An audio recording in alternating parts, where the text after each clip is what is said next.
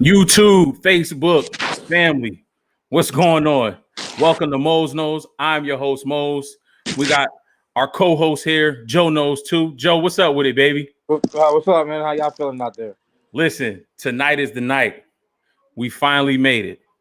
I feel like it's been forever. I feel like the Super Bowl was a long time ago. Long time ago. Long time ago.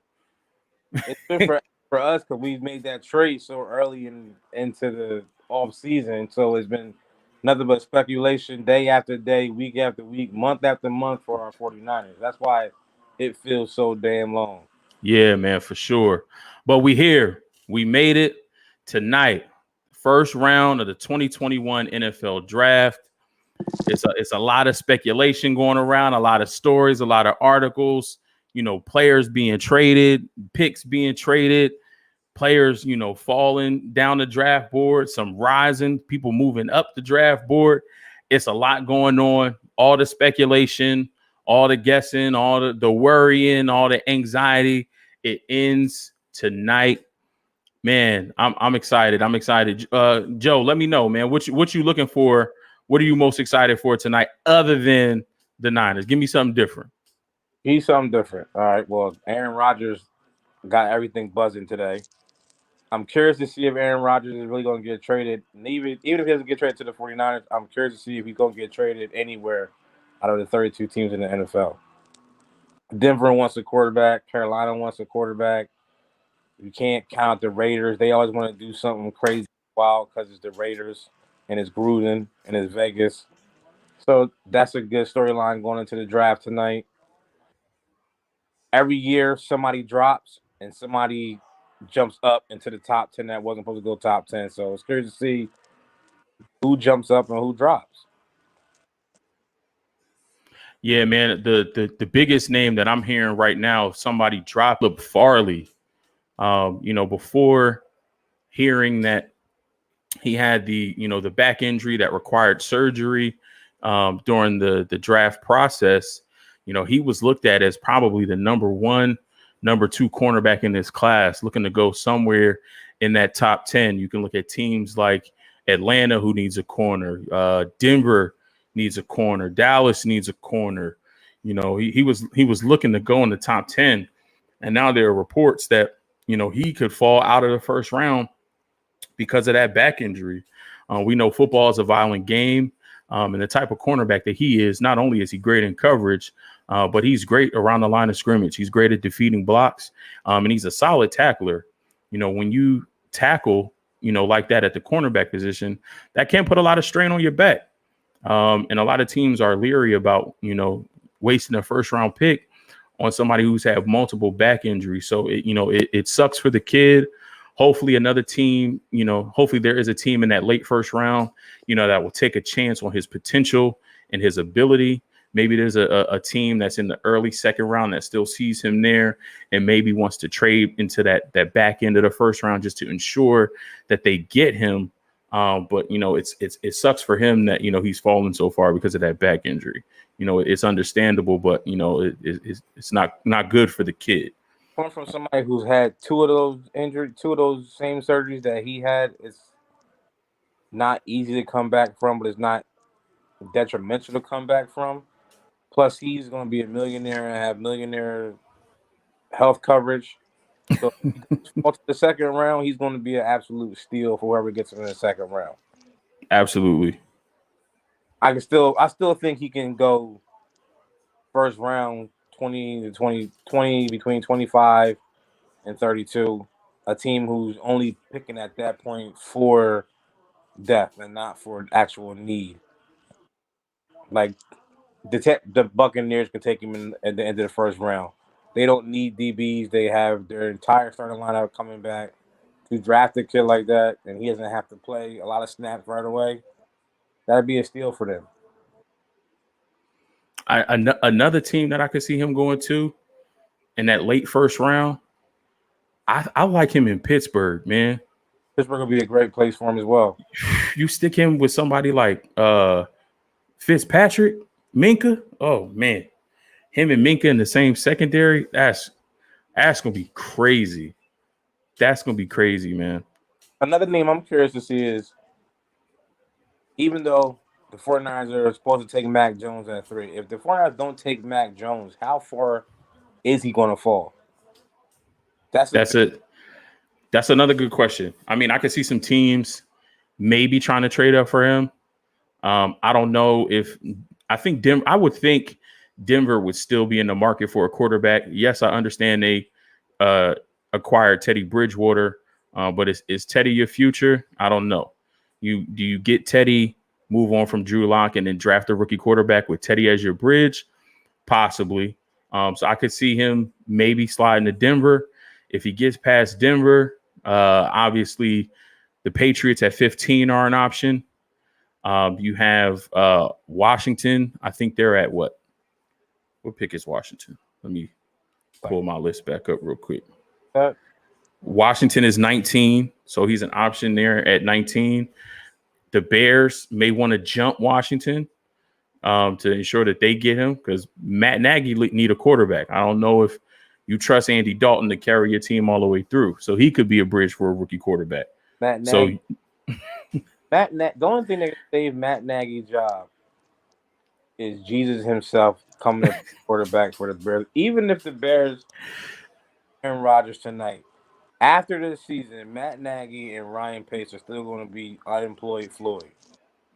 The only thing that can save their job is Jesus coming to play quarterback for them. Them going 16-0 and winning the Super Bowl. Absolutely.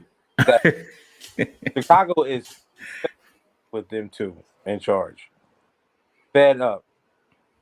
So I don't think anything can save their job right now. That's definitely makes a lot of sense. But I think they would be an option, and especially if that's the case, if it looks like no matter what they do, they're on the hot seat and their jobs are on the line.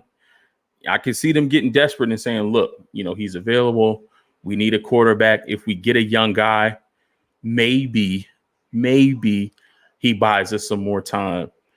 So Denver is an option for Mac Jones, the Patriots, Washington football team, and who do we say? The Bears. After that, I don't know. He might fall out of the first. Well, if in the beginning he wasn't even projected to be a first-round quarterback, he projected to be a second-round quarterback. Yeah. We traded up, and all of a sudden he became the second best quarterback in the draft. Mm-hmm. So we made him hot, and now if we pick him at 3, I'm going to be hot. As will most of the faithful. But if we don't pick him at 3, it's really curious to see exactly how far he does fall. Yeah. Outside of the quarterbacks, bro, what's your favorite position group in this class? Where you think we can see a run in this first round? Mid to mid first round, I can see the edge rushers being the guys to go. I can see that. I can see them guys starting to get picked right when that first guy gets picked, Kwity Paye or Jalen Phillips. I can honestly see those guys making a run in that first round, mid first round. Yeah, that's a good group too. That's a really good group. Kwity Paye, Jalen Phillips, Gregory Rousseau, Azeez Ojulari, Joseph Osai. That's a really good group. Yeah, I like that group. We just talked about Caleb Farley. I like the corners. I'm really high on the corners this year. We got two young guys who fathers, they played the position at a high level. We got Patrick Surtain II, Asante Samuel Jr. I think with the injury to Caleb Farley, I think that pushes those guys up. I think Surtain becomes 1 or 2. J.C. Horn, his father also played in the league. Joe Horn, wide receiver for the Saints. So J.C. Horn now, he's in conversation to be, in that top 10 of players selected, possibly going to Denver or Dallas. I think, the injury to Caleb Farley pushes Asante Samuel possibly in that late first round, maybe a team like the Saints. Greg Newsome out of Northwestern. the corner group is really solid. So I think you can get a solid contributing player at that cornerback position in every round of this draft. There's guys first round quality, second round quality, third round quality, even fourth round quality. So I think this is a good year for corners. So I think we could see a run of those the top guys in the first round. But I think you'll see a run later on. I think we're gonna two corners going in the first round. The two guys, J.C. Horn and Pat Surtain, will go in the first round, and then you'll see on day 2, you'll see a lot of corners go second round. Like you said, there's a lot of good corners in the draft. There's only 2 really right now that are first round talent, which is J.C. and Surtain. And then after that is a lot of edge rushers. Receivers has the potential to be a good group. There's a lot of good names: Rashad Bateman, Jalen Waddle, Devontae Smith. Those guys. So it's going to be interesting. It's going to be real interesting to see what happens. After pick number 4, we'll see what happens. Yeah, for sure. Let's show some love to the offensive linemen, man. The big uglies up front, they don't get a lot of love. You know, a lot of teams are probably going to be upset unless there's a gaping hole, right? You know, there's a lot of teams that, you know, have that need. I think the Chargers, they want to protect Justin Herbert. Same thing with the Bengals. They want to make sure that they can keep Joe Burrow upright, especially after his torn ACL. The Packers need help all across that line. They lost Corey Linsley. They need help at tackle. So there's a few teams. You know, I talked about the Steelers, you know, possibly taking Caleb Farley. They could get an edge rusher to replace Bud Dupree, but they can also go center offensive lineman after losing one of the Pouncey brothers. So, you know, it's a lot of options for the offensive linemen. Obviously, the top guys, Penei Sewell, Rashawn Slater, Christian Darrisaw, Elijah Vera Tucker. Let's talk about the back half of this first round. You know, do you see a team like the Steelers or the Packers, you know, going center in the first round? You know, I think there's 2 guys at that position. There's Landon Dickerson, there's Creed Humphrey, who are graded high enough to be taken in the first round. But like I said, those aren't sexy picks, right? You know, do you think that, you know, it's possible that, you know, a team like that will pull the trigger on a center in the first round? The Jets could with their second pick in the first round. Okay. They can go lineman with their second pick in the first round. The Bucks can go lineman. The Chiefs can go line. Who else? I know those 3 teams off the top of my head, they can go the offensive line in the first round. Maybe a team can trade up into the first round, late first round, and take another lineman. So I think we'll get like at least 2 linemen. You know, Penei Sewell is definitely going top 5, top 10. I can see 2, possible 3 linemen going in the first round. Easily. I mean, I think we got I think we got 4, at least 4 in the top 15. I think Penei Sewell, definitely Rashawn Slater, Christian Darrisaw, and Elijah Vera Tucker. I think all 4 of those dudes can come off in the first 15 picks. Possible that all 4 of them dudes can come off in the first 15 picks. I've been on board. I've been on record as saying the Bengals should take a left tackle to protect Joe Burrow. So Penei Sewell should be the first guy off the board as the first lineman. Justin Herbert should get a lineman, protect him. That's 2 right there. I can't think of any. Green Bay can go line. Carolina. Carolina can go line. You just got Sam Darnold. What were his 2 biggest issues with the Jets? No weapons, no protection. Right? They can go.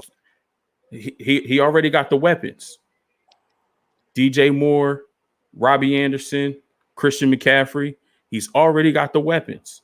Now just get him the protection and see what he can do with a solid cast of characters in front of him and around him.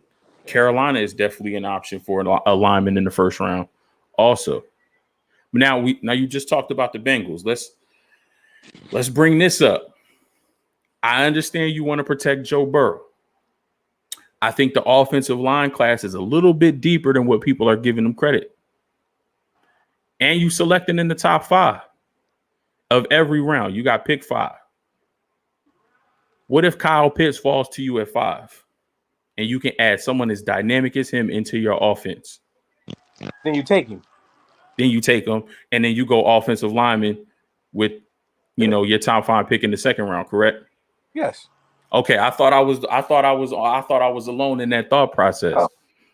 If Atlanta doesn't take Kyle Pitts, if they take somebody else, or if they trade out for a team that is getting a little desperate, getting a little itchy, and they want to jump up and get whatever quarterback is left after the first 3 picks, and Kyle Pitts falls to your lap if you're Cincinnati, I think you got to take him.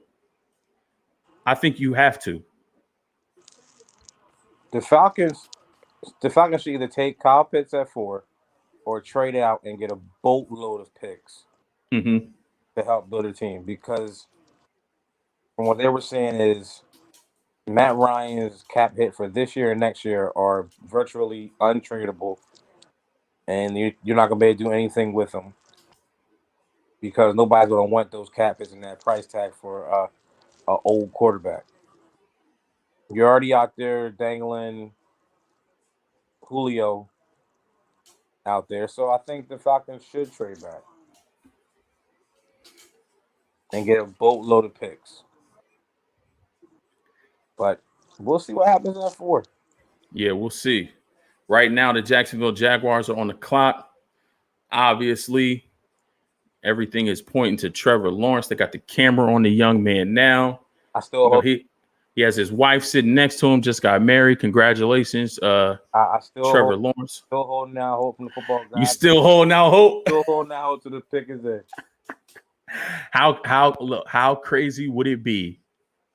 How crazy would it be if Urban Meyer took Justin Fields right here? It would be an Urban Meyer thing.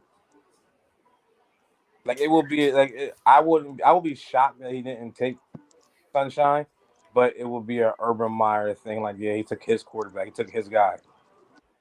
It's Urban Meyer. Like, he's like that. Like, I'm just going to take my guy. I can see that. I mean, I'm still hoping that. I wish that he would do that. And then Sunshine somehow falls to the 49ers, and I'll be ecstatic, and I'm going on NFL Network and buying my jersey tonight. Listen, so here's the thing. A lot of people were giving Sunshine crap because, they asked him, does he play with a chip on his shoulder? And he was honest, and he was like, no, I don't have to play with a chip. I've been blessed. I've been fortunate. I've had a great situation. I know my talent. I know my skill. I know what I'm worth. No, I don't have to play with a chip. Wow. If he doesn't go 1 and he doesn't go 2 and he falls to the Niners at 3, is there a chip, and how big is that chip now? First off, went to the Niners, he'd be the happiest man in the world. I think he would. And the NFL would love the fact that he will be there. And the chip should be, it should be a rock. It should be a boulder. Yo, listen, it's wishful thinking. I don't think it will happen. I don't either. And I mean, all ESPN is doing right now is playing Trevor Lawrence highlights. It's almost a done deal. I want to know how shocked the analysts are going to be if it's not Trevor Lawrence here. I don't expect that to happen. He got the Samsung earbuds in his ear. He's waiting for the phone call. I don't know why they're taking this long if he's the pick. He already has Jacksonville. He already has charities in Jacksonville that he's got started. So he's already entrenched into Jacksonville lifestyle. He probably already has his house being built. Yeah, well, I don't know why either. Now, how crazy do you think the fans would be?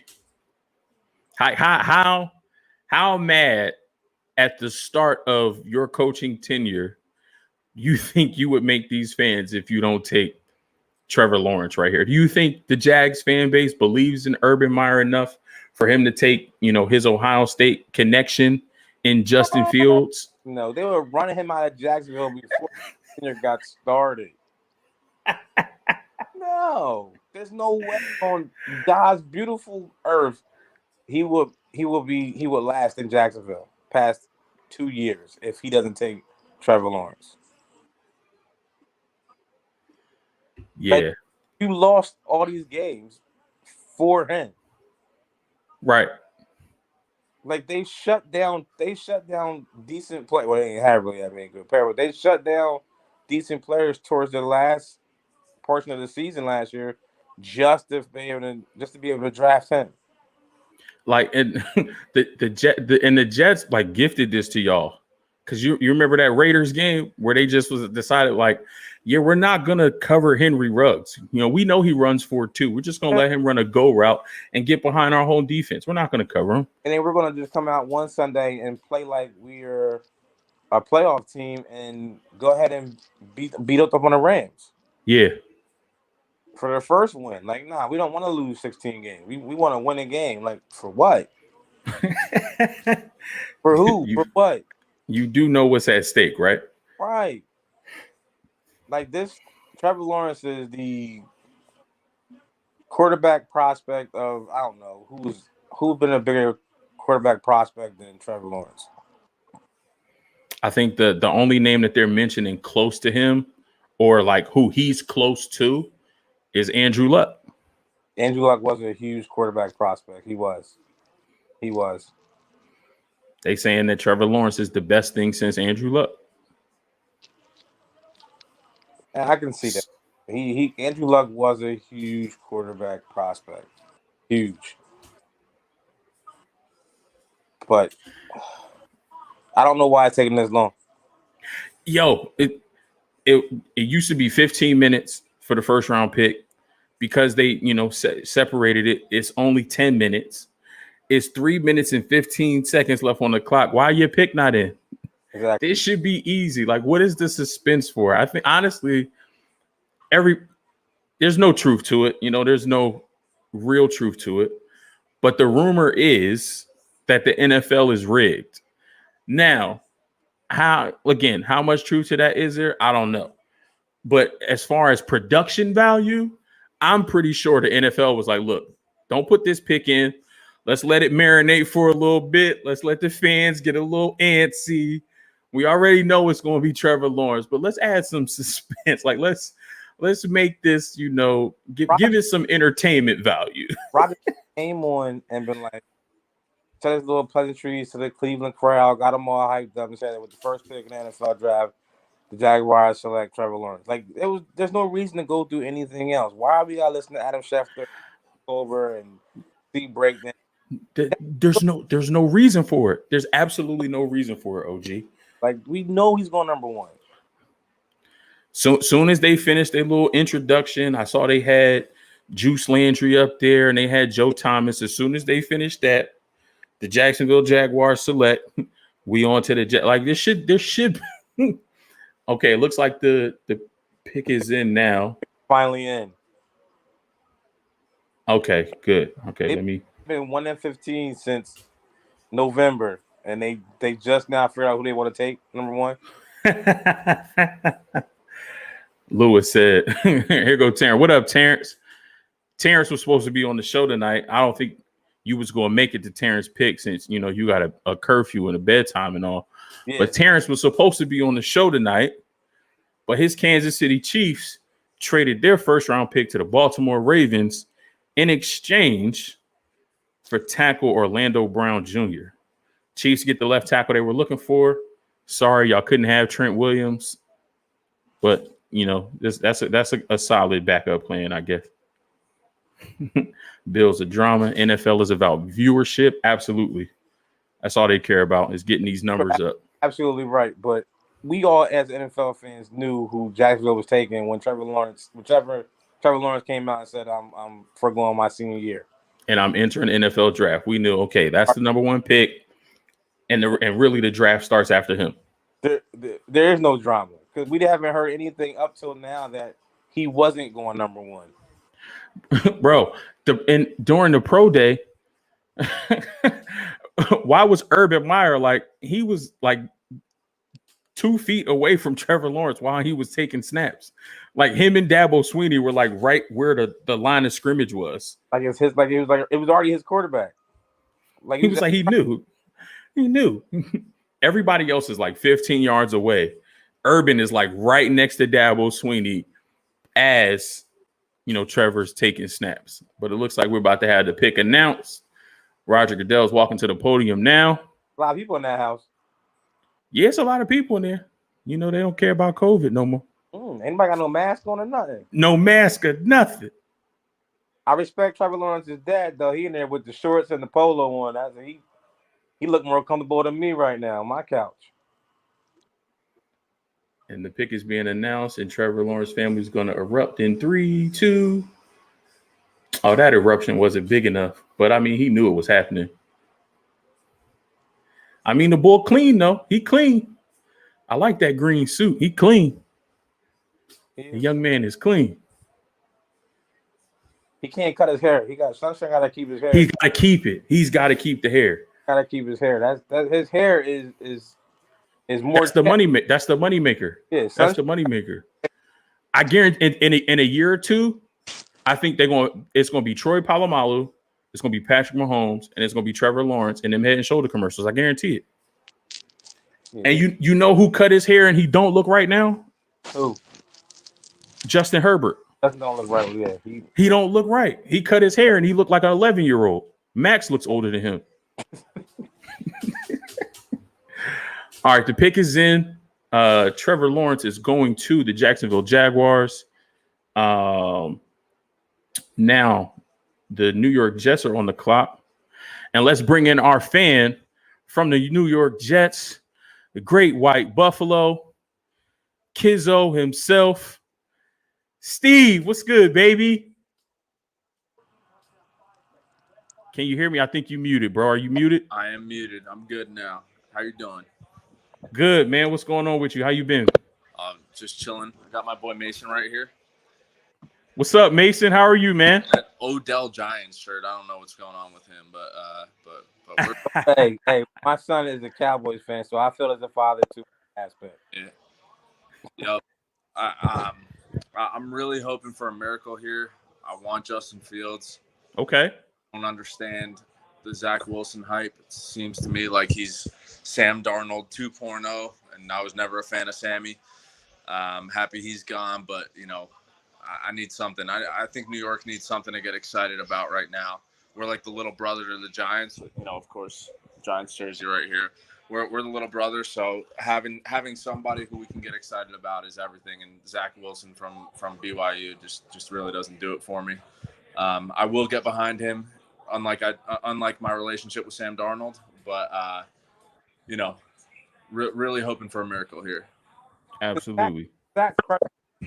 He is getting a new coach back and a offensive coordinator who ran Kyle Shanahan from Chicago. What do you think they're going to get, Fields? So that might. Steve, real quick, man, because I'm not sure if Jeremiah will be able to get on, man.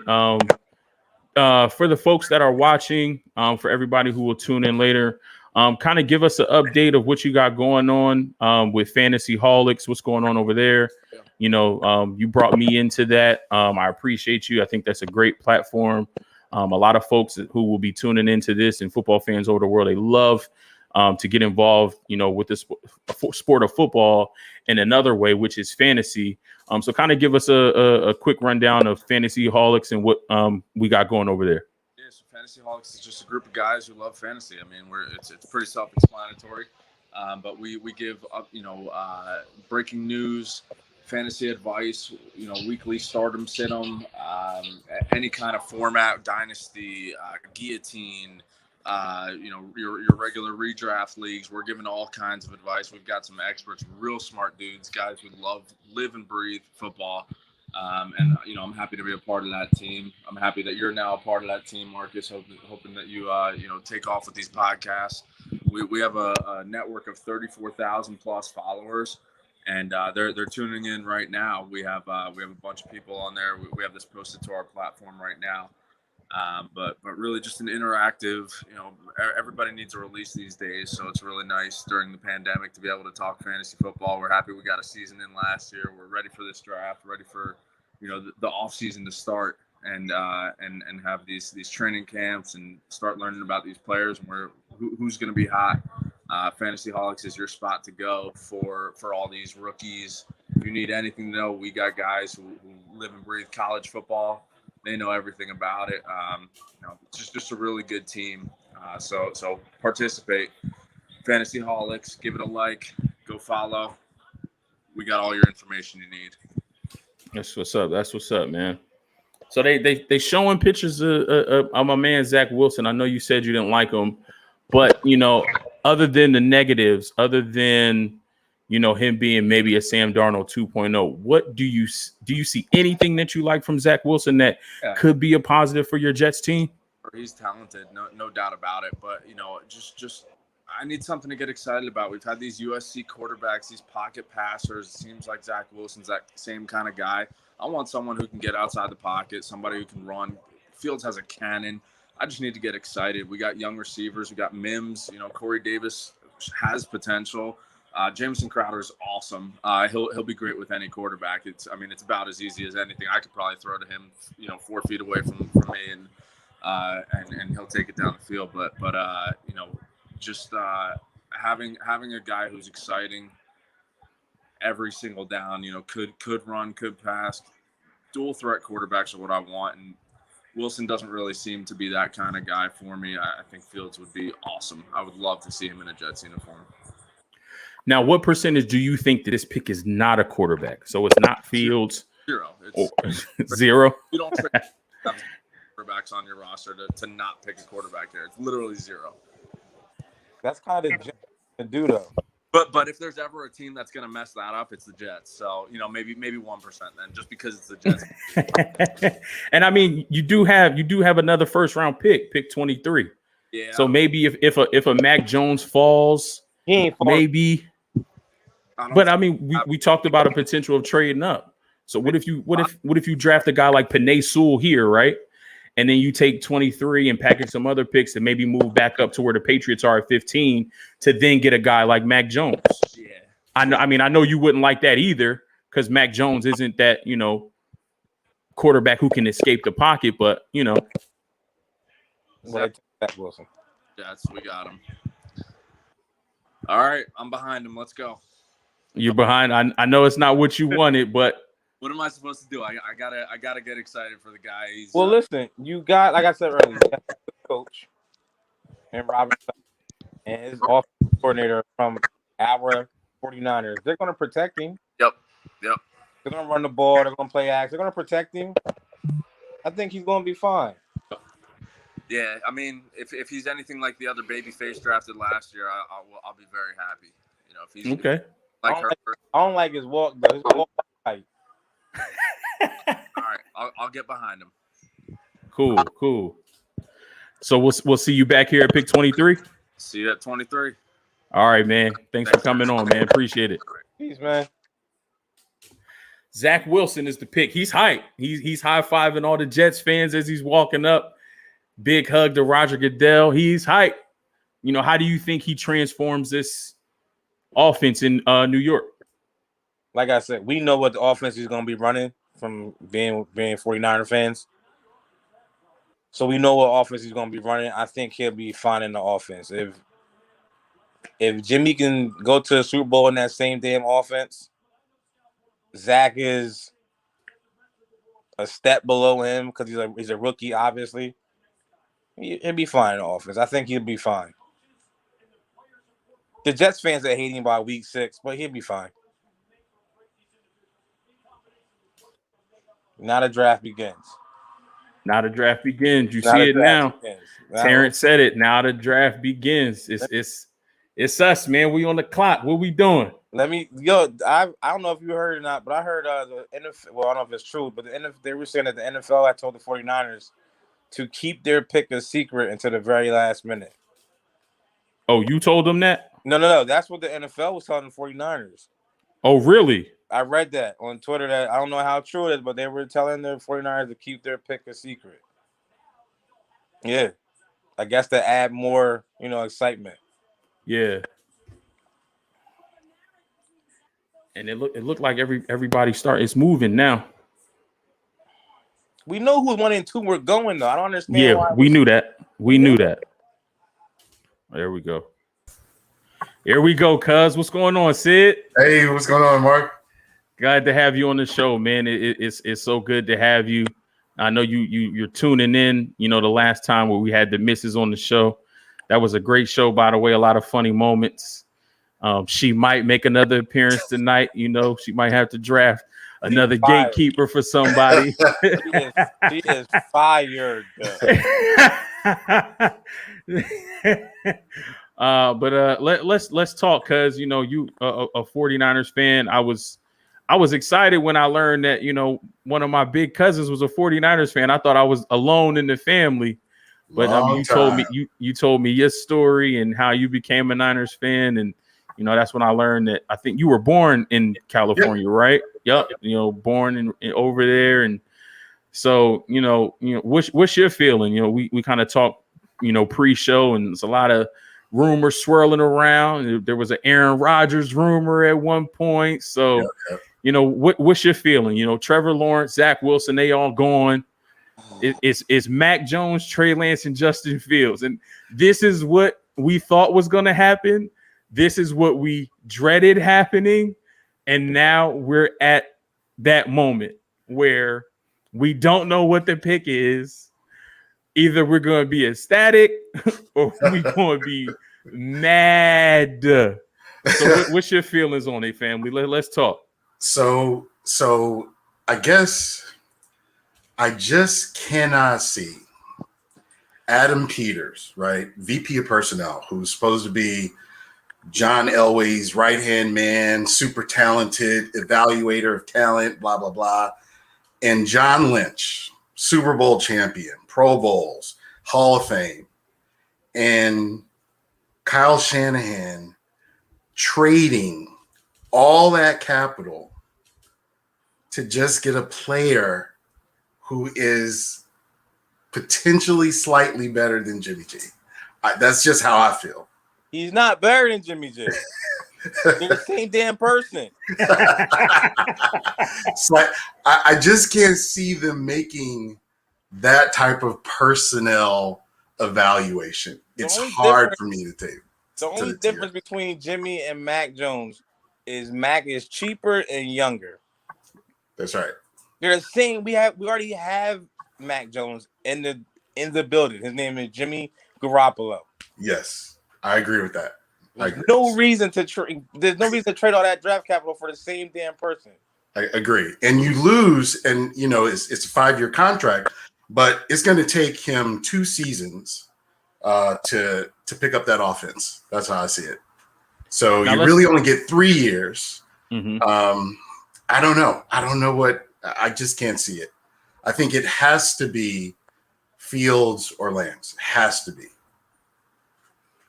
Now let's talk about this, because one of the things that we know as 49er fans is Kyle Shanahan is stubborn. Kyle Shanahan, he wants what he wants. That is true. So, we got a hater in the building. We got a hater in the building. My boy AJ, he says, I'm only here for the reaction to this pick. Now this is why I call him a hater. AJ is a Seahawks fan, so he's our nemesis. That's the feed. So this the pick is in. The pick is no. So see, here's where I feel all tight in my chest. Because he is a Seahawks fan, and he is going to relish this opportunity to see us cringe if the name on the board is Mac Jones. I feel it all in my stomach. Yo,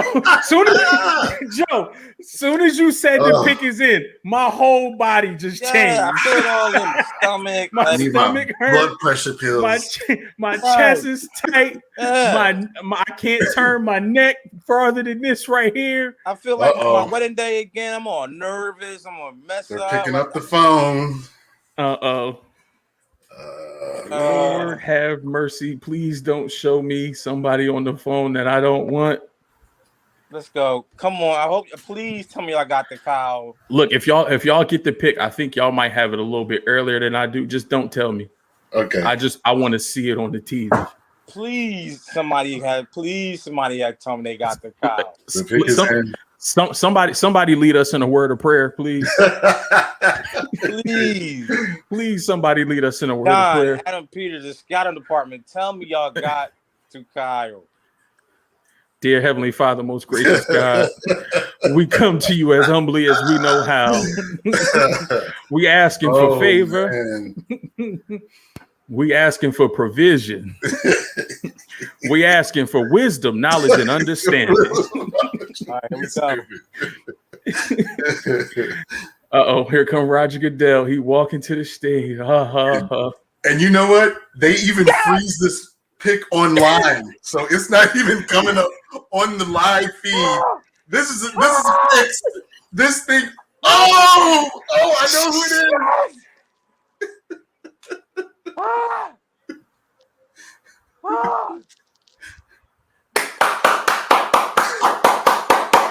Trey Lance, baby. Trey to the Bay. Yes. Trey to the Bay. Yes. I'm sorry. Trey to the Bay. Yes. Marcus, I couldn't keep it in. I'm sorry. I know you couldn't keep it in. But this is what I was feeling with all the reports that was coming out. Let's really break it down.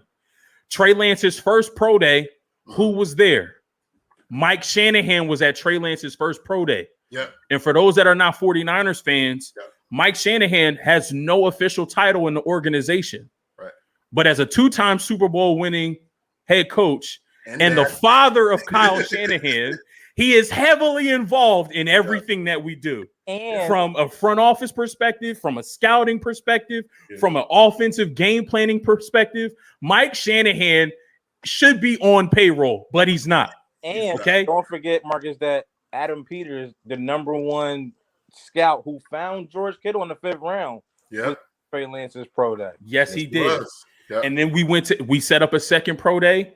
We said we want you to work with John Beck. He agreed to do it. He showed out at the second pro day. And then the last one. So the second pro day, not so much because we didn't have the combine. But Mike Shanahan going to the first pro day and then them meeting with Trey Lance's family. And once I heard that we met with his family, we sat with his mom and dad. We tried to figure out who he was as a person, the family, the background that he came from. For me, it was done at that point. And if I could add, I think this says more than anything that what impressed both Beck and Shanahan was not just Trey's athleticism, but his intelligence. And to be able to run Shanahan's offense, you have to know what's going on. You have to be able to read defenses, and you have to anticipate because it's timing schemed to open up windows in the defense, and you have to anticipate. And this is huge. It just means it's all there, and they were all impressed by that. So love this pick. Earlier today, it came out that the 49ers were not trading Jimmy Garoppolo unless they were blown away with a trade proposal.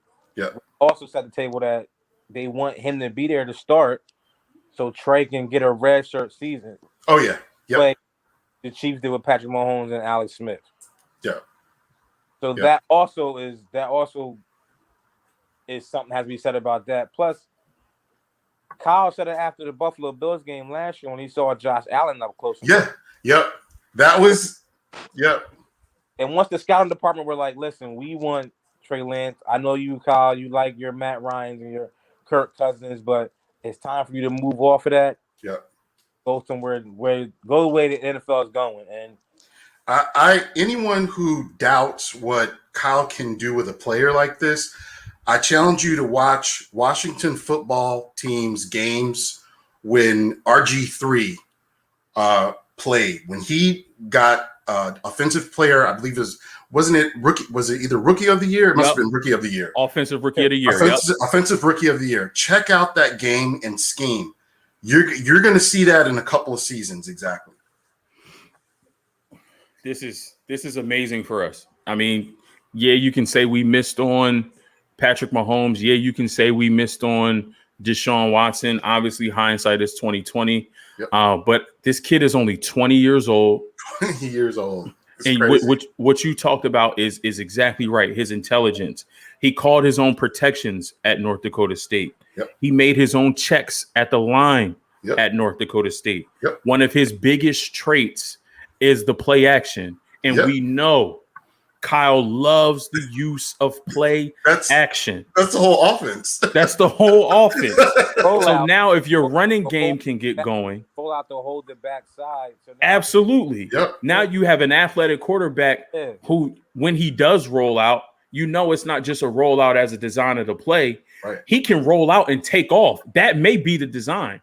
Yeah. The design may not be to throw on that rollout. The design may be to roll out, give you enough space, and then take off. So I think our offense gets that much more dynamic. Oh, yeah. With a young guy like Trey Lance. We know he has a cannon. He's got an arm. We know he can escape the pocket. You know, we know he has the intelligence. And like you said, Kyle wants a guy who can see what he sees, Yep. you know, to be an extension of himself Yep. on the field, and somebody who can come off the field and communicate with him quickly Yep. and concisely and correctly. More importantly, I don't mean to cut you off, Mark, but I'm so happy that every analyst that was betting the farm in that house that we were going to take Matt Jones is wrong. Yes. And I hope they lost money. I hope they lost money. to right after this. Sid, man, thank you so much for coming on, man. I appreciate you, bro. More than you know. Absolutely. Love you, family. Thanks, y'all. Peace. Oh, I'm trying to get in touch with my little cousin. He was supposed to be coming on for the Falcons, but he might be at work. It's all good. The pick is I know people got things to do. Here he go already. Mahomes Jr. He gonna be better than Mahomes. Watch. I'm calling. He gonna be better than Mahomes, Terrence. Oh, Terrence can hear me, can he? Yeah, he can hear you. Shut up, Terrence. That's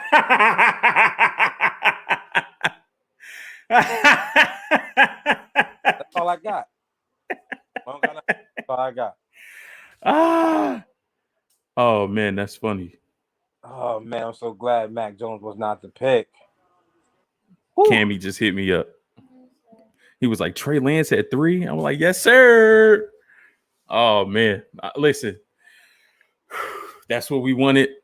That's what we needed. We wanted him or Fields. Yeah, that's it. Long as it was him or Justin Fields. Now, Atlanta's on the clock. They don't need a quarterback, but could they take a young quarterback? They would be stupid. They would be. Now, I also thought that this could be, you know, a trade spot. They said that the 4th overall pick was, you know, up for grabs. Looks like they didn't get the deal that they wanted. They did the smart thing. AJ said Justin Fields back home in Atlanta, question mark. Nope. They did the smart thing. They took Kyle Pitts. Oh, okay. That makes sense. Kyle Pitts. I know they happy about that. Now, let's see. Now, do you think – oh, yeah, he said that Falcons wide receiver core. Now, they were talking about Julio Jones getting traded. He can come to San Fran with us. Do you – now what's the percentage of possibility you think that's going to happen? Especially if you take a guy like Pitts right here, who's so multiple, and you still got Calvin Ridley, who's a stud in his own right. You know what I mean? Because of the Falcons' cap situation, their cap situation is really bad. That's why Julio was on the trading block, because they're trying to free up money. I'll give it like a 50% chance that he's there, but you know they could keep him for a season. Because Kyle Pitts he's a tight end, but he's also like they just show like Darren Waller. He's just like Darren Waller. So you can split him out, you can put him on the line. You got Julio, you got Kyle Pitts, you got Calvin Ridley, you got Arthur Smith, who did a good job with Ryan Tannehill. I mean, he made Ryan Tannehill a top 15 quarterback. Mm-hmm. I mean, Matt Ryan ain't no bum. So you can make Matt Ryan back into a top 15 quarterback to go with. And you got Kyle Pitts and Julio. So I would keep Julio. Yeah, man. Because as a defense, how do you scheme against that? How do you scheme against Julio on one side, Calvin Ridley on the other side, and Kyle Pitts moving everywhere? I would keep Kyle Pitts unless you want to trade Julio to San Francisco. I would keep Kyle Pitts. I only want Julio to go to one place. I don't care about nobody else. Yeah. I mean, I think that's crazy. I think that's absolutely insane for that offense. Arthur Smith's got some stuff to work with now. More importantly, we didn't notice. I didn't even notice, and I didn't notice when we were talking about the Niners. The Falcons got their pick in relatively quickly too. Yeah, they did because they knew it. They knew where they was going. They got their pick in relatively quickly. It was no waiting involved. It was like, yeah, we're gonna take Kyle Pitts. Now, Justin Fields is still on the board. Who trading up to get him? Bill. You think Bill will do it? Bill. I think Bill's on the phone right now. I think Denver's on the phone right now with Miami or Detroit to trade up. I think their phones are ringing. I think Cincinnati's phone is ringing right now. All three of those teams' phones is ringing right now to go up to get Justin Fields.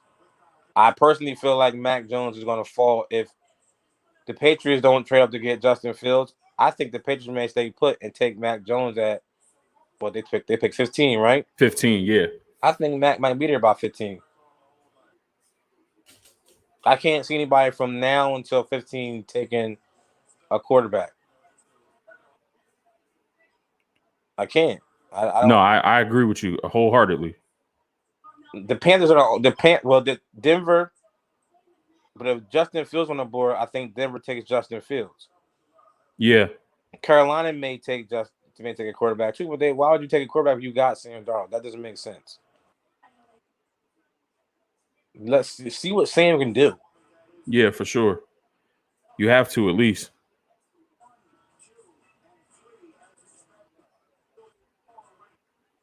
Give me 1 second, bro.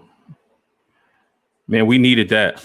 That's a breath of fresh air for us. We definitely needed that. Yeah, that was a nice exhale for me because you said you were on a delay for some reason at your house. And you said, yeah, I don't know why mine's is delayed because y'all getting y'all and you said you watching ESPN, right? Yeah. Okay. And you said to keep it a secret. I was like, yeah, all right, I'll keep it a secret. I got you. Yeah, but you couldn't even hold it in. Oh man, you couldn't even hold it in. That was funny. And the crazy part, I couldn't hold it in, and the baby's upstairs asleep.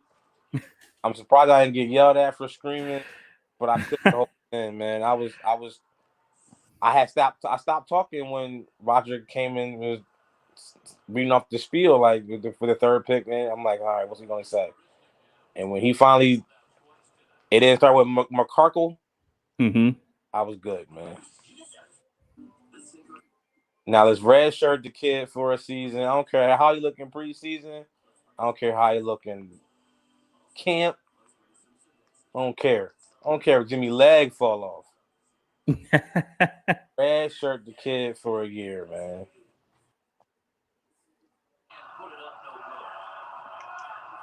That's gonna be amazing, man. I think, I Bengals look like they still on the clock. I don't think the pick is in yet. So I think a lot of people are on the phone trying to see what kind of deals they can strike up.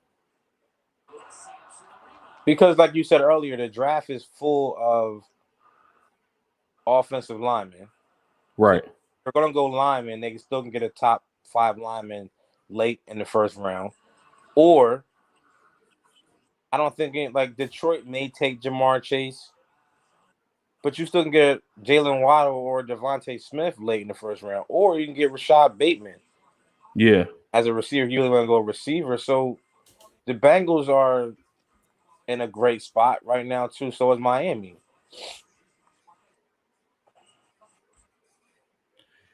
AJ says, "What if Carolina takes him?" I don't know.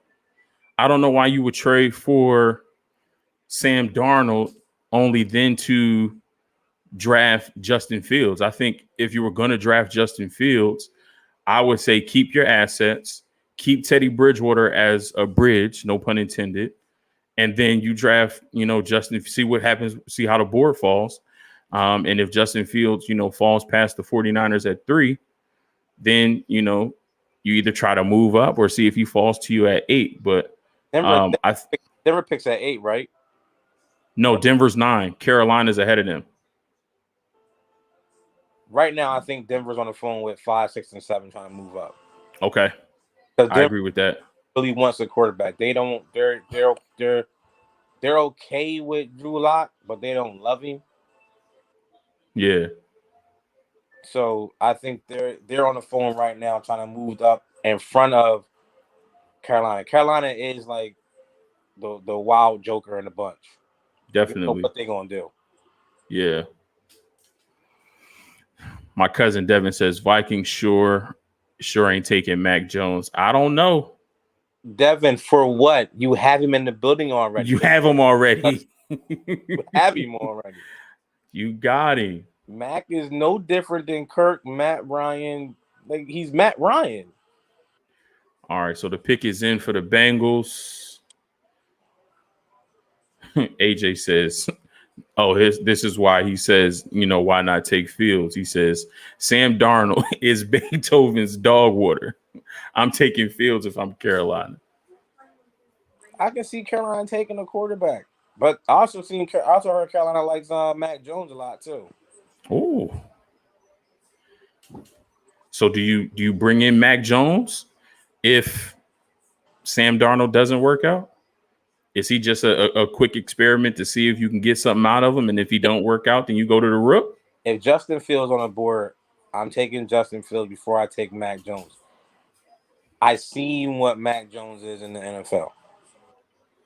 I just don't think Mac Jones separates himself from other I think he's going to be a serviceable, good quarterback for his career.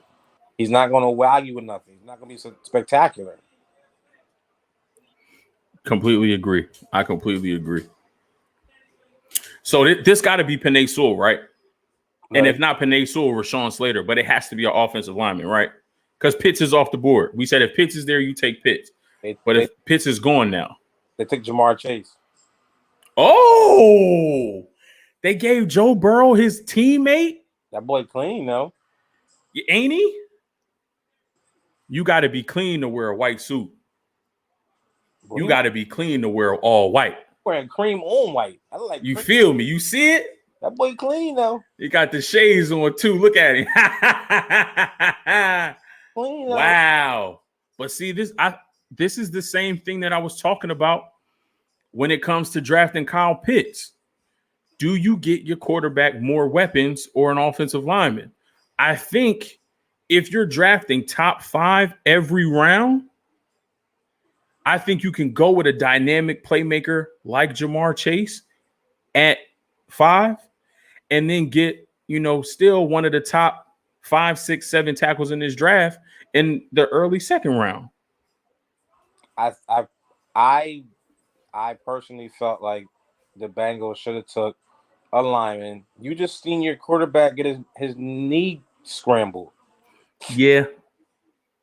You got to protect him, man. If you can get in, most people don't know this about Penei Sewell is he's 20 years old, and he won the top award for offensive lineman at 18. And he's only 20, so I think you had to protect him, but they didn't want to protect him. They got him more weapons. I'm cool with the pick with them. I like Jamar Chase. If we had a real college football season, he still went top 5, but he didn't went top 3. Yeah, he's the best receiver in the, so that's good for Joey B. For sure. All right, the Dolphins are on the clock. Let's get our Dolphins representative in the stream right now. adding my man Wiley Johnson. What's going on with you, man? How you doing? Wiley, what's Hey up? guys, how you doing tonight? Hey, Pretty what's good, up, man? pretty good. What's up, Wiley? Thanks so much for joining us tonight, man. I appreciate it. So give us a rundown, man. Tell me what you're looking for here at pick number 6 with your Miami Doing Dolphins. well, man. Doing well. Oh.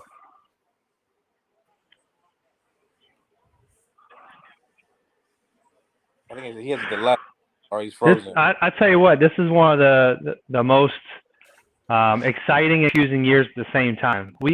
There's so many different directions we can go with this pick. It wouldn't even surprise me if we traded out later. I know Smith is kind of, a lot of people like Waddle. Sewell wouldn't be a bad pick, but I mean, I think our line is pretty solid. I think that almost, you're wasting a pick here with that. Yeah, so the reports are if Sewell was available at 6, they would think about taking him. Another report came out that said the Dolphins are actually higher on Jalen Waddle than they are on Devontae Smith or Jamar Chase. Now, Jamar Chase is off the board right now. So they have their pick between Devontae Smith, Jalen Waddle, or Penei Sewell. I think it'll either be the offensive tackle or Jalen Waddle. You could get, the wide receiver to add to that group. I know you guys signed Will Fuller, but he isn't, dependable with all the injuries that he's had. And then you just traded Eric Flowers to Washington football team.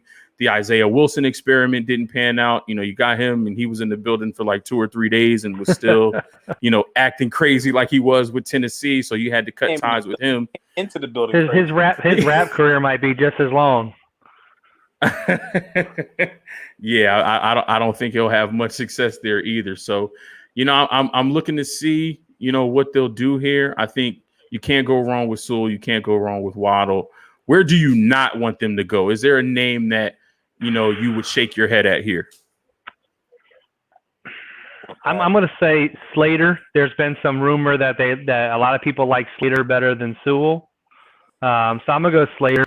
I almost, to be honest with you, like I said with Sewell, even though he potentially could be a Hall of Famer, we got up here for a reason. We made some deals.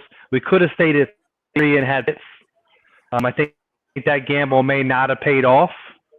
But if we were to get a Smith or a Waddle, I think that adds to that receiver room. We have a lot of potential in there, but we have a lot of injuries in there. That's our problem. We have talent in the wide receiver room, but none of it's dependable because of injuries and whatnot. Devontae Parker is a beast, but you got to worry about when a hamstring is going to go out. The name that most people forget about is Albert Wilson. He opted out last year. He's a great slot receiver, and he did a lot of things underneath for us. So we'll see what happens there. Some people have said that maybe he might become a contract dump because of Lynn Bowden. But, the season before, before COVID, he was a beast in there for us. He made some great plays. Absolutely, absolutely. Joe, what you thinking, man? What you see for the Dolphins here, man? You got to get Tua some weapons. So I think they got to get Tua. Jamar Chase is going. Kyle Pitts is going. I think they got to get Tua a weapon. Either if it's not Devontae Smith, then it has to be Jalen Waddle. They have to get him some weapons. The only difference between Waddle and Smith, though, that concerns a little bit about Waddle is he fights the football when he catches it. Yes, he makes the catch, but Smith always catches with his hands. A precise route runner that catches with his hands, away from his body, in stride, smooth. That to me, if I had to pick between the two, even though he's a little bit smaller, being able to catch the ball with your hands and on the move and change direction quickly, that to me, I think that translates better to our offense. They took Waddle. Perfect. Nice. Yeah, you got me. I have a little bit of a lag here on ours. Yeah, so does Marcus. For some reason, mine is not lagging. Mine is actually quickly. He got up quick and walked up front there. So you happy with this pick, Wiley? Yeah, I'm not upset with it at all. I got a Jets fan behind me here. She's she's been exciting all night. How do you like the Zach Wilson pick? How do you like the Zach Wilson pick? she likes it a lot. I think she's ready to see some of those crazy off balance throws and whatnot. Absolutely. It's going to be amazing. So we got Jalen Waddle in the building. We add him to that wide receiver core, like Joe said, like you said, Wiley. Give Tua some weapons. Allow him to, spread the ball out a little bit more. He gets back with his Alabama teammate. I was picture to remember. Tua last year had no off season at all. So we didn't have the off season because of COVID, but he was rehabbing the whole time. So he came into the season with 6-3 as a starter with no practice. Realistically, no off season to work with the team, get the trainers. He was busy working on rehab and not building a football body. And all reports that I'm seeing so far for Tua for this off season, totally different, which is crazy because if he can return to that accurate quarterback he was in Alabama, the offense is going to be dangerous. And he showed glimpses, but we didn't see that full Tua just because, I think the hip was still bothering him a little bit. Absolutely.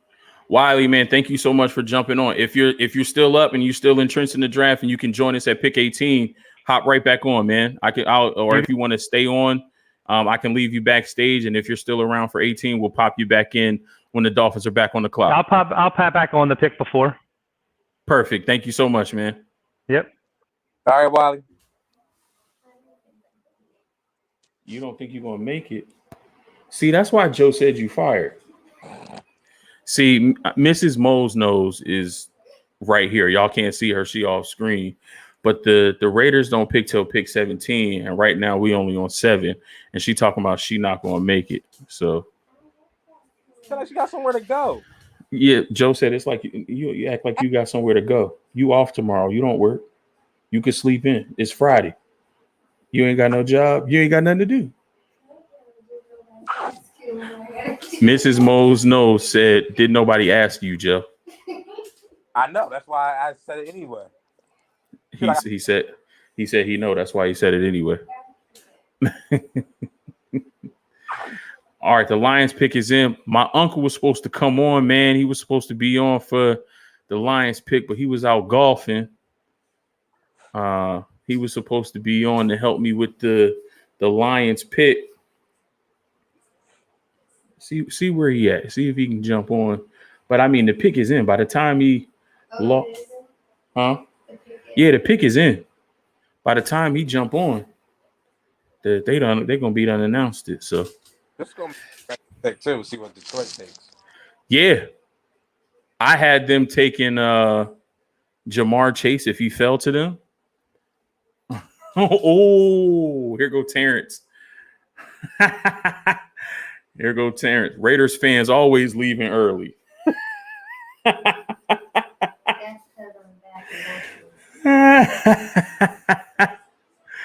Oh man. All right, it's a good draft so far. I think it's happening how most people thought it would.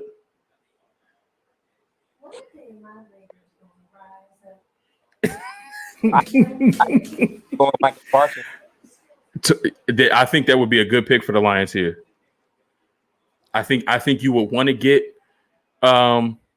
Jared Goff some weapons with the Lions, but I think defensively they can use that help. They can use somebody like Michael Parsons in the middle of that defense as a linebacker. Some people have him playing outside, but I think he showed enough at Penn State playing middle linebacker where he'll be all right.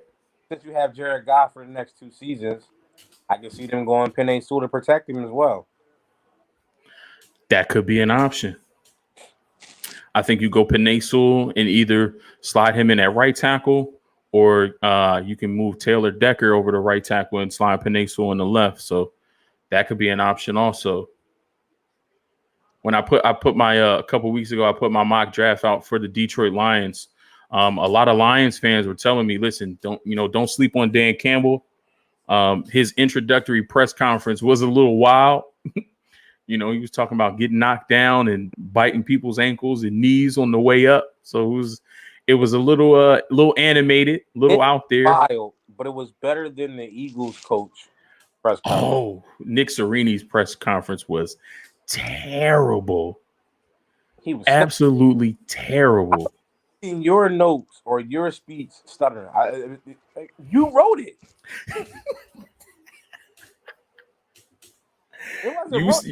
You wrote that.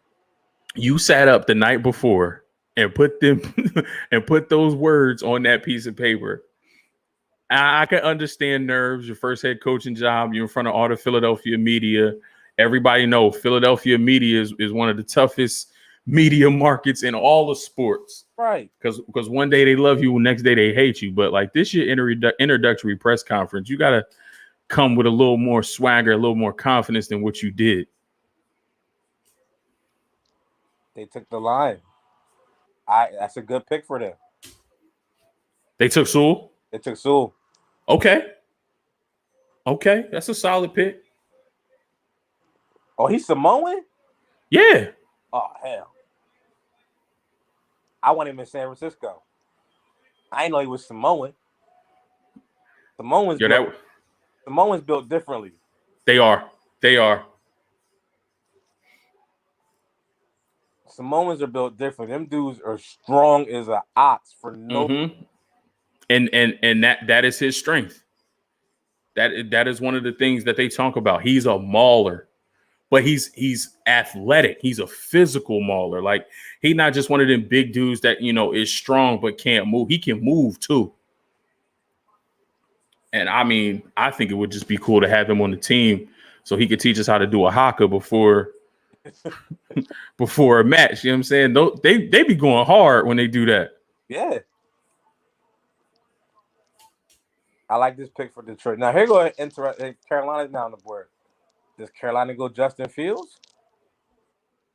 Listen, where the comment at? Let me go back up here. AJ said it. If I'm Carolina, I'm taking Fields. And he may be right because if Justin doesn't go 8 to Carolina, he's going 9 to Denver. Exactly. Because Denver will do what Carolina could have and should have done, which is they got Teddy Bridgewater, and now you bring in Justin Fields. So if you don't want to start Fields right away, that's okay. You got Bridgewater as your bridge, no pun intended. And then next year or the year after, you can roll out Justin Fields. So, I mean, I could definitely see him going to Denver. I'm sure Jared Goff will like this pick. And I think they about to tackle each other in the draft room. I didn't think they thought Sewell would fall to them. I didn't think that either. That's why they're probably excited because he fell to them at 7. They didn't have to trade up. Yeah. Yep.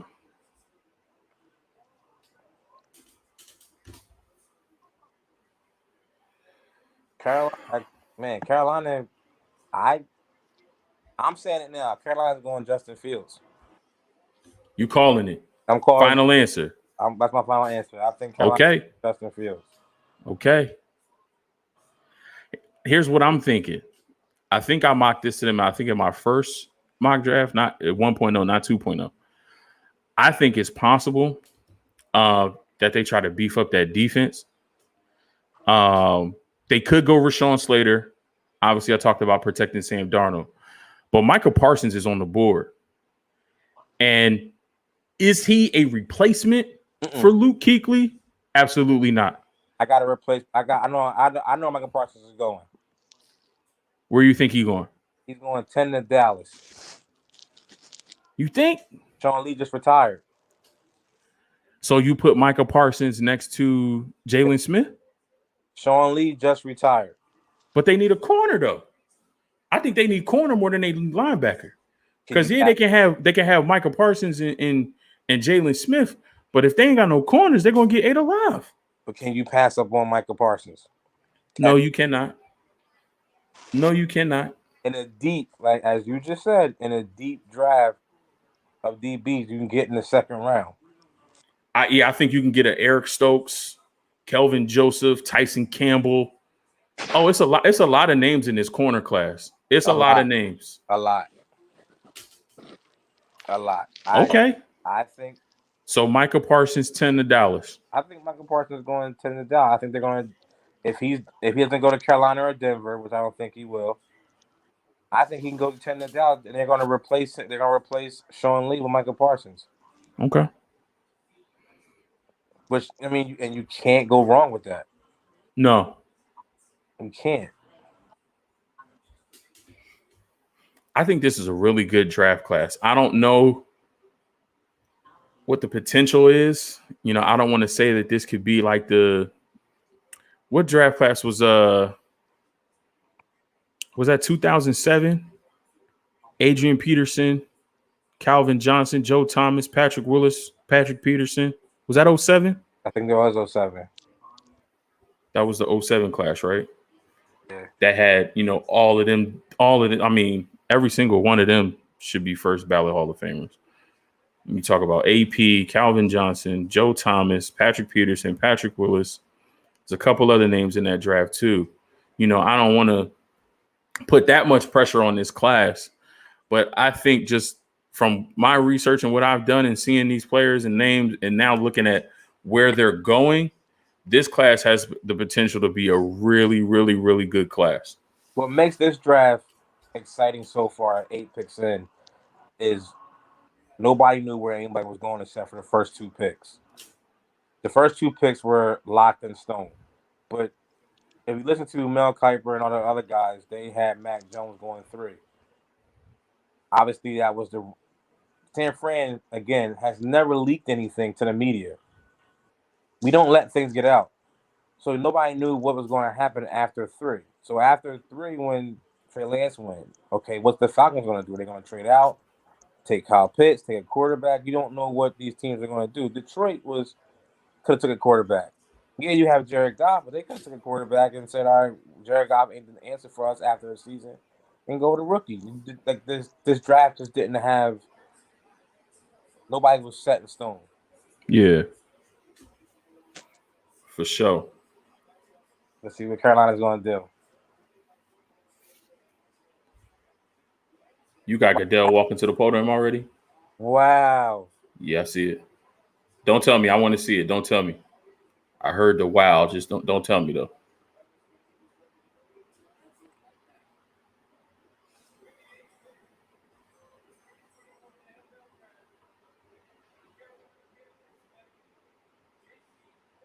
Whoa! Yeah. They went JC? Yikes.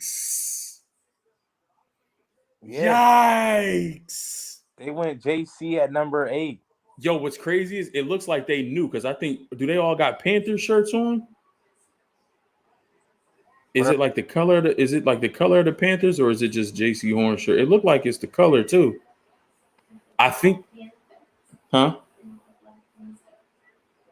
It's not the Black Panther, but it's. Oh Lord. Okay. Joe said go to bed. Wow, I was not expecting that. I wasn't either. I was not expecting that. I was not either. I mean, I like JC Horn. I think it's a good pick, but you know what? You know what I'm happy about? He ain't going to Arizona. Nope. I'm happy. I'm happy he ain't going to Arizona. Wow. Let me see. Did I have somebody? Oh yeah. So that means our boy Vic Fangio was getting his quarterback at 9. He could. He very well could. They wanted a quarterback. They want a quarterback. This is your pick right here. He said. Terrence says over Surtain. No. Yeah. I don't think you could go. I don't think you could go wrong with either J.C. Horn or Surtain. I think the one knock that I've heard about Surtain during this draft process is he doesn't have the long speed. So his technique, his footwork is all good.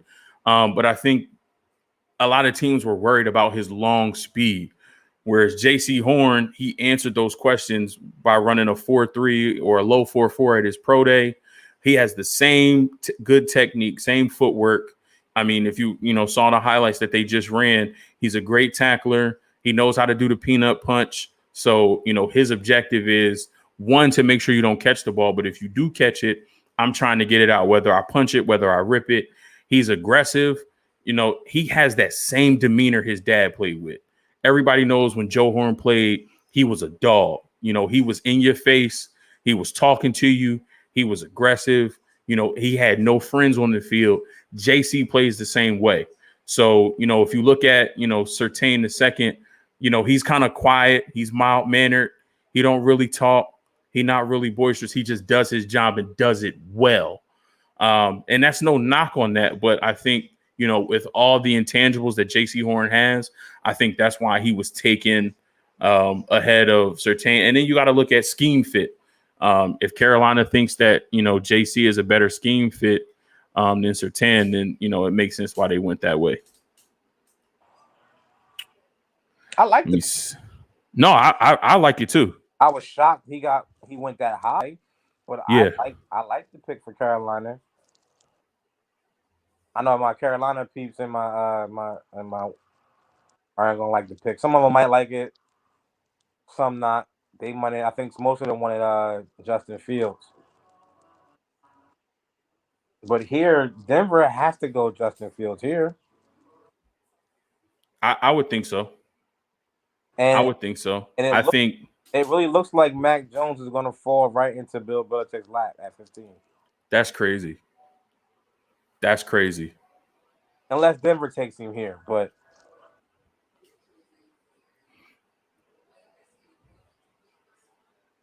now if Denver takes Mac Jones, does Justin Fields also have a boulder sized chip on his shoulder by being the fifth quarterback taken? Right now, Justin Fields has the biggest boulder on his shoulder because he was on most mock drafts. He was the second best quarterback, and he's going to be the fourth or fifth quarterback taken. So yeah, he has to have the chip on his shoulder. The Rocket Gibraltar on his shoulder. Man, I know he's sitting at home waiting for the phone to ring. I hope it rings for him now. So do I. I want them. Because him going to Denver, they have two good receivers. Cortland Sutton, Jerry Jeudy, absolutely. They have a good tight end in Noah Fant. Noah Fant, absolutely. They're bringing back the running back Melvin Gordon. Yup. So I think he'll be good in Denver, and he won't have to play right away. Right.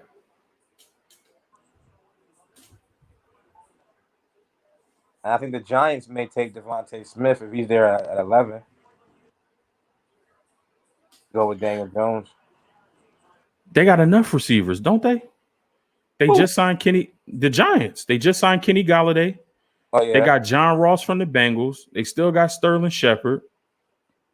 Yeah. They still got Evan Ingram. I think they're good on wide receivers. I think Micah Parsons would be a good fit in New York. If he gets past the Cowboys at 10, I think Micah Parsons would be a good fit in New York. I do too. That'd be a good fit.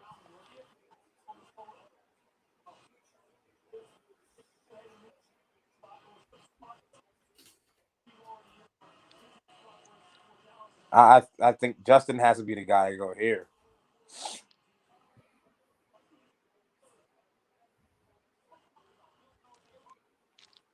Devin really wants Justin Fields to fall to the Vikings. He really does. He really does. Now, what I'm surprised about, or maybe not surprised, that money they stuck with Kirk. Yeah, I'm surprised that there haven't been any, more trades, into the top 10, other than, the Niners trading from 12 to 3, and then the Dolphins, going back from 12 to 6. I thought there would at least be one more trade tonight, but I guess a lot of people are staying pat, trying to see how the board shakes out. Everybody is falling into their lap. Like Detroit got Penei Sewell. He fell into their lap. Yeah. And there was teams like Miami at 6 that they're just drafting for just to be better. Like they're already a good team. They already have depth. So it's the players you probably have picked on your draft board to go 1, 2, 3, 4, 5. You probably got 4 to 5 still sitting there. Yeah. Like Denver at 9 did not think they would have Mac Jones or Justin Fields to choose from at 9. Right. Dallas at 10, they didn't think they're still going to have Michael Parsons, Rashawn Slater, or Surtain still sitting there at 10. Now, do you think you think Dallas could go Slater? Now they've been having some injuries on that offensive line. Tyron Smith hasn't been dependable as of the last couple years. Because Jerry does one thing about Jerry Jones, he does draft a really good line. That's something he's known to do is draft a really great line. Let's see what Denver did right here at 9. Pick is in. Let's see.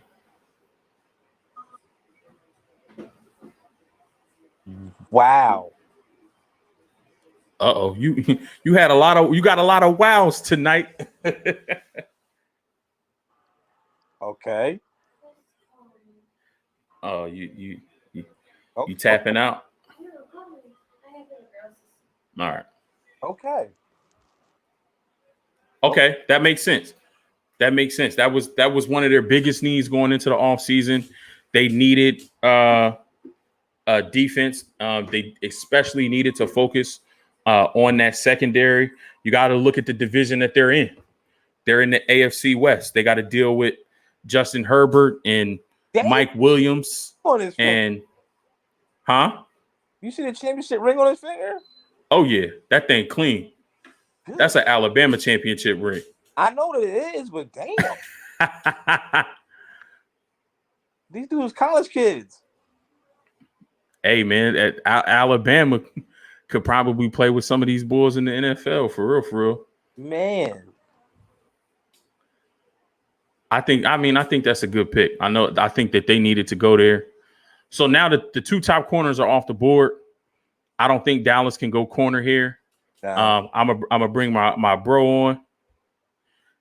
Jay, what's good with you, baby? Pam, what's good, Pam? Yo, man, I got your text. You was like, man, I hope I can make it home, in time for my rehearsal. I'm so glad that you was able to make it and hop on here. I had somebody else for the Cowboys, but they got busy. So I'm glad you can come on and represent for your squad. What you thinking here, man? Based on how the board fell so far, what you got? You just missed me throwing my plate because I wanted Surtain. You know what I'm saying? Like, as soon as my man right there, it's me snitches. What's up to you, bro? When I heard him say wow, I was like, no, like that's who I wanted. JC Horn, obviously I wanted first. But then I was like, all right, Surtain's still there. And then I thought Denver was gonna take a quarterback or Slater. But nah, they went Surtain. So now we have to go either Parsons or Slater. Mm-hmm. Sean Lee retired. Jalen Smith and what's my man with the Van? They always be hurt. I just can't think of his name right now. Yeah, Leighton Vander Esch. Leighton. Yeah. So now it's almost like taking Micah could make sense. The offensive line is not a sexy pick, but it is what it is. But we need defense, man. So it's like I'm leaning more towards Micah Parsons on that. I don't know. It threw my whole draft board off, but it's all good. Yeah, man. That's the best part of the draft for me. That's why I love it so much, is because you really don't know what these teams are going to do, and then you really have to wait for the teams that are in front of you to see what they're going to do. You could have saw Penei Sewell go to the Dolphins, but Dolphins take Jalen Watt on, and somebody like Penei Sewell falls into the laps of the Detroit Lions. So now, somebody else that you had slated to go to the Lions, now he's available now. Yep. Carolina taking J.C. Horn. I wasn't expecting that. Me either, not at all. the earliest I had J.C. Horn going was 10 to Dallas. Yeah. You know, when the 49ers were still at 12, I was thinking he could be a viable option for us because we need a corner as well. Yeah. I had him going, 16 to the Cardinals possibly. Mm-hmm. But, him getting, selected at 8 to Carolina, right. And so far, that's the surprise of the draft for me. I don't think it's a bad pick. I don't think that they reached. I just think it's a surprise because I didn't have him on Carolina's radar like that. So that's the best part of the draft is just, seeing the fallout, man, and having those wow moments. Yeah, well, Cowboys traded the pick to the Patriots. So the Cowboys just traded the pick to the Eagles at 10. Yeah. Eagles is up. The Eagles on the clock now at 10. The Cowboys. Oh, what's up, Dre? We got the NFC East. I'm thinking we got to go defense. Why defense? Yeah, interdivision trade. Hold on, wait a minute. I'm gonna tell you who should pick. I'm glad I had both of y'all on. You gotta take Smith. But here's the problem with Smith. I was just thinking about this. The Eagles have not taken an Alabama player in over 40 years. It's not going to happen. They're going to go outside the box. So I have no clue on who they're going to take at this point. It has to be Smith, but they haven't taken an Alabama player. So why? So if they don't take an Alabama player, why they not trade up with Dallas? Wow. And keep the Penn State player in the state of Pennsylvania? Y'all definitely need linebacker help. Why not trade up to get Michael Parsons? Michael Parsons. I don't think they trade up to get Michael Parsons. I think it's Devontae Smith. Then again, it's the Eagles. They could draft the quarterback for all we know. Right. Yeah. But my thing is, why would you? And I'm sure that the compensation probably wasn't all that much. But Dallas don't need a wide receiver. They got 3 of them. Right. Giants don't need a wide receiver. They got 3 of them. Why would you waste capital to move up to get a position that would have fell to you anyway? They might just swap. They might just went pick for pick, 10 to 12. But I wonder why though. Like on our end, I wonder what we was looking like. What do we see that made us make that move? And yeah, like what value did y'all get that y'all was like, yeah, we can trade with the Eagles and help them, right? Who was in our division, right? This one is an odd one here, boy. Jerry Jones. He said he was going to do something to shake up the market. It's odd. He said that. Jerry Jones said earlier this week that he was going to do something that could be outside the box. Man, there's something here that the Eagles trade up because there's somebody they want that they need that couldn't fall to them. Or they were hearing buzz that somebody was going to trade up to take this player before they pick. Dallas needs defense. Could it be the offensive lineman? Right. Could it be Rashawn Slater? It could be. He would have fell to 12. Howie. Slater would have fell to 12. I don't know. We were just talking about Dallas taking him because Tyron Smith, he's not reliable, can't stay healthy. The Giants could have took a lineman. Giants could have took him as well. Giants gonna take either the receiver, Devontae Smith, or they gonna take the linebacker. They gonna try to do Lawrence Taylor. You know what I mean? The Penn State boy, they probably, you know what I mean? And that's helping. Yeah, I can see that. I don't know what Dallas is doing, bro. Who did we think that we happy with getting going to 12? I don't know. Like once Slater's gone, once Parsons gone, what we doing? I don't know. Yikes. I don't understand. He traded out. So the only other pick it shows is a 3rd round pick. So Dallas got 12, and then they got the Eagles' 3rd round pick this year.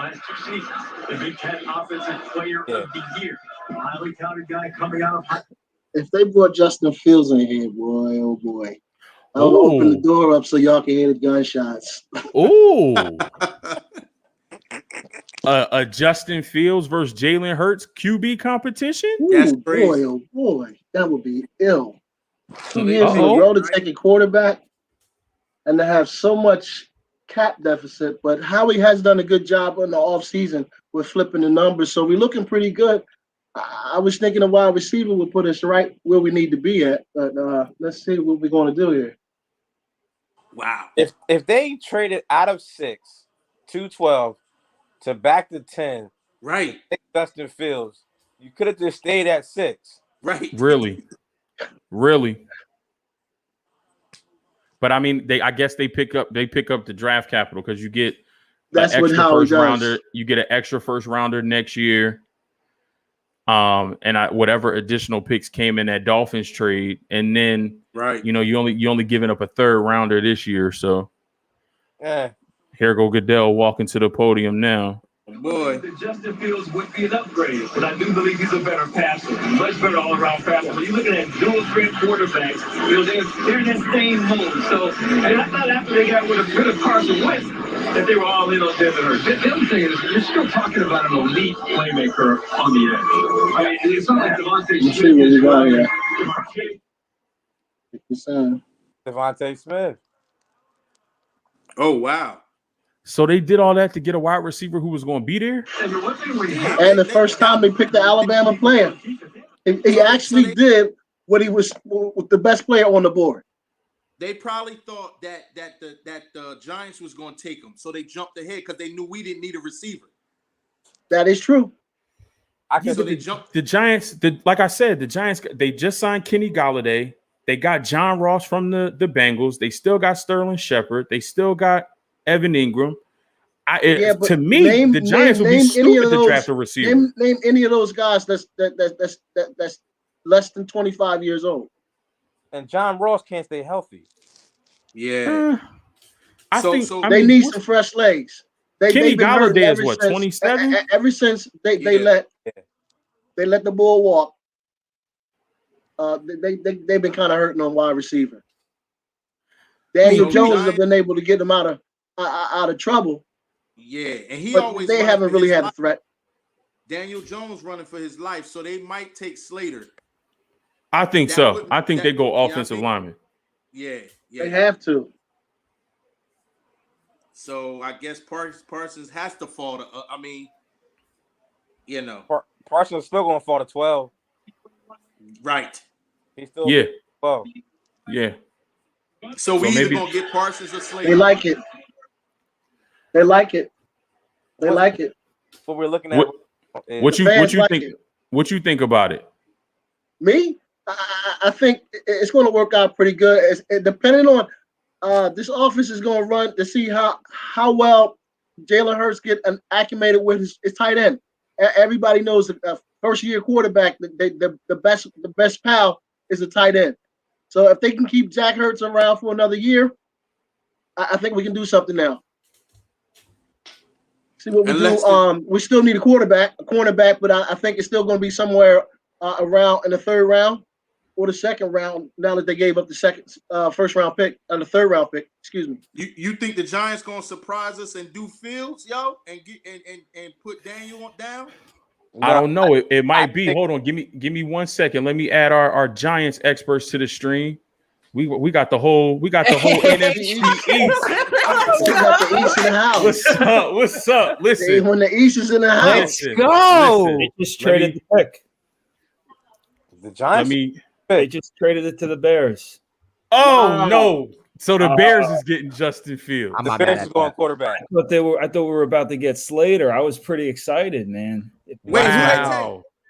The Bears. It said the Giants just traded the pick. For what? To Chicago. I don't know yet. You don't know yet? Damn. I was hoping for Slater too. For me, it's like Daniel Jones, man. This is his year, right? So you want to give him every opportunity to succeed. You got weapons on offense now. Just show up the line. This is the year we find out if Daniel Jones is a man or not. So to me, that was this pick with Slater, but we'll see.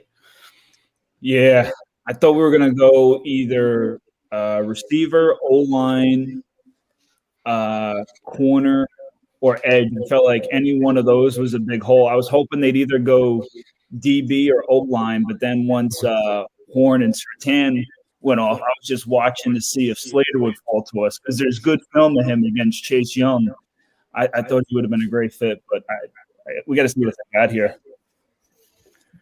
Man, and my got a comment here. It says Bears taking Mac Jones. LOL. Think so? What if they traded up to get Mac?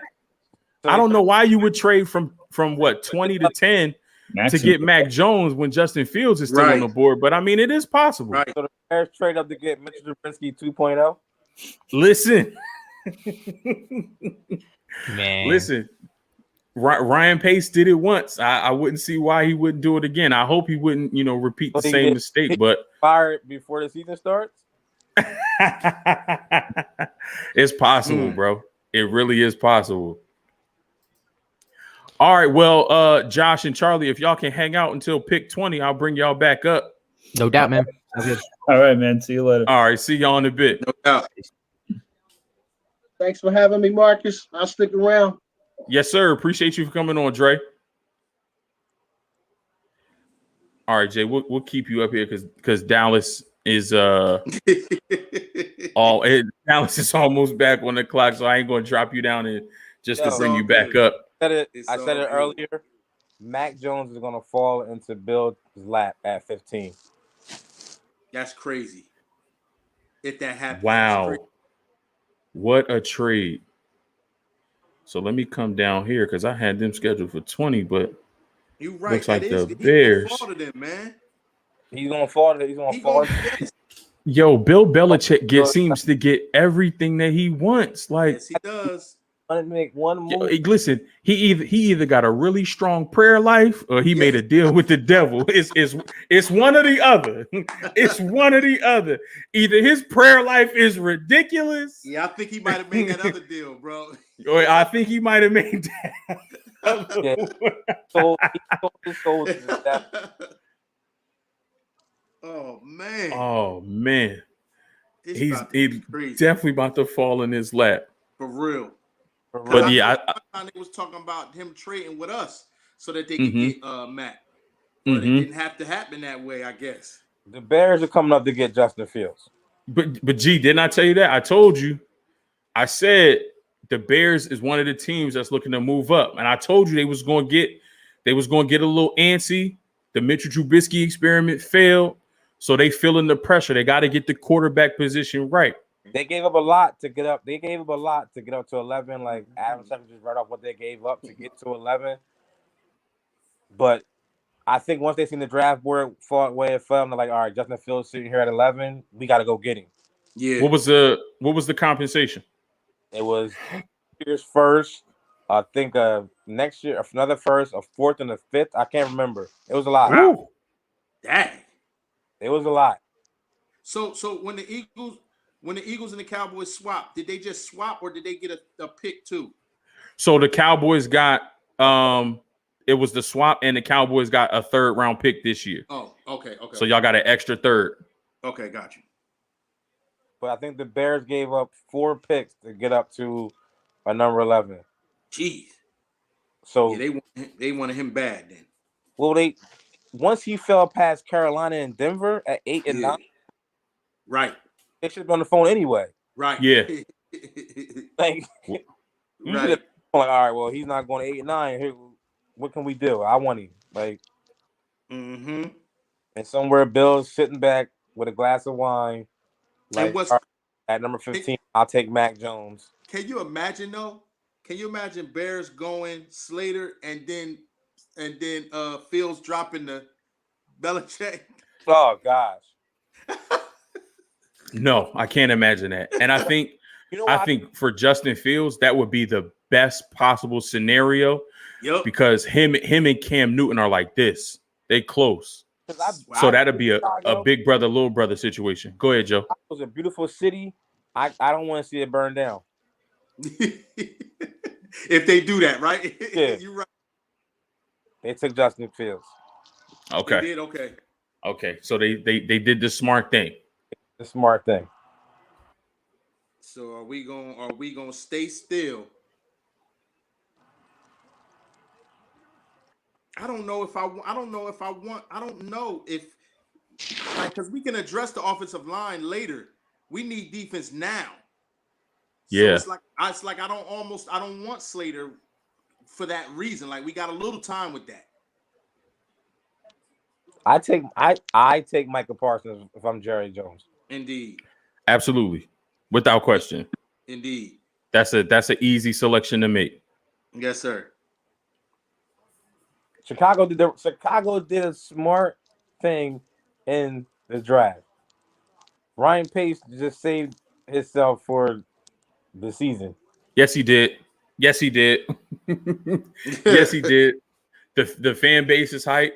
I think Matt Nagy is hype. Yeah, he saved his job. And this might get Matt Nagy one more season. It might. Yeah. So, I mean, I'm just happy that my third overall pick wasn't McCarkle. Oh yeah, that's all I care about. Everything else that happened now, I'm just watching for the fun of the draft. Yes, our Niners, we took care of business, and I'm good. You did. Yes, you did. Yeah, I'm just happy about that. Yo, where's home? Yo, my man had 2 more picks for Justin Fields to be there at 14 for Minnesota. Yeah, he almost got his wish, man. He was almost Dev. He was there. He was close. He was this close. This close, man. Oh man. It's just all right, hard. Man. It's good hard for to Justin know how Fields. bad we was bad on defense to not take a defensive player. Yeah. I mean, so. Yeah, and I think with the corners off the board, I think you gotta go. Gotta go Michael Parsons here. And see, this is where what I talked about earlier at the beginning of the show. Here you go, Joe. This is what I talked about in the beginning of the show. Mm-hmm. If Caleb Farley didn't have the back injury, either he would be available, or either Surtain or Horn would be available. Yep. But because of his back injury, and because teams are a little bit leery of spending a first round pick, especially top 12, top 10 pick, threw a monkey wrench in the game. It threw a monkey wrench in the game plans because you could have easily had 3 corners in the top 10, top 12, whatever the case may be. Mm-hmm. You could have went Carolina at 8, Denver at 9, Dallas at 10. Yep. I think Dallas was able to make that trade because the corner that they wanted, both of the corners were off the board. Right. So, that Farley injury and, his draft stock sliding, that's changing some things. It's changing the dynamic of, the first half of this first round. So I can see Farley sliding and still being on the board and being taken by the Steelers. Yep. Farley, yes. I think that's a great landing spot for him. I can see that. I can see him falling and getting taken by the Steelers. So I think the Cowboys are going to go Parsons. I think the Chargers are going to go Rashawn Slater or some kind of lineman. And then Minnesota, I don't know what Minnesota's going to. They can go defense. They can go edge rusher.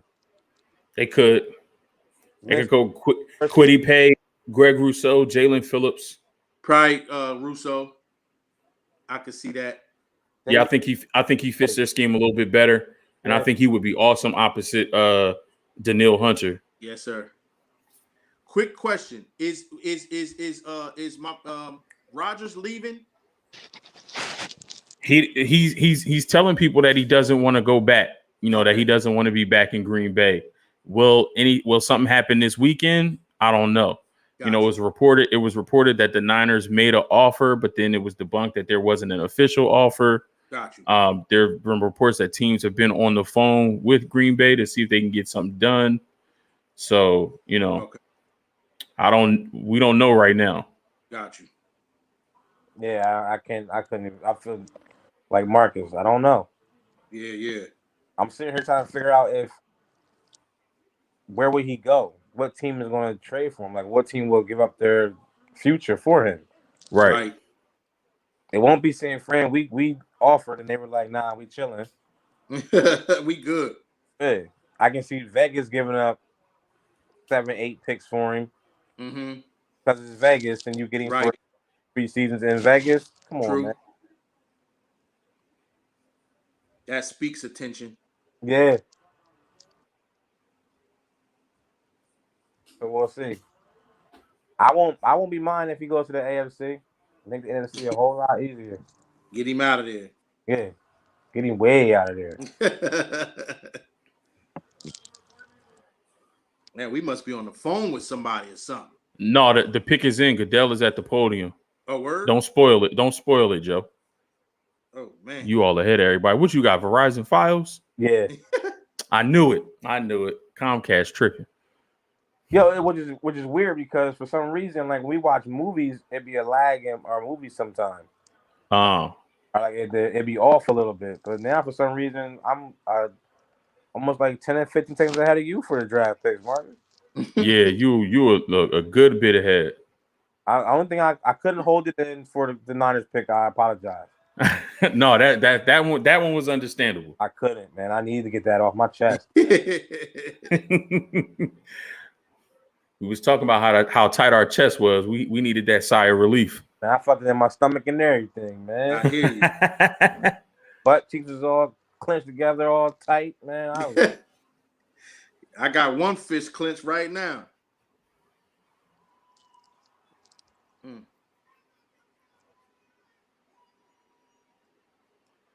All right, come on, lady. Just give us the pick, please. Ooh, that jacket clean as hell. Who that? Uh-oh. All right. You see it? Nah.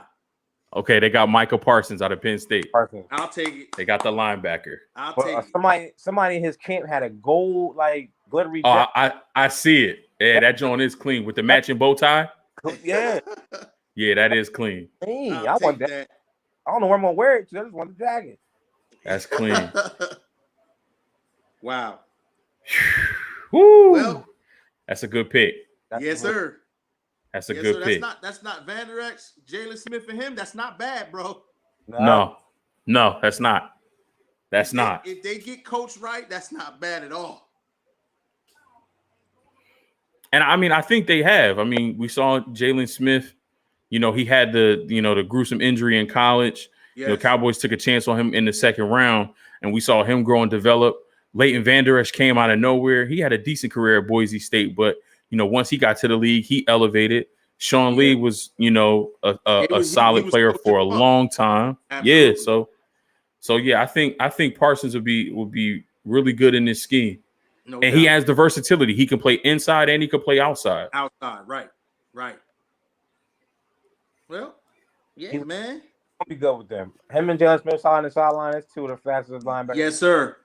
And put Van Der Esch right in the middle. That's gonna be that's a good spot for him. That's a damn good pick for the Cowboys. Amen. Let me bring the Eagles fan back in. What you think about that Cowboys pick? You got to face him twice a year now. We're gonna run right past him. We'll run right past them. He's a linebacker. We'll run right past them. Focus on the running back. You know he a linebacker that ran a 4.3 though, right? That's okay, but he still has to run number 26. Number 26. You got to cover number 26. But they played together at Penn State. He gonna have to cover number 26. He know what he's hitting for. He know what he's hitting for. Oh, that boy gonna show him what it's like to be in the NFL on that first game. What's the date? I think we get the dates. What is it? May 8th or May 12th or something like that. I think it's May 12th. And listen here. If we get a September date, I can host right here in my yard. All right, bet. I just got that grill, Marcus. I know you. We're gonna be out there cooking them up. Yeah. Come on. All right, Dre. All fans welcome. All right, Dre. Word. Thank you. Please. All right, Jay, man. Thank you so much for coming on, bro. I love you and appreciate you, man. Me on, bro. Enjoy the rest. Yes, of the sir. night, bro. Peace, bro. You too. All right. All right, man. Chargers is on the clock. I got about 3 minutes left. Michael Parsons looking good with his turtleneck and his blue suit. It's very fitting. That's the Penn State blue, but I guess it matched the Dallas blue, so he good right now. Boy, look at that jacket, though, man. The gold one. Yeah. That's clean. Oh, look at Terrence giving you props. I know what I'm talking about, Terrence. The show is called Mose Knows and Joe Knows Too. Come on now. I know what I'm talking about. I was only wrong 2 years ago when we played the Super Bowl, but other than that, I've been right. Yo, I love seeing the family so hype in the back. Yo, it's crazy.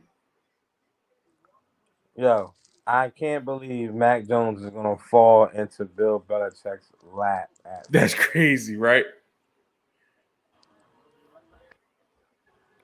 That's crazy. That's beyond crazy.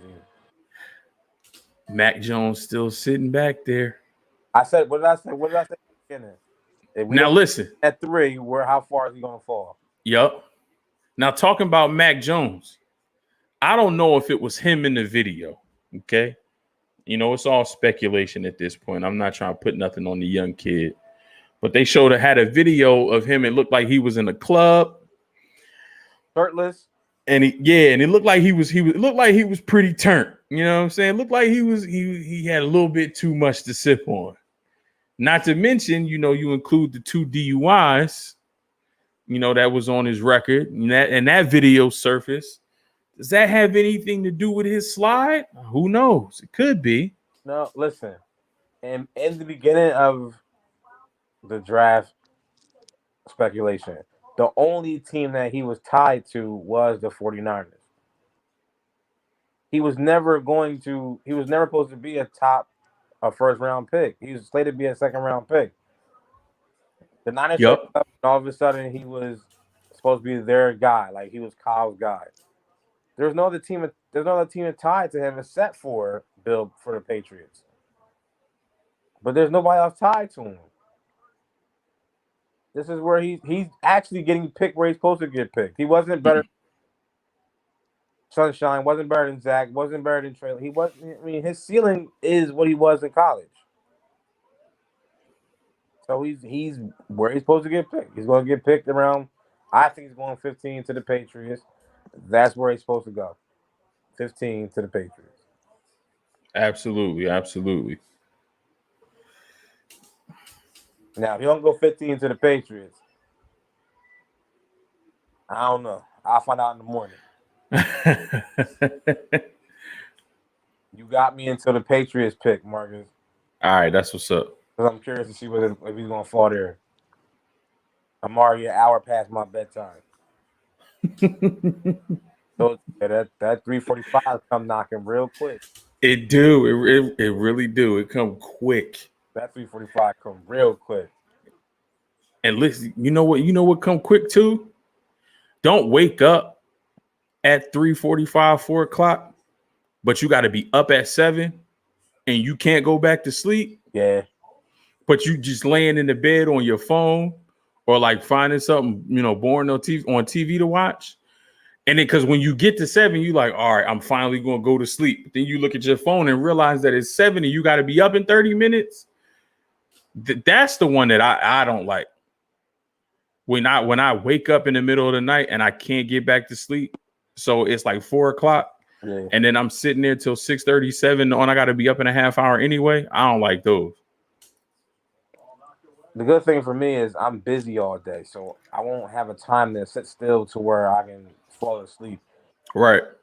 Until I'm done and I'm in the truck riding back to the yard with the guy that's training me this week.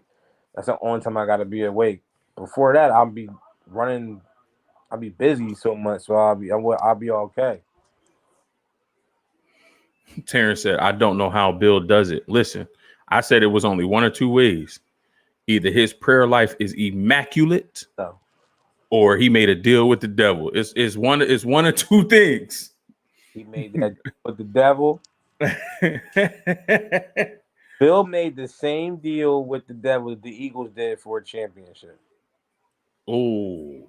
Okay, that makes a lot of sense. Because the Eagles won the championship for so many years. They got one, and then they fell off the face of the earth. Mm-hmm. Ooh, that suit clean too.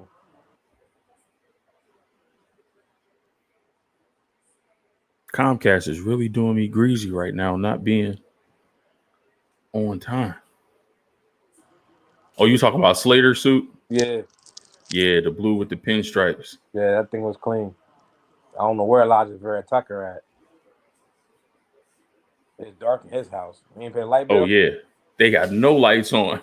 Right. They picked the world trying to not pay the light bill.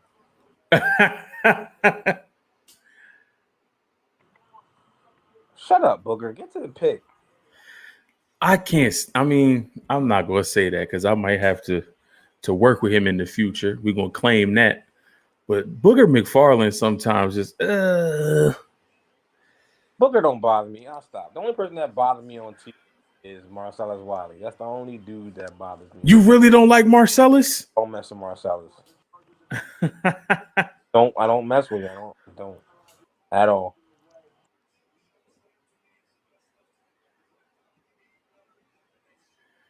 Chargers got some protect. They got to get some protection for Justin Herbert. They have to.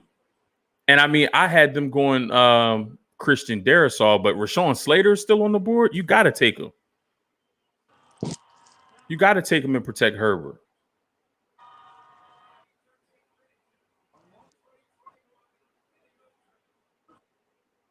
I ain't gonna give it away. There we go, Rashawn Slater. It had to be. Had to be. Had to be. Had to be. You Yeah. got protection for Justin Herbert. You have to. You have to.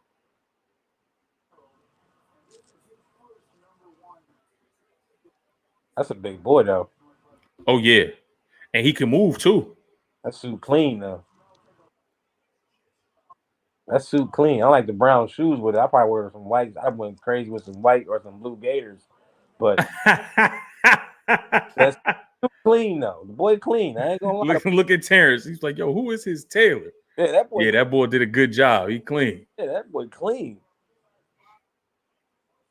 And he went like the light blue like the Chargers too. Uh-huh. He matched the Chargers. Yeah, that boy clean. Yeah, I'm thinking some of these dudes know exactly where they're going. I think they're getting some early intel. All right, they selection in. Who on the clock? Vikings on the clock. Those on the clock. All right, let's bring him in. Yo, Dev. You. What's going on with you, cuz? I'm cool, my brother. How y'all doing, man? We good, man. We good, man. Your boy Justin Fields off the board. That's crazy, man. Two spots away, bro. We would have got him. We would have got him if he was there, man. You think so? Oh yeah, for sure, definitely. I saw you in the chat. So it looks like you thinking that the pick now would be Edge. You think it's Kwity Paye?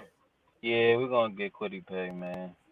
I I'll think be we're surprised if we don't. I think it's or lineman or offensive lineman. What's the boy name? Elijah Vera Tucker. Yeah, him or Kwity Paye. Either or. Yeah. Okay. I think it's going to be either probably Jalen Phillips. I think maybe Jalen Phillips. Yeah, too. That's cool too. But yeah, definitely is. I would say defense though, because I know Zimmer. I know my Zimmer, man, like the back of my hand, bro. Zimmer does love it. But I don't know, man. We shall see. I wanted Trey Lance, man. I didn't know he was gonna fall. I know you wanted him. I didn't know he was gonna fall that early, but Shanahan knows what he's talking about. So he know what he's doing. I know he's in good hands. Shanahan don't know what he's talking about. Our scouting department know what they're talking about. I love it. But Kyle wanted to go and get Mac Jones. Oh, that was his choice. Like, nah, bro, go get Trey Lance. So who do you think did the final convincing? Do you think it was Adam Peters or John Lynch? John Lynch. Both. You think both of them? Yeah. I think it came down to John Lynch and Kyle over a steak dinner. And they were like, he was and Justin Jefferson, I'll take him. it's gonna pick the pick. What's up, Kizzo? What's up? Oh, that's why you said bring me on. They traded the pick. It's just time, baby. Uh-oh. Let's trade it. The Vikings traded. Yeah, man. Vikings traded out of the 14th spot. I'll see y'all later. All right. All right. Stay on. I don't even know. Ooh. So what you thinking? What you thinking, kids? I was just talking to Charlie over here. I was just talking to him, telling him that it's running back time at 23, and you trade up to 14, you got to have something in mind right here. I have no clue what it is. No idea what it is. Do you think they would trade up for somebody like Najee Harris? Nah, not this early. Are you trading? Why are you trading up in front of New England and Arizona, who have running backs? I mean, it doesn't make sense. It would be a total Jets move, to be honest. I'm thinking they're going online. You think they go Vera Tucker here? It's possible. It's for sure possible. All the last you're back at number 2, and you're gonna protect him at number 14. I'm fine with it. I don't know what the trade is. I don't know the details, but we'll see. We'll see in a second. Pick is in. Because look, got Beckham on the left side, and he was a stud. You get Elijah Vera Tucker on the right side. You protect the rookie quarterback on the ball. I think go lineman here. It would be great. I think O-lineman's great, and if we're not trading the 23rd pick, I don't know what the deal is, but if we're not trading the 23rd pick right here, then I think they still draft a running back. If they still kept the 23rd pick and got the pick, I don't think it's still stupid. They would have had to trade something stupid, but I don't know. I hate not having the details. I like to know what the deal is before I get excited about it. You need details. If they did, man. And we're of course on a commercial break right here, so let me switch over to NFL Network, see if they got any information. I'm following Schefter on Twitter, but he just has just traded up to 14. He doesn't have the details yet. My boy just asked me, would you be upset with Najee Harris right here? And I would not. I think a running back, a superstar running back like him would be awesome. I don't think that it would be a great trade up kind of guy, but I would take him. I think it's got to be offense though. You don't trade up for defense right here. I think it's either offensive lineman or running back. Okay. All the sexy defensive guys are all gone right now. Mike Evans was the last one, right? So yeah, he was the last one, and he was going to Dallas at 12. So he's the last one you trade up for. Yeah. At least this early. Yeah. All the defensive linemen that you can get, that's a deep. They're all still going to be there at 23. I think they traded up to get the lineman. That's got to be it. Lineman or running back. Because, Vera Tucker definitely offers you flexibility because he can play right tackle. And if you need him to kick inside to play guard, he can do that as well. He's still on the board at 14. Vikings could have taken him. It looks like if the Vikings were trading out, that's probably not where they wanted to go. So, yeah, I can definitely see that here. Like you said, you draft Zach Wilson, get some guys in here to protect them. I think you did, enough to provide him some weapons. So, there's the details. I don't know. Like you jump in front of 15 and 16. You got New England and Arizona. Like you would assume that New England's taking Mac Jones, and then Arizona's obviously they're not taking a quarterback. I don't know. They might take the offensive line. Maybe that's who you're jumping in front of right now. But I don't know. Neither are taking a running back. It doesn't make sense to be a running back right here. So the Jets gave up the 23rd and then 2 third-round picks. And in return, they get 14 and a 4th-round pick. Okay, I'm not mad at it. It has to be a offensive line. 100% has to be it. Yeah, definitely. There's no other position they can go with here. Mac Jones.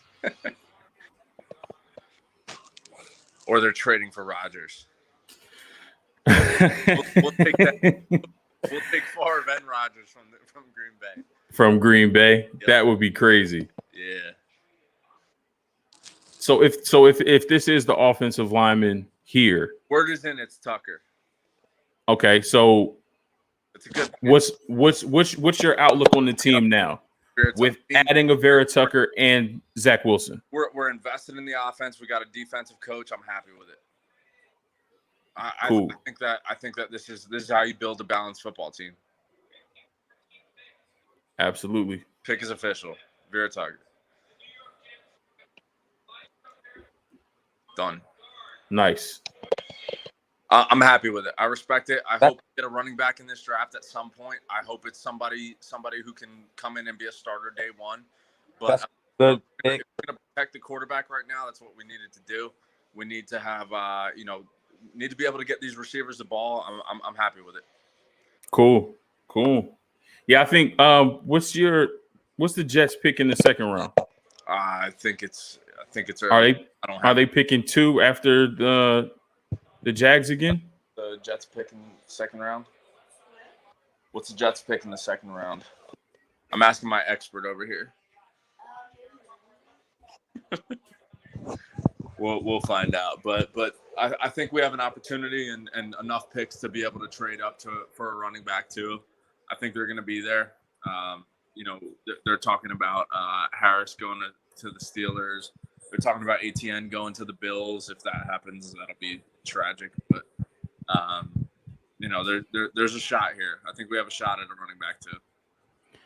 Yeah, absolutely. I mean, the pick is 34, so it's the second pick in the second round. So if a guy like ETN does slip to the second round, I think he's definitely a possibility. You might need to jump in front of the Jags, but I don't think they'll go. No, I don't think they'll go running back in the second round. Jags running back from last year was a rookie. He had over 1,000 yards. Love him. Robinson. James Robinson, yeah. I think the Jags don't need a running back. They might go with one, but New England's up and they just selected Mac Jones. Not to ruin it for anybody, but pick is in. They selected Mac. Oh, we already knew that. Oh, let me get the Patriots fan on here. John, what's going on, man? I can't hear you. I think your volume's a little low. Why does it say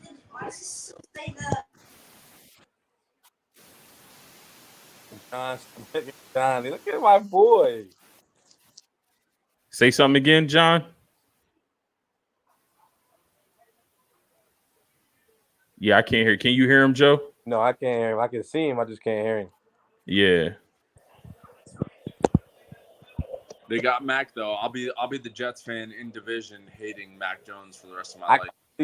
Can't believe Mac Jones fell into Bill's lap at 15. That's what he wanted. He was into it all along. He was going to trade back if he didn't get Mac, and here he is. Like if it fell into his lap. Now, can you guys hear me? Yep, I got you now, John. What's going on, man? Thanks, kids. Hey, what's up, guys? How you guys doing? Good. How about yourself? Talking all grown. I'm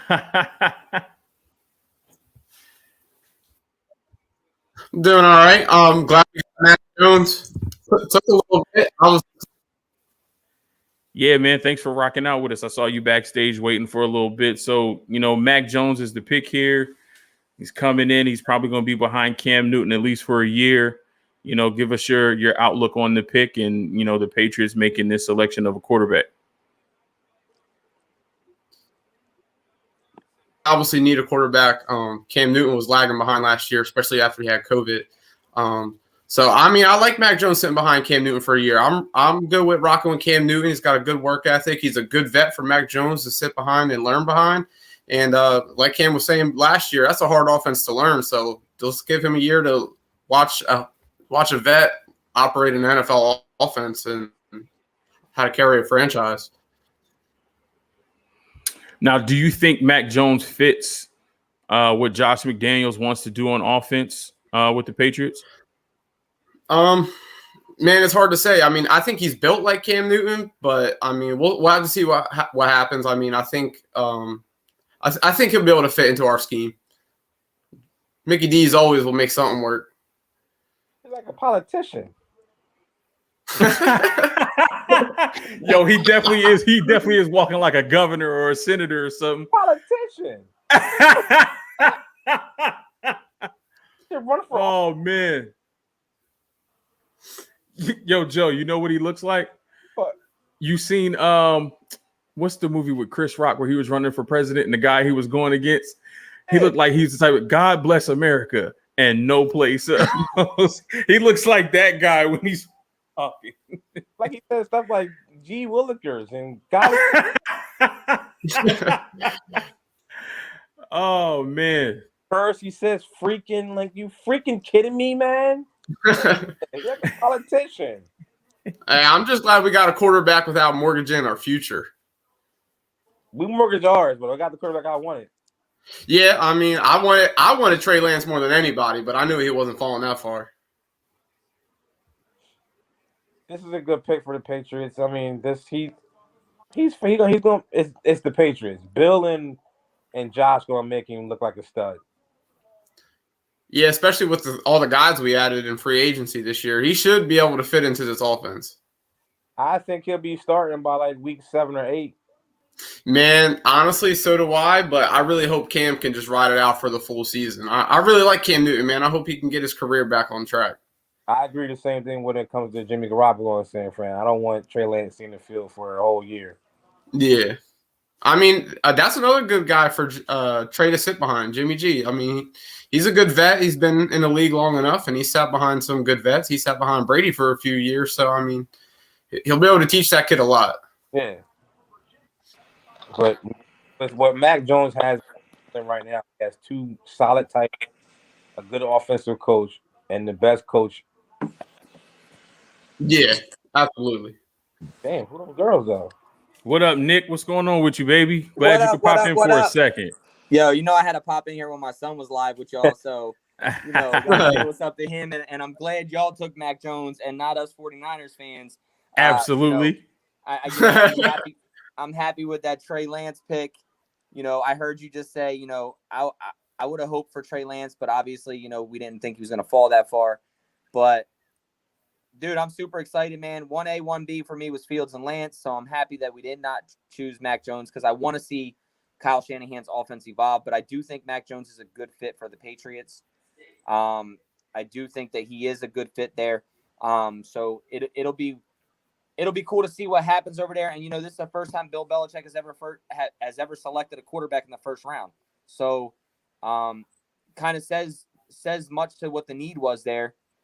But also keeping, you know, like John was saying, which I raised my son incorrectly, just so y'all know, because I'm a Niners fan, Patriots fan, just so y'all know. But, you know, for the most part, it is good for him to sit behind Cam. You know, Cam does have a good work ethic. You know, I'm not a big fan of Cam, obviously. You guys heard me talk on that, but I do think it's a good fit for Mac over there in New England. Cool. Appreciate you taking the time, stopping in. John, thank you so much for jumping on, man. I needed a Patriots fan, and you came through in the clutch, so I appreciate you. We're gonna the Cardinals are on the clock, and it looks like their pick is in. So we're gonna get the next fan on. John, Nick, thank y'all so much for coming in. I appreciate y'all, man. Thank you. Man, love, boys. Thank you for having me. No problem. Thanks again. Man, love. Mark, you out? Yeah, I'm gonna have to log off. Oh, hey, come on, man. You knew this was happening. Hold on, let me bring Fantasy Will in real quick. Will, what's going on with you, man? How you doing? Let me clear my throat, fellas. Oh boy, another NFC doing? West rival in here. Man, you know it. So what you got? Oh, well, though you guys did well. Yeah, man. You got to worry about Trey Lance now twice a year. How you feel about that? Hey, I'm not worried this year. As you should have. Mark. All right, Joe. You dropping out? Thanks for having me on, man. You know I always have a blast coming on. I wish I could stay longer, but 3:45 coming around real quick. So. It's all good, man. Appreciate your time tonight, as always. No problem. I'm thinking either Collins right here or Newsome. Okay, yeah, I was thinking definitely a cornerback is somewhere that you guys want to go. Yeah, everybody's ahead of me right Collins. now. Zaven Collins, ooh, be a big body fit right there, taking Hicks' place soon. Ooh, that's a good pick. I like it. That's a big body boy. And you put Zaven Collins with Isaiah Simmons? Ouch. Oh, yeah. Isaiah can be the cover back with Collins blocking the middle. Mm-hmm.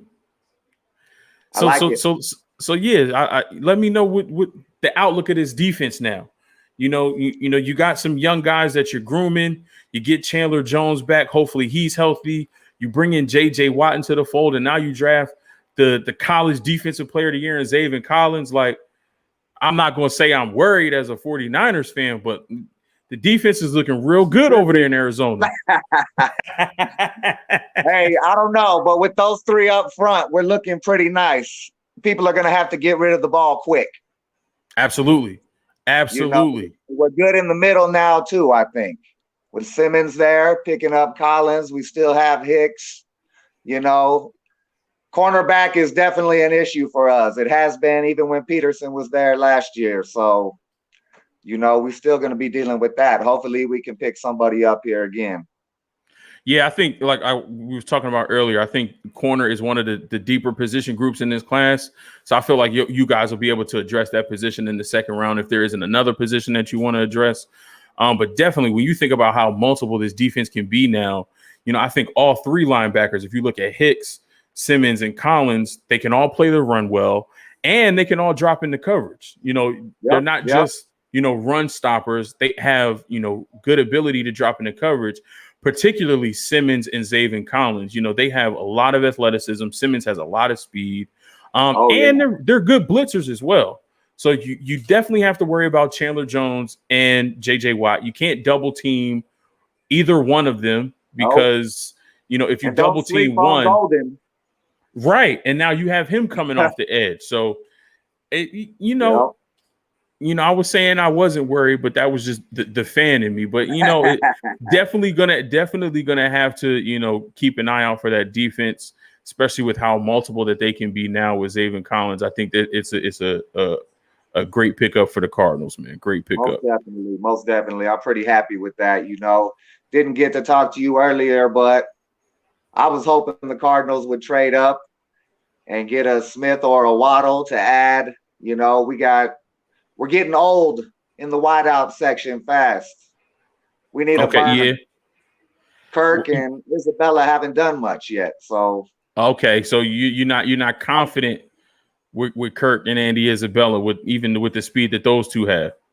Little skeptical right now. I don't think they've really proven it yet. Okay.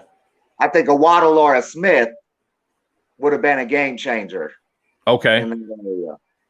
And I mean, listen, even if he wasn't a game changer, I think, you know, a Waddle or a Smith, they come in and push those other two guys.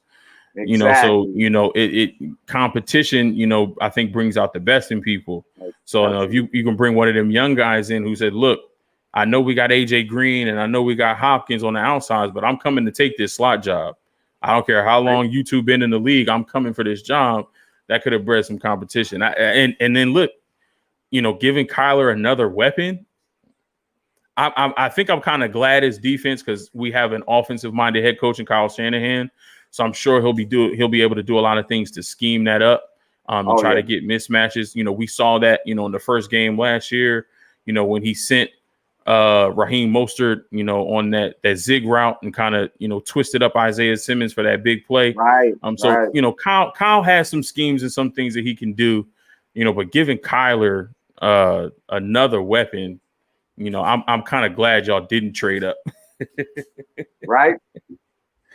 Oh man, I don't know what we're gonna do next round, but we might even attack running back again. Right. I don't know. I mean, that's possible. You might have to trade up for. you know, if somebody like Harris or ETN falls, you may have to trade up maybe into the early second round to get somebody like that. Now, if you're talking about getting somebody like Harris or ETN, now I'm a little worried. We might have traded up right. I thought we might have took them right now. Mm-hmm. I know we got the little bowling ball from the Steelers now, and Edmonds, who I love. But if you could have grabbed Harris, I was really looking for that one more offensive weapon. Mm-hmm. You know. Absolutely. Would have been that. Will, man, thank you so much. I appreciate you dropping on the live stream to give me your insight on the Cardinals, man. Thank you so much. Appreciate you for having jumping me on, brother. All right, man. All right, peace. We'll see you twice a year coming up in September, man. Maybe more than that. Absolutely. All right, take it easy. Peace. All right. It's just me right now. I think we're supposed to have Mrs. Mose Nose jump on. Uh-oh. There she is. Hi. Hello there. How are you? I stayed up. Oh, you stayed up? Yes. Oh, okay. It's weird though on my phone. It's okay. Okay. You could have got it on the computer. You know. Don't you have your iMessages connected to don't show them the bed, honey. Well, you want to see a naked baby? She thinks I'm talking to you on FaceTime. Oh. Yeah. Oh. Go lay down. It's bedtime I'm now. about to say you can't show them the bed. That's the marriage bed is undefiled. You can't show them that. You can't show them that. So Sean, I see you got your Raiders jersey on. I did. Earl would be proud. He would, because he yelled at me last time I didn't have it on. Are you watching it? You got the draft on the TV? No, because I was trying to figure out the pick selections I was going to give you. Oh, you trying to do some research?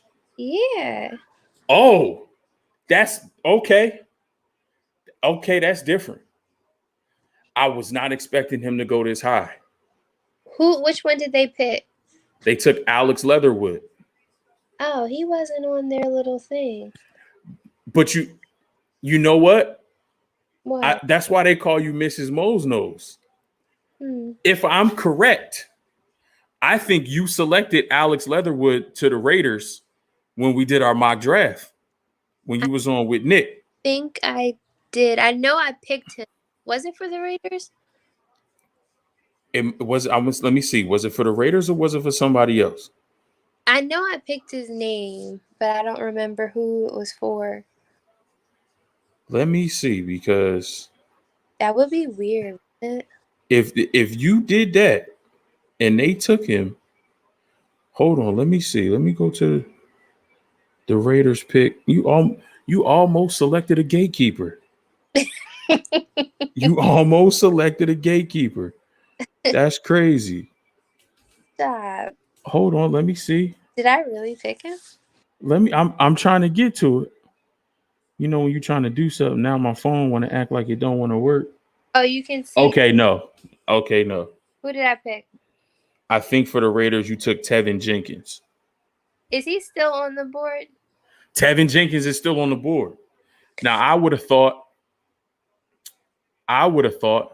that they would go Tevin Jenkins here, but they like Alex Leatherwood. Alex Leatherwood, Alabama product. Alabama players, they do get, priority treatment when it comes to the draft because, they call Alabama, the minor league of the NFL. That's where most of the best players come from. They run their program like they are an NFL team. Right. So, them taking Alex Leatherwood, that's, not too bad of a selection. All right. Somebody says Leatherwood is a specimen, but he's not very nasty. He's definitely a gentle giant. He doesn't have that mean streak. But he is a physical specimen, and he does have all of the technical tools, So, you guys got rid of a couple offensive linemen, Rodney Hudson, Gabe Jackson, Trent Brown. So you're replacing those guys, getting younger, saving a little bit of money. keeping Derek Carr protected. So how you like to pick? I guess it's okay. I don't know. I didn't look to get on the field. Okay, that's fair. That's fair. Is that fair? That's fair. Good, because they All need. right, they do need help. All right, you can go to bed now. All right, praise God, because I'm tired.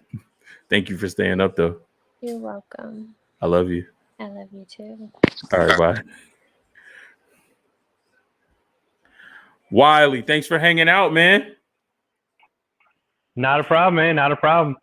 It's nice having 2 picks in the first round.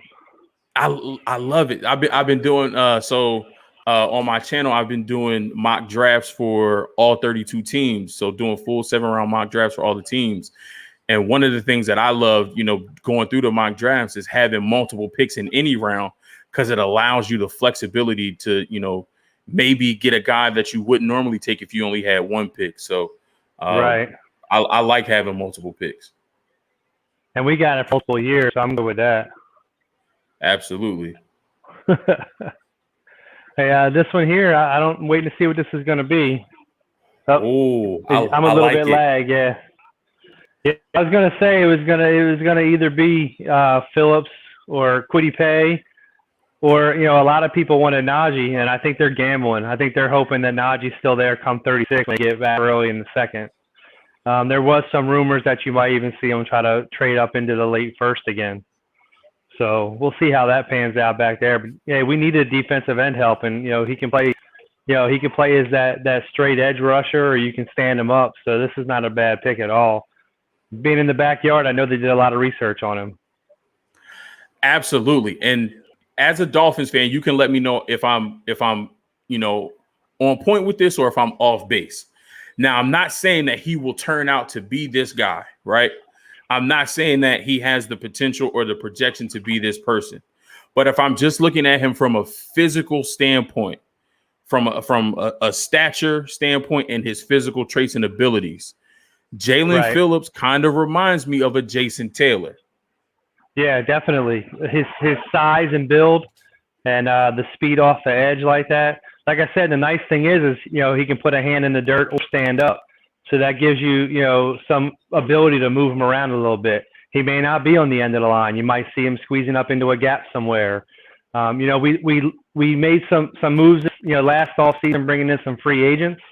Most of them have walked this year, which is okay because they were stopgaps to get us to this year.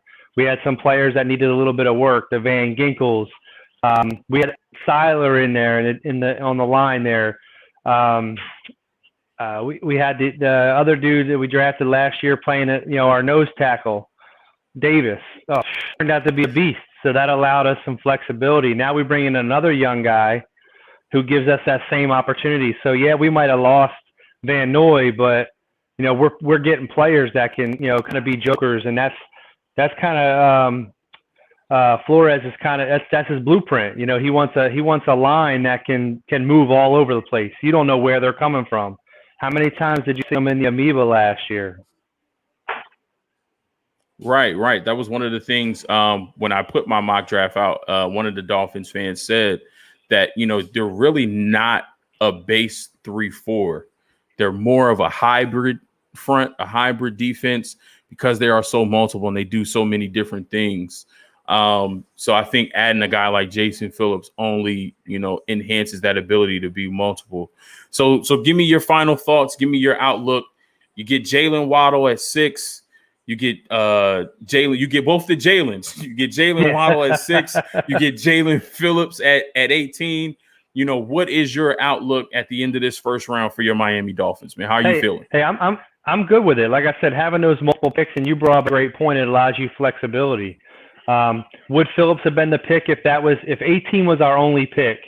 Is Phillips the pick at 18? Probably not. There's other needs that step out in front of that. We were able to address that with 6. So 6 gave us pretty much, we had a no-lose situation. I think Chris Greer played that well. Would many of the fans would have liked to have Pitts or Chase? Absolutely. But Waddle is the fastest receiver out there. He's also one of the better route runners. Is he a better route runner than Smith? No. He's not a hands catcher like Smith, but if you watch the tape, his separation is ridiculous. What did we struggle with last season? Separation. We have receivers that can make the tough catches. Tua can put into a very tight window, but wouldn't it be great if there was some separation there? And, he puts it in a nice window, and now it's a 30, 40-yard gain instead of a 12, and I get tackled for a first down. So that being at 6, really, I mean, we had no lose. It could have been Sewell. It could have been Waddle. It could have been Smith. None of those picks are bad. And having our real pick at 18, that's a luxury. So now we knew we wanted a running back. 18's probably high. Looking at who's coming up, I don't know that there's any rush on that coming. That gives us a little bit of flexibility if we do want to trade back into the first and grab Najee or ETN, as you mentioned. 2 totally different style backs. We kind of have an ETN already in Miles Gaskins. So I would think more Najee might be the style back, we would go after. Just, trying to look at how the roster's laid out as it sits right now. Perfect. Listen, I'll tell you this. You got Jalen Waddle, and I think he does help with separation. I just don't want to see, the Dolphins, with him being able to separate, playing my 49ers again, because what y'all did to Brian Allen last year was absolutely ridiculous. I don't know why he wasn't taken out of the game after the first series, but they left him in there, and y'all was like, okay, if you leave him here, we're going to keep attacking him. I think it took us way too long to get him out of the game, and y'all embarrassed us that day. So hey, we had 10 wins, but there's only a handful of them you can look at and say they were dominant, and that's one of them. I think the Cardinals game, even though it was close, was a dominant win.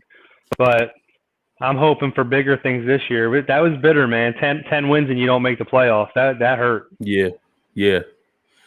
Flores got something good going on down there. So it looks like, he's continuing that with these first-round draft picks. Wiley, man, thank you so much, man, being on for both picks, hanging out with Mose Knows. I greatly appreciate you. Your insight has been amazing tonight. I look forward to having you on some future shows, chopping it up about your Dolphins, man. Definitely, man. Hit me up. Have a good one. You too. Thanks. All right. Washington is on the clock, folks. I don't think we have a representative for the Washington football team, so we will sit here and we will see what the selection is. Roger Goodell is at the podium. Oh, yes, sir. I like this for them. Now, I had them going linebacker Zaven Collins, but Zaven Collins is off the board. I knew that they were going to go linebacker. If you look at their defense, their secondary is fine. They got everything that they need in the secondary. Cornerback, safeties, they're good.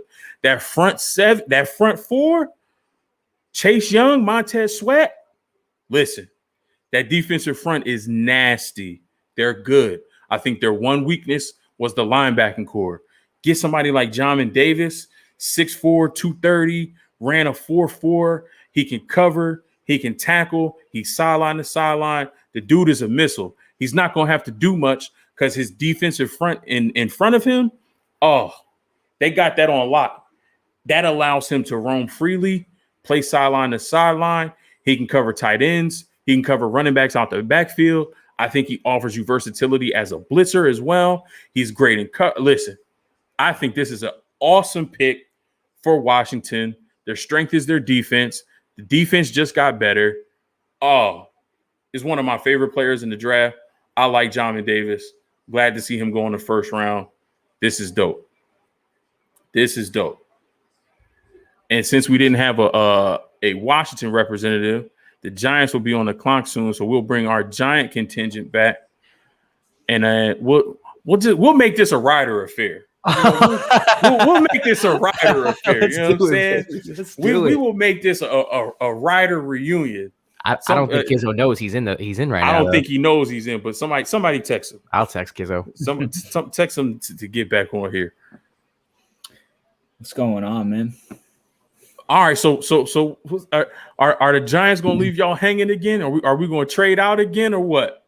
No, I mean, this is the first time Gettleman's ever traded the pick. So I didn't have this scenario planned in my head. I was just going through who they were going to pick at 11. There was zero thought that they would actually trade back. So when they actually did that, I was like, I gotta actually look back and see who's available. Looking at it now, I think they're probably going to go edge. I see them taking the guy from Michigan. If they did go receiver, I would love the guy Bateman out of Minnesota. I feel like he would be a good fit if they went that route.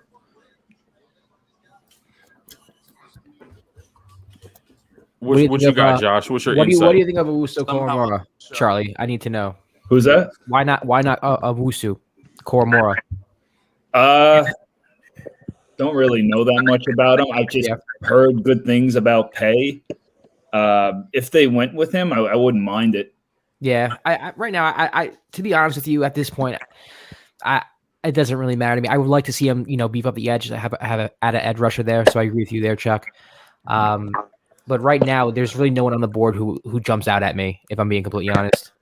Yeah, I was really hoping they were going to go with Slater. I was kind of putting everything on Slater. Then I was kind of hoping if he fell through that they would go DB. I didn't want them to go Waddle or Smith.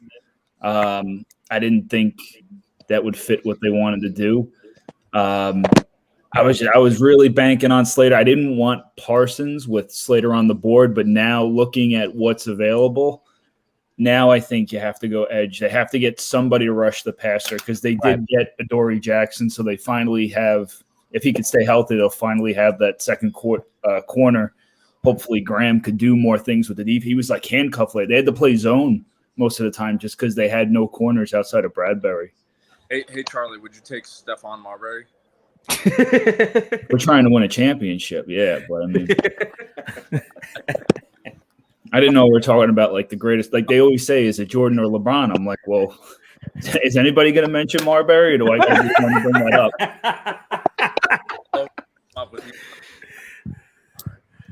Oh man, here's what I could see happening. I know you mentioned Owusu Koromora. I think he allows you to be multiple. I just think he might be a little bit small for the 3-4 that the Giants run. Kwity Paye could be an option, but he's more of a hand in the dirt. So, I mean, with Dexter Lawrence and Leonard Williams on the outsides, I mean, maybe you could stand him up, but I don't think so. I think the Giants probably did a smart thing here because a name that I've heard floating around for them is Azeez Ojulari out of Georgia.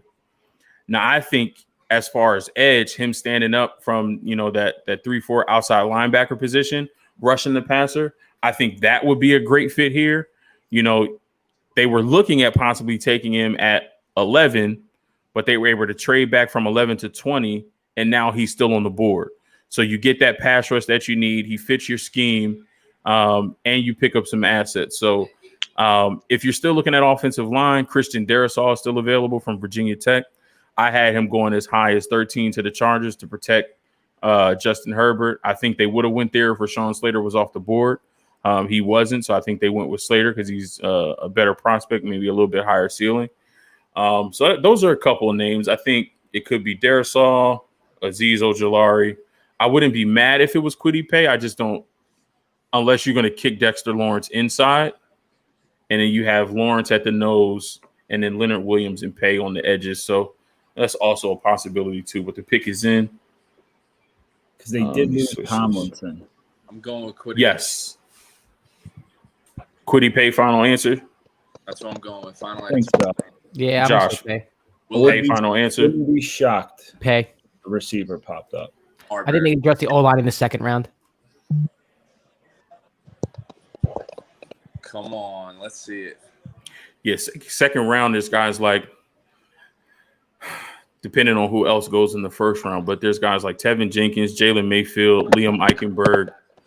There's a lot of good names still left on that offensive line class. I think you can definitely get a solid contributor, possibly even a day one starter in the second round. So, yeah. Goodell's walking to the podium now. Tony, wide receiver, Florida. Wow. They went Kadarius Toney? Wow. That shocked me. That's big.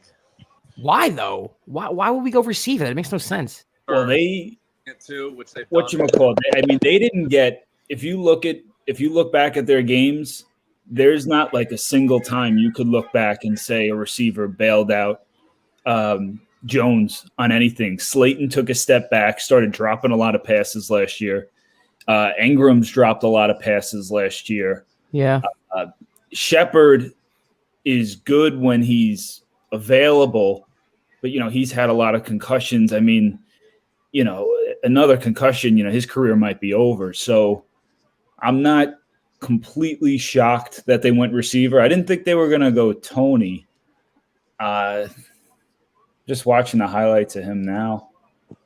I got some Giants fans texting me right now hating the pick. Yeah, to me, it's like I understand you want to give Daniel Jones every opportunity to succeed this year, but to me, it's more about the offensive line. So if I'm addressing the offense, that's what I'm addressing first, if anything. Seem forced to you? Yeah, now it's just about, I guess it's just how they rated the other guys. Yeah. They must think that he is better as a receiver than Pay is, or any of those guys are as edge rushers, or any of the offensive linemen. Maybe they feel like they could get somebody better in the second round, because I do think they picked pretty early, right? They have the 42nd. Yeah, pick. And there's a lot of edge rushers too in the second round as well. So I mean, there's value there, but yeah, this seems like a reach to me. I'm shocked they went wide receiver. Me too. Wow. Do you think that trade? Do you guys think that trade ruined the Giants' entire draft strategy, taking basically Devontae Smith? I don't think they had a draft strategy.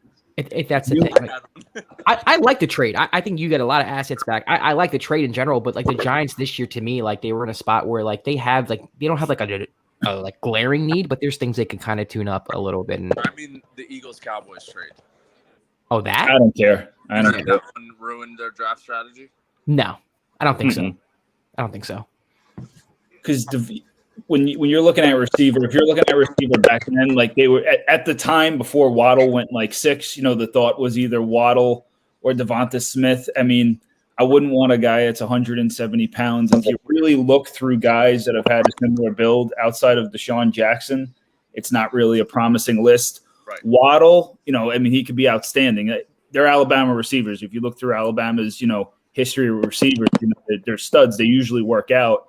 But with Waddle, with the ankle, with the Giants in their situation and how they've been picking so high, they can't miss on a pick. So anybody with any sort of red flag, like even Micah Parsons, who had like outstanding combine type numbers, anybody with any sort of red flag, I didn't want to touch. Yeah. So at that point, I was like, I didn't really mind them moving back. Plus, you get a first-round pick. Bears probably won't be that good next year, so it'll be a pretty high pick. They finally moved back. They need picks. So I thought it was a pretty good move. Yeah, they need picks, but the same thing. You had Slater there. I understand you get a huge haul for Justin Fields, but I mean, this is the year, you figure out whether or not Daniel Jones is going to be, your starter going forward, right? So you want to give him the most opportunity to succeed. So for me, I would have been cool with maybe taking Slater in the first round.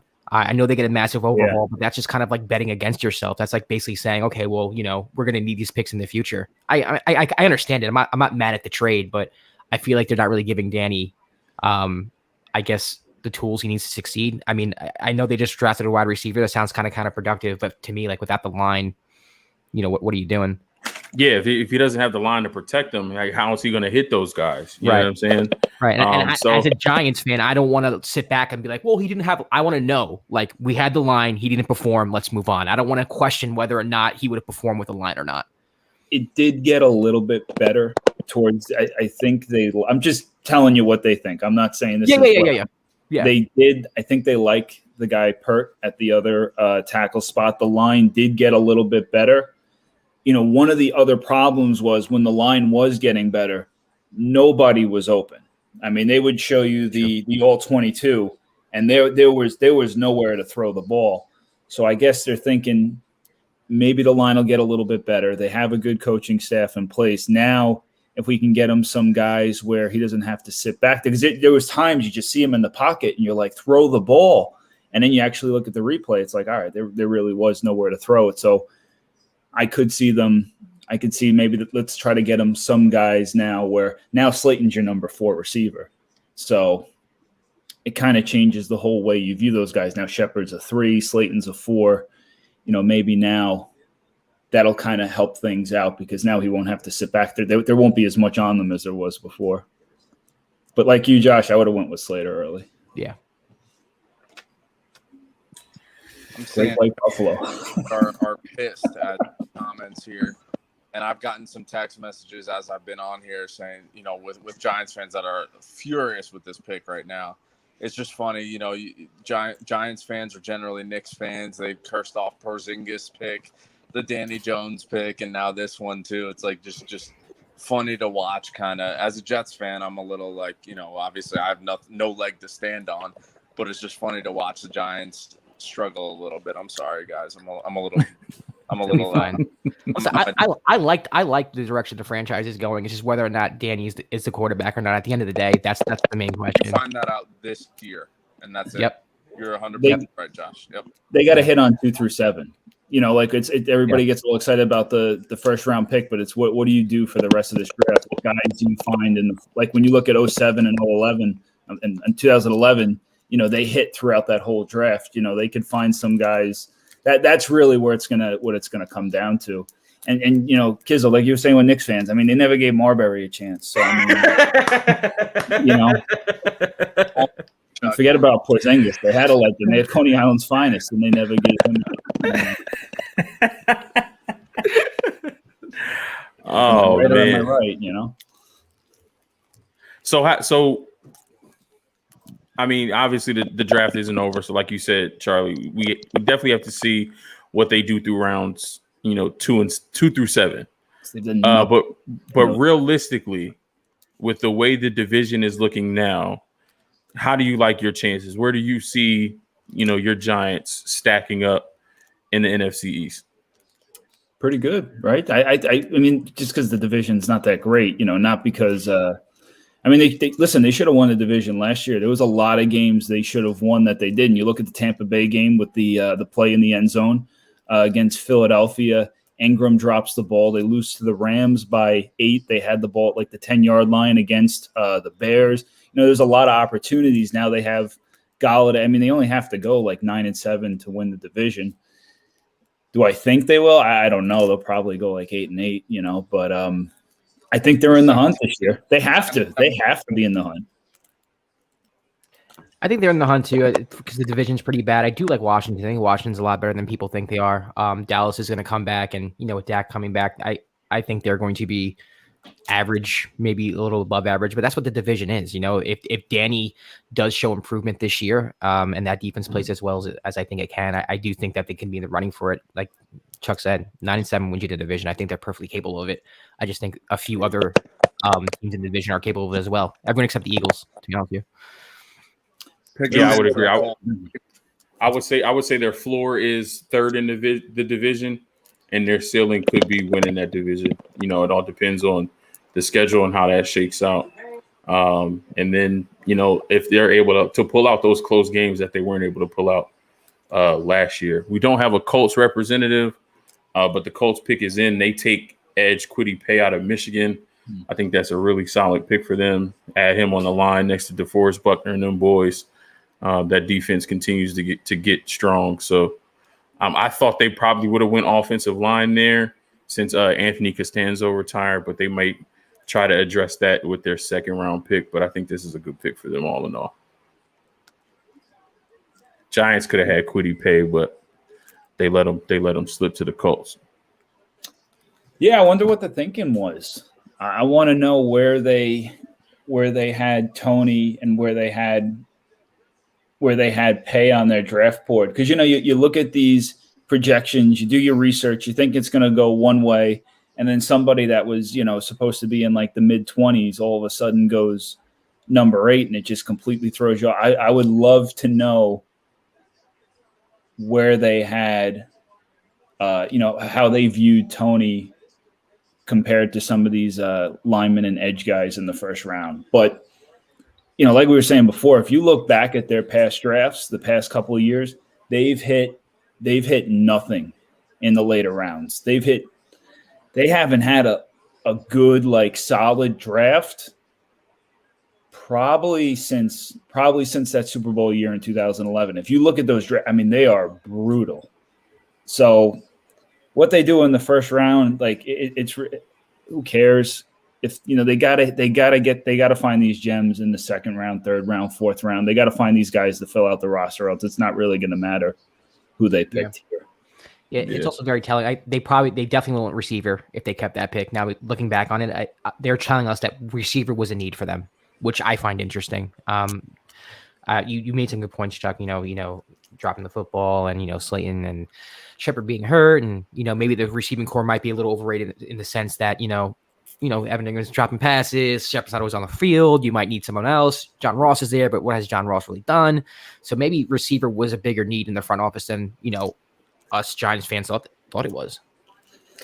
It's like one of those diamond in the rough, like Madden teams. You look at it, it's like, oh, they got some guys here. I could beat some people with this team, but then when you see it in real life, it's not it's not that impressive. Right. Listen, when we played flag in college, it was me and you on the same field, Charlie. We was on the same team destroying people. They couldn't stop either one of us. So I could understand why a team would want to get two dynamic playmakers at the wide receiver position, like you and I. You know what I'm saying? No bad film on us.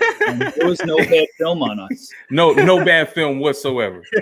None whatsoever. The only time it was close was if we wanted to work on certain things. If we wanted to miniature or something. Yeah. I think the only time it was close was in practice when it was me versus you and you versus me. I think. Right. Used to check the stats. It was like, Marcus is like, I got more yards, but you got more touchdowns, so you'll be the red zone guy. I'll take it 20-20, and then you can put it in there. I was like, all right, whatever you want, man. Yo, can y'all believe we've been friends for over 15 years, yo? It's crazy, man. I cannot believe how fast the time has gone by. It's crazy. It's nuts. Max will be 12 this year, yo. That's crazy. Insane. Man, listen, I love y'all. I appreciate y'all. I would keep y'all up here, but we got our Titans representative, backstage. Proud of you, bro. Bring him on. Thank you so much. All right, man. See you guys. I appreciate y'all coming on. Love y'all, man. Thank you. Thank you. Matt, what's going on with you, man? Not too much. How are you doing? I'm doing well, man. I'm doing well. My 49ers. Oh, I see you. Please give the ball to Derrick Henry. Listen, King Henry always needs the ball. That's all we need. I don't think there's a situation where he should not have the ball in his hands. This is why I'm hoping for a defensive pick. Okay. Like we got the tractor on offense. Like he'll do what he does. Defensively, we got some holes. Okay, so on the defensive side, what positions are you talking about in particular? So, I don't feel particularly great about anything, to be honest. We have our linebackers. We got Jayon Brown. We have Rashaan Evans at least for another year. We got David Long backing him up. I want a cornerback. I want Newsome. I'm open to Farley. I know there's some health concerns, but we got lucky with Simmons a couple years ago, getting him late.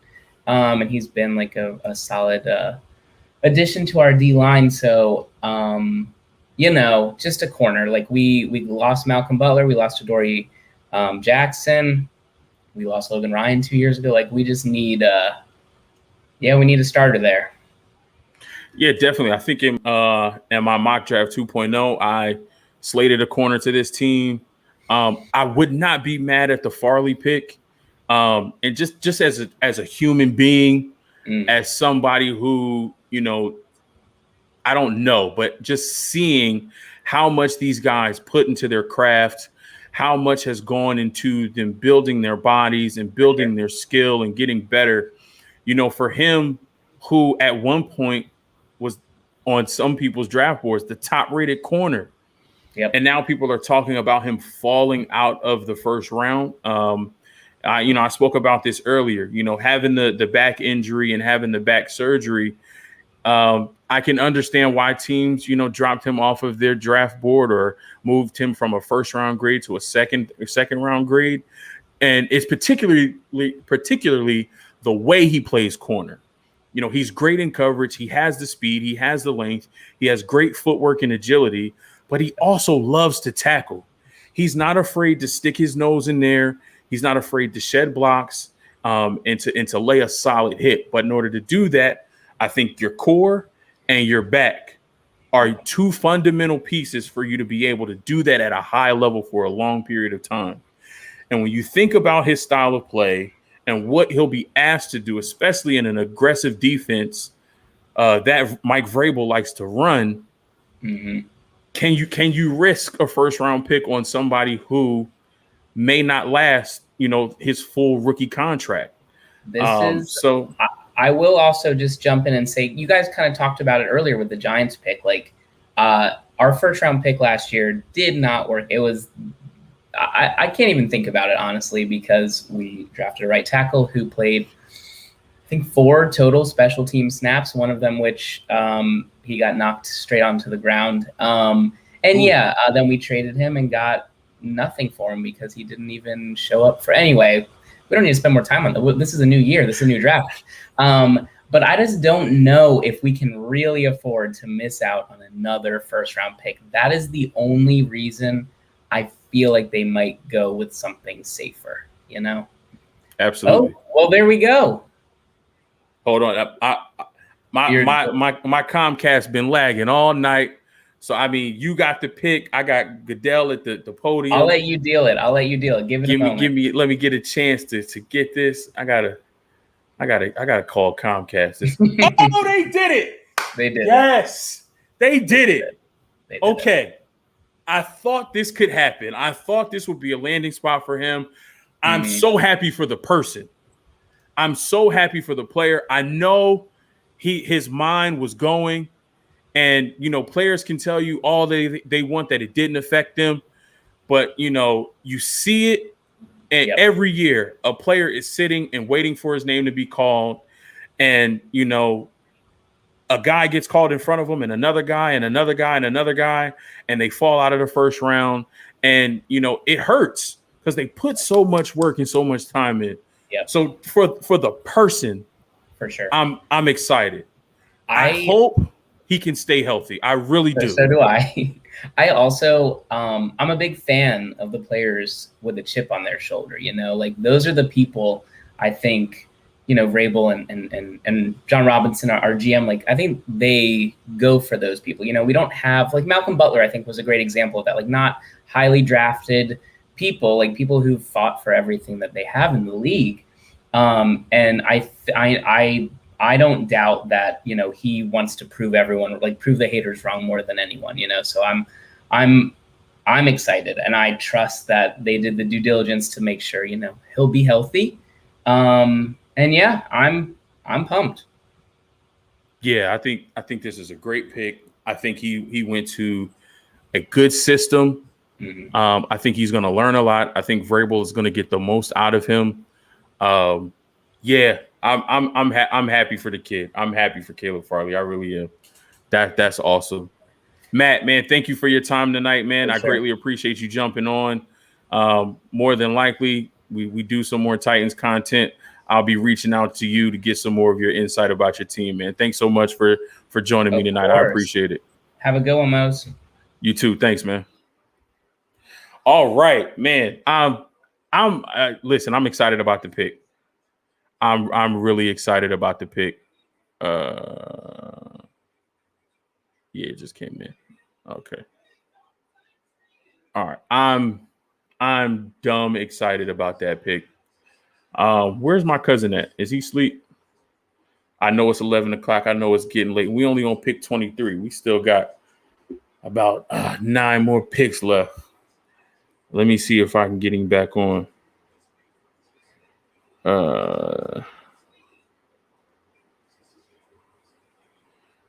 Man, this has been a great night. This has been a great night. I tried to get, you know, a representative from every team. Wasn't able to do that. A couple teams I didn't find somebody for. That's okay. I think some people, you know, they had work or other obligations, family things. Listen, that's quite all right. I completely understand. Thankfully, my family is allowing me to do this. So, you saw the missus, she was on here. Shout out to her. My kids have been great allowing me to do this. So this has been awesome. Let me see if I can get Dev back on. Let me go here. Yeah, I think.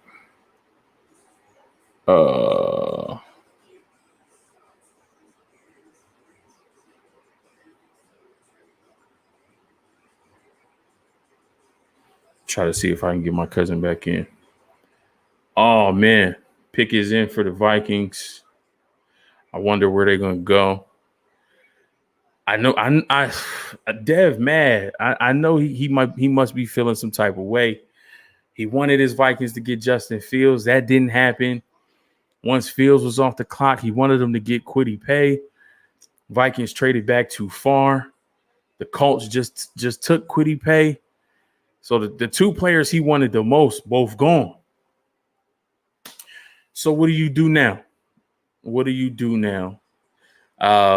I thought that they were going to go Elijah Vera Tucker. I really did. Beef up that offensive line. I know you lost some pieces, got some young guys. So you make sure you fortify that. There you go. Did we pick already? No, y'all didn't pick already. The pick is in, man. I know you kind of tight. Justin Fields didn't happen. Upset. And y'all traded back, and that Kwity Paye off the board. At this point, man, I don't even know, man. Maybe I don't even. I mean, edge is still an option. So left? Azeez Ojulari from Georgia's left. I think that would be a good pickup. Okay. He's more of a. I mean, he could be an outside linebacker. He could also put his hand in the dirt. If you want somebody, a little bit more prototypical for your defense and what you run, maybe a guy like Greg Rousseau. He's still available. Defensive end from Miami. I can see him coming to us. Yeah. So I mean, if you want edge is still possible. Yeah. Offensive line, maybe y'all could get a tackle here. Maybe somebody like Tevin Jenkins. Yeah. So we'll have to see. I know they say the pick is in, so it doesn't look like they're trading right now. So about time. Yeah. But Rick Spielman is known for piling up draft picks, though. He always do this, man, all the time. Yeah. So I mean, it could help. I didn't see, what was that? Who did y'all trade with initially? The Jets.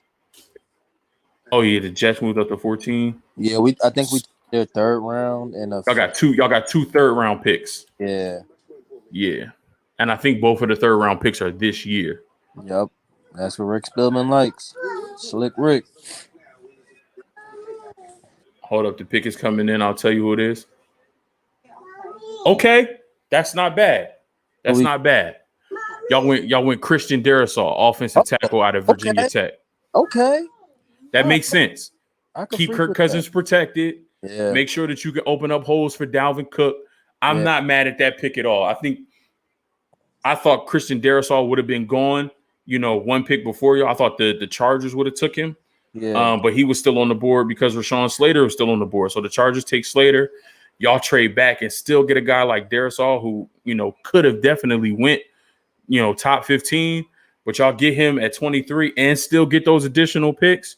Yeah. Listen, now you can either keep those 2 third round picks with, and draft players with those, or y'all could package those 2 third round picks and maybe move up into the second to get, somebody else who's higher up on your board. So I think that worked out for them. Yeah. I think that worked out. I think that's a really, really good pick. He's probably going to be around for 10, 12 years. Yeah. He's athletic. He's strong. He's young. He's smart. I think that's a really, really good pick. Yeah, I think we're going to definitely next pick probably. Oh, we don't have a second. And that's why you trade back, get them 2 third round picks. Yeah. Now you can package those and move back into the second round. Right. All right, yeah, that sounds good.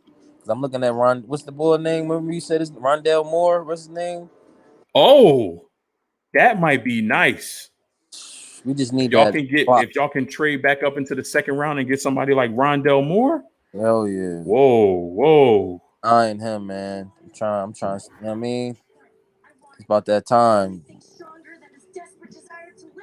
Dang. Okay. So yeah, y'all don't have a second round pick. Yeah. But y'all got the 2/3 that y'all just got from the Jets. Right. Y'all have 4 fourth round picks.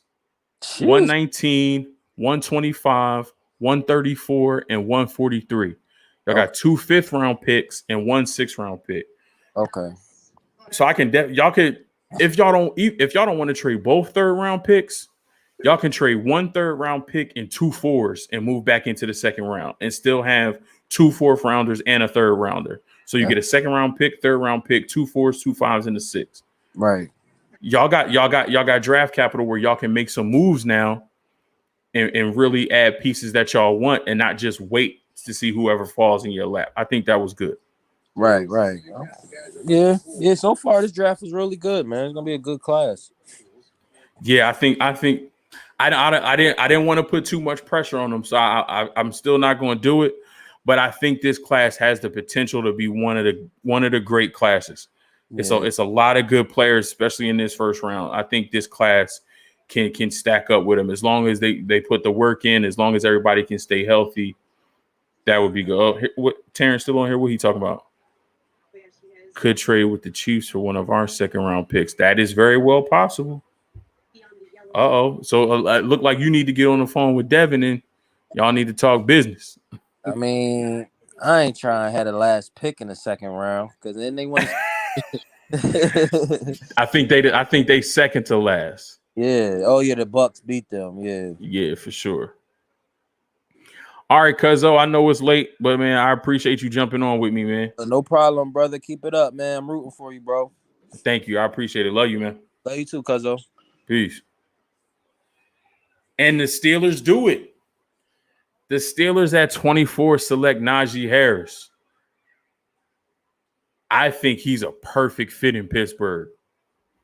I think he is a perfect fit in Pittsburgh for what they do. Now, I think they definitely need to focus on that offensive line after this. But Najee Harris in Pittsburgh, that's crazy. That offense is going to go crazy. Juju Smith-Schuster, Chase Claypool stepping up. Now you add a running back like Najee Harris to that system.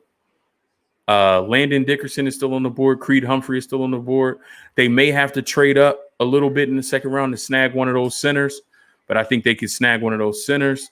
If they want to trade up and they want to get one of the tackles, Tevin Jenkins, Jalen Mayfield, Liam Eichenberg, Dylan Radins. It's a lot of good names left. So I think you go with the stud, you go with the can't miss pick, somebody that fits your offense well from, a smash mouth power running scheme that you try to run there in Pittsburgh. I see you still there, man. You can come on with me if you want, kids. I'm by myself. I can use the additional commentary. Yeah, I think this is great. They showing his pass protection skills. He was very good in pass pro. Am I live right now? Yeah, if you want to be. I always want to be. We were just talking about we were comparing. I got a couple of my boys here. We got Remy and Charlie here. We were just talking about what's up. We were just talking about Najee Smith, like Najee Harris. You got the 24th pick and you get a stud running back like that right now, and it's just having that opportunity is crazy. And we were talking about comparing him to Derrick Henry, and we were saying he's not that good. Yeah. Which I agree, and Derrick Henry was picked 45th, and talking about how 10 years ago, he would have been picked maybe in the top 10, and just kind of comparing that to today's game with the split backs and everybody running back by committee, just kind of crazy that the Steelers take a game changer like that. Yeah, absolutely. And I was just talking before you jumped on. I think it's very possible for them to address the offensive line. There's a ton of names still on the board. You know, they may have to trade up to get a guy like Landon Dickerson or Creed Humphrey if they want to address center. Tevin Jenkins, Jalen Mayfield, Dylan Radins are still some names at the tackle position that they could attack in the second round. But I think at 24, you know, you swing for the fences, you get a game changer who, you know, fits your offensive scheme, that power running scheme that they like to run. You know, I think he fits that well. I think, you know, as long as they can address the offensive line to keep Ben upright, I think the offense is going to go crazy. You got Juju, you got Chase Claypool. Now you add Najee Harris. He's great in pass pro. He proved he can catch the ball out of the backfield. Don't forget Deontay. Oh yeah, you got Deontay in the slot, man. That's and James Washington at number 4 is not any kind of slouch there. Absolutely not. To me, it's their last ditch at a Super Bowl, and it's an offensive league, so you go with everything you possibly can to win Ben his last Super Bowl. Do I think it's going to work? Of course not. I don't think they're going to win the Super Bowl this year. Their defense is amazing, and if they can put it together, like you said, if they can draft an offensive lineman in the late rounds and really have that be a hit, I think they can go a little, you know, farther than I would normally put them at. But, yeah, definitely. You know, Najee's going to be a game changer. We were just talking about where we draft him in dynasty leagues, you know, things of that nature. I mean, I think he automatically becomes, as a Steeler, he becomes maybe the number 1 pick in a non-super flex league. He's in a really, really good spot right now. As our resident expert with the fantasy football stuff, kind of give the viewers, you know, who may not have all of this knowledge, particularly how dynasty leagues work, especially with this incoming class of rookies. This is an amazing class of rookies, and especially with the quarterbacks, which makes it a little bit weird because if you're not in a super flex or a 2 quarterback league, you know, it's super deep there where you can just kind of get a quarterback in the 2nd or 3rd or 4th rounds of your rookie drafts right now. But, you know, if you're not in a super flex league, which is, you know, having the option to start 2 quarterbacks, you're taking Najee Harris probably number 1 unless you are set at running back, in which case you're taking Jamar Chase number 1. And it's almost no question about those 2. Pitts is going to be up there. Everybody thinks he's a sexy pick. I do too. And he's maybe top 5, maybe 7 or 8. But, you know, just having that advantage at tight end is great. But Najee Harris on the Steelers is almost, do you agree? Too good to pass up. We're all in agreement here. Too good to pass up. If you have the opportunity, you're drafting him. So dynasty leagues, for those of you who aren't aware, it's just, you know, you have the same team year over year, and you're drafting exactly what it sounds like. It's a dynasty. You have your same roster from the previous year, and you're adding rookies as draft picks instead of drafting an entire new team.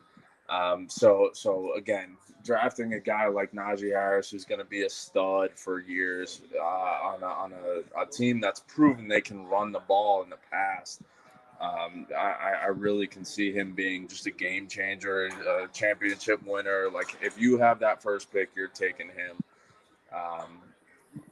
That's pretty much what it comes down to there. Now this may be a easy or a silly question, but how does the situation where a player is drafted, how does that affect then their draft stock in a dynasty league? Because you're talking about Najee Harris and his situation with Pittsburgh.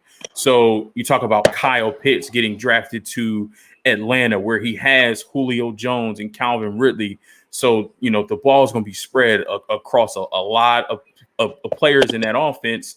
You know, you can double team Julio if you want, but Pitts and Ridley will kill you. Yeah, good luck. Good luck with that, right? So how does a rookie situation and where he's drafted affect then where he's drafted in a dynasty league? Yeah, no, good question. Of course, you know, if you have a guy like Najee Harris drafted on the Giants, of course he's playing behind Saquon Barkley. That's never going to happen. But just that, for example, you know, Saquon's going to take the lion's share of the carries. Najee Harris becomes irrelevant. So the team that he's drafted and the players ahead of them are in every position are always relevant.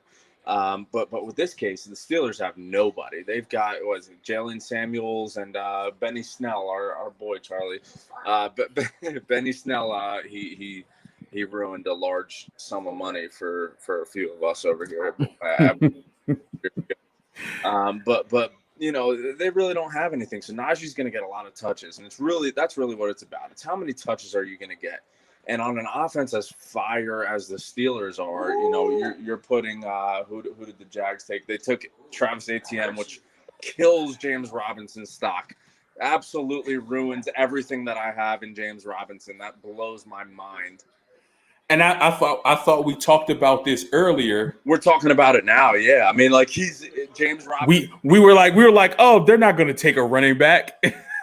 So they not only do they draft Trevor Lawrence, they get his teammate in Travis Etienne with their second first-round pick. That's ridiculous. I've never seen anything like that. Like James Robinson has a phenomenal rookie season. He was a top, fantasy-wise, top 6 or 7 running back last year, depending on your format. And Travis Etienne just comes in, and now Robinson becomes irrelevant. He almost, I don't even know I have no idea what they're going to do with Robinson now. Wow. I mean, you would assume there would be some sort of committee to start, but that is ridiculous. Having ATN come in there and just ruin Robinson's. Like you have a 7th or what was he? He was undrafted, Robinson. And now all of a sudden you have a first-round running back come in there, and Robinson was playing at a first-round running back level. That's ridiculous. So for you asked the question, Marcus, in terms of dynasty stock, where do these guys fall? And this blows up a lot of people's dynasty teams, including 3 of my 4 dynasty teams. Having Robinson as a running back 1 or running back 2. Putting a guy like Etienne in front of him is crazy. So, all depends on where they go, and just wild. That blows my mind. Oh, that's crazy. That's why I love the draft. Because literally a half hour ago, we were like, "Oh, Jaguars don't need a running back. They're good." We're like, they're not going running back. They're good. Yep. That's crazy. And what was the team that we were talking about possibly trading back in to get a running back? I can't remember. I don't know. There's a few that need it. I mean, the Jets really need a running back to be. Oh yeah, I think we were talking about the Jets. Yep, we need a running back right here, but I'm getting texts like crazy right now. Kills James Robinson in all dynasty formats. Thanks, AJ. Everybody's texting me, bye James Robinson. I'm getting messages on the sleeper app. Bye James Robinson. I'm getting blown up because I was literally telling my guys here, 1 hour ago, saying like, I have a man crush on James Robinson. Like he's a undrafted guy. Solid. Just he's not going to run for 95 yards on a particular carry, but he's just a solid running back, going to get you first downs, get you exactly what you need. And now he's he carried my fantasy teams last year, and now he's irrelevant. It's just a wild move. I'm not thrilled about it, to be honest. Now does this change your strategy in your dynasty leagues? Do you go after a Travis Etienne? I now need in leagues where I was, I was relying on James Robinson being a reliable back. And Josh just texted me, "You still have James Robinson in Dynasty?" Yep, I do. You did. For in leagues that I was counting on James Robinson being a reliable RB1, running back 1. He's no longer that. So now I may have to lean a little bit running back heavy. And in 3 out of my 4 leagues, dynasty leagues, I do have to do that now.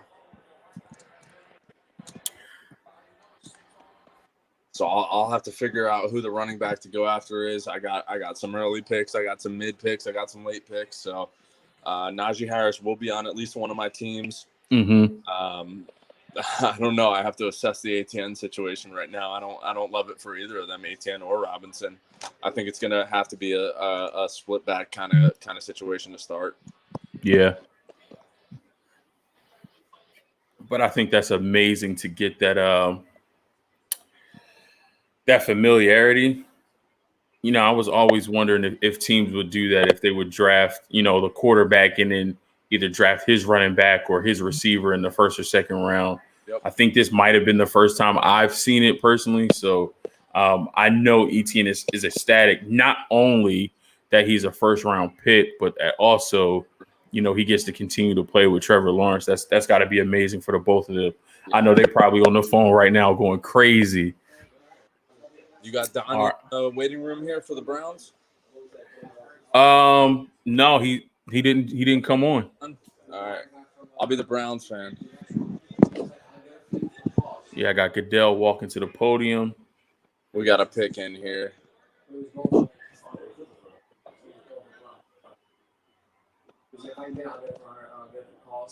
We got Greg Newsome. Oh, Browns went corner? They went corner. Okay. I think that's a good pick. I think that's a good pick. Greedy hasn't, stepped up as, like they thought he would. Yeah. So you bring in that competition. I think that's a good pick. That should be. I mean, they got a solid offense. Yeah, our offense is solid. Quarterback, 2 running backs, wide receivers are good, tight ends are good, offensive line is good. I knew the pick would be defense. I thought that they would go linebacker. I definitely thought that they would go linebacker here, but It would make sense. corner makes a lot of sense. I mean, it's a passing league, and I guess I don't know, with their division, does it make sense? I don't know. Browns fans seem happy with it, at least on the feed here. And it's what we want on the record. We got Charlie over here. He's saying Chubb is the best running back in football. He's I don't know. Chubb fan.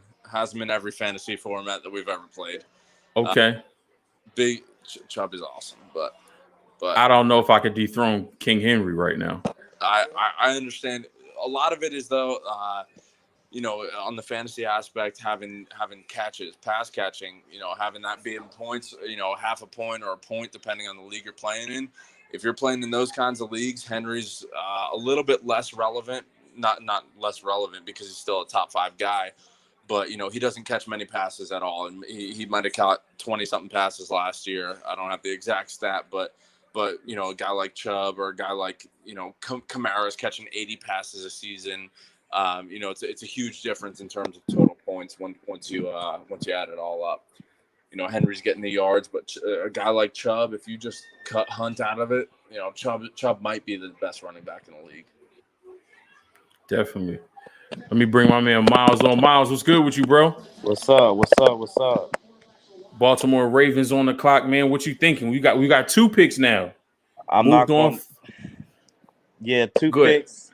I'm sorry. I ain't gonna hold you. I'm over here shaking, man. I'm at work right now. I'm doing the overtime shift, watching it on the TV. I'm over here shaking, man. We need to get these picks right. But this first pick, just because the Saints are right behind us and they need a receiver, I need this first pick to be either Rashad Bateman or Terrence Marshall. Okay. Just because I know the Saints need a receiver. So if we get one, hey, they could get the other one. But we need one of those 2 with this first 27 pick. And then what you got for 31? The 31, then we go you know me, I'm a Miami Hurricanes fan, so I'm going Gregory Rousseau. Okay, I like that. But if he's not there because of the Bills pick before us at 30, if they pick him, I like the guy from Georgia, outside the 3-4 outside linebacker from Georgia.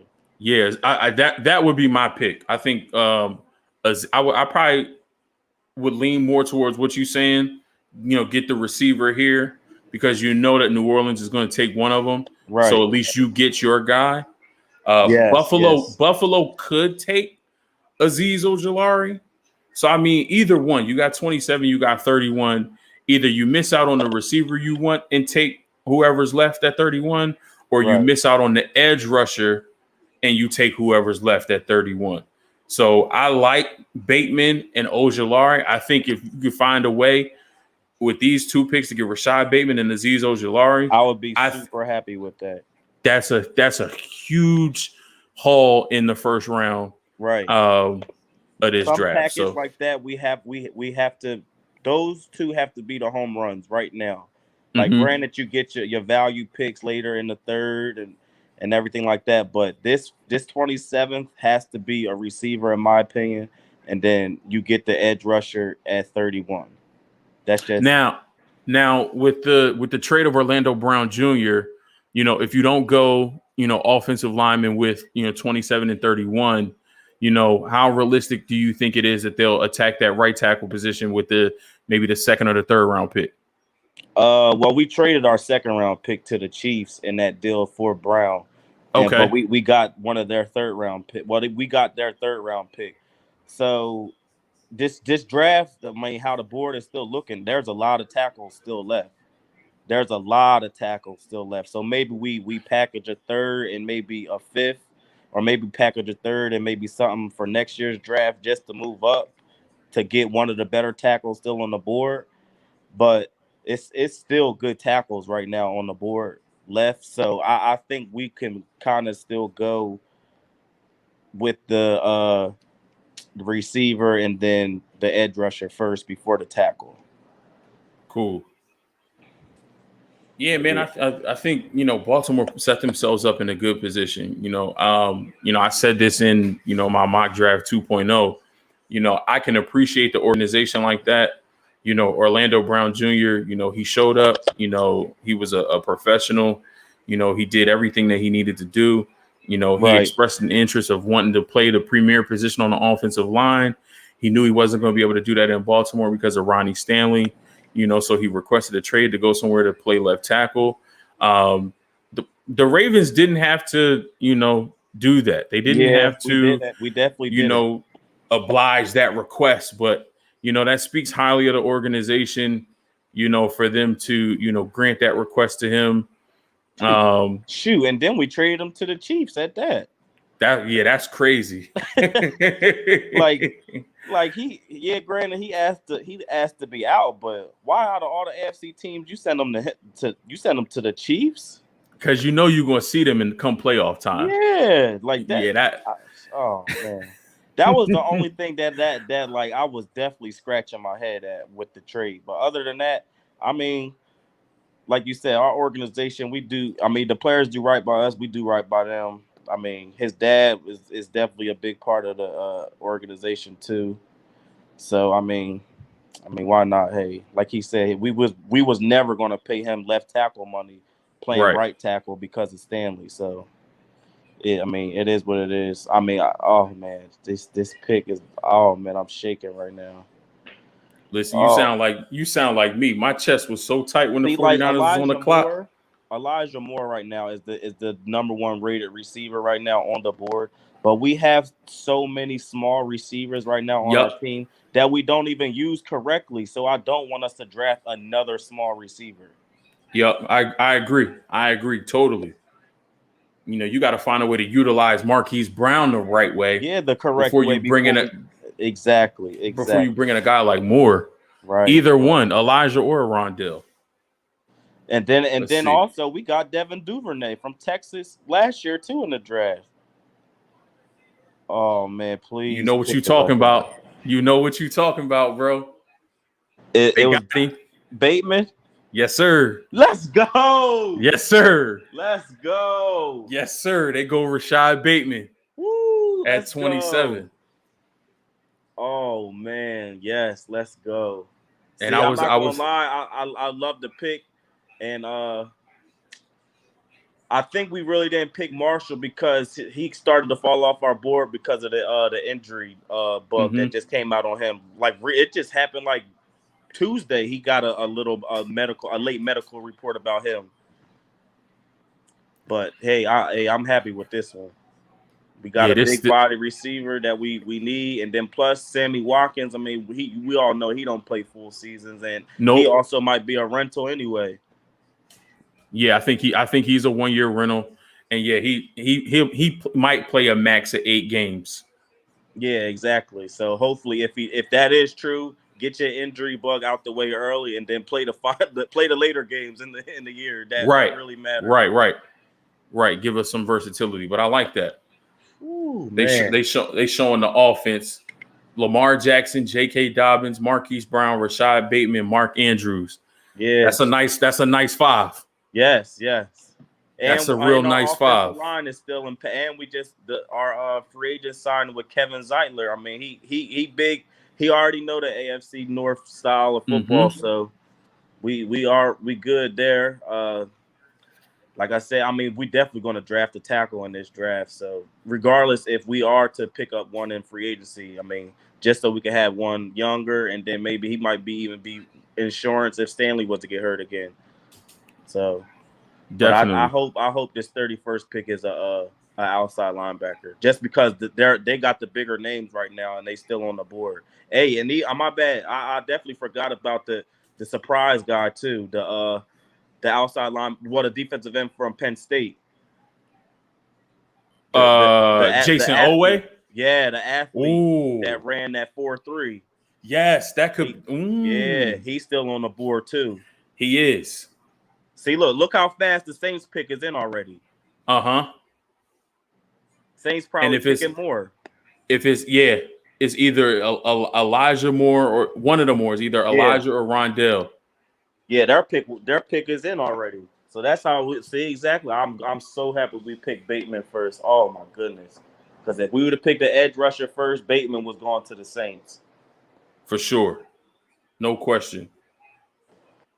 Oh man, I'm so happy. I just can't wake up my clients right now, so I ain't gonna scream till I get outside. Oh man, let's go. Yeah, look, it looks like the draft has been, falling the right way for most of the people that have come on here. I think the only fan base that was not too happy probably was the Raiders. No, the Giants. Well, I like that pick. You do? You like Kadarius Toney? Yeah, I was saying. I only say it because that means they're not re-signing Sterling Shepard because it gets hurt too much. And also, hey, Saquon, you keep getting hurt, my man. I mean, Toney could wind up being a running back. Oh, okay. Okay, I can see that. Yeah, I mean, he could wind up being a running back. You never know. I mean, it's not like, granted, he's a small guy, but he take punishment playing that slot receiver for them, and he can run through tackles. He's shown it. Yeah, that's one of the things that Charlie, the Giants representative, was saying. He was like, Slayton with the concussions in his injury history, Sterling Shepard with his injuries. No. John Ross has never been able to do anything in Cincinnati. So, and even Kenny Golladay been injured. Right. How y'all doing? Excuse me. So, yeah, I think I my bad. I really think the Giants are mad because they probably wanted Devontae Smith. That's why they're really mad. That's the real kicker why they mad. Because the Eagles traded up and the Cowboys actually helped the Eagles, which was shocking, to get in front of another division rival to pick a position that they needed. Yeah. Y'all have a good night. That was crazy. We was talking about that before. We was trying to figure out, why would the Giants do that? Why would the Giants make that trade with the Eagles? And then Steve, who was just on, he asked the question, do you think the Eagles trading up with the Cowboys threw a whole wrench in the Giants' plans? It did. And I think it did. I think it really did. You saw how fast they traded back right after that pick was in. Mm-hmm. So that showed that they was going to draft Smith because he was the best receiver available.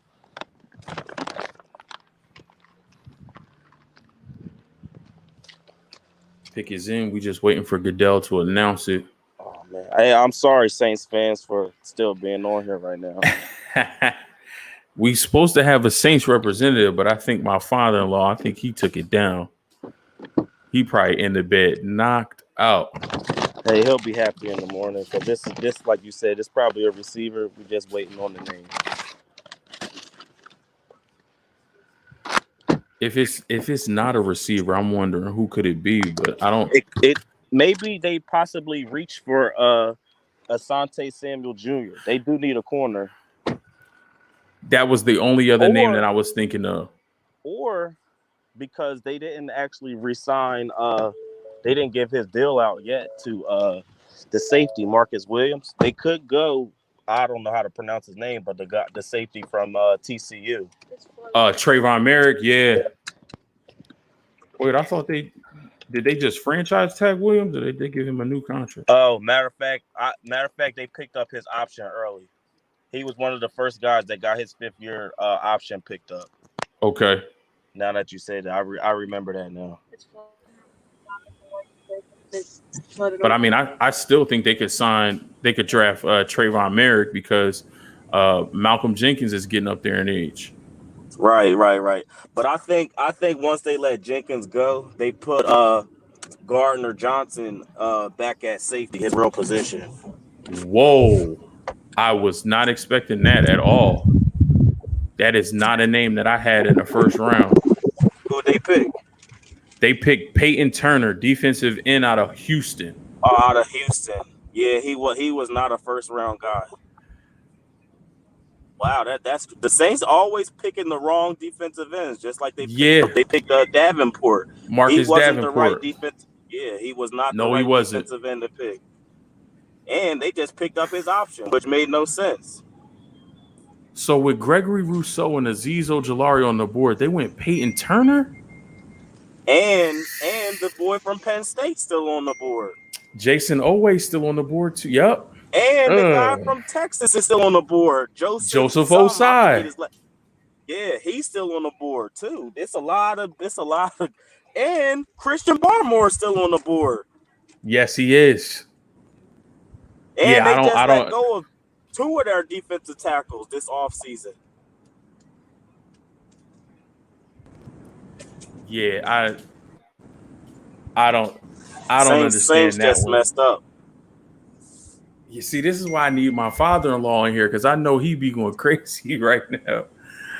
Now, I'm sure he might have saw this already. Packers I'm going sure receiver too.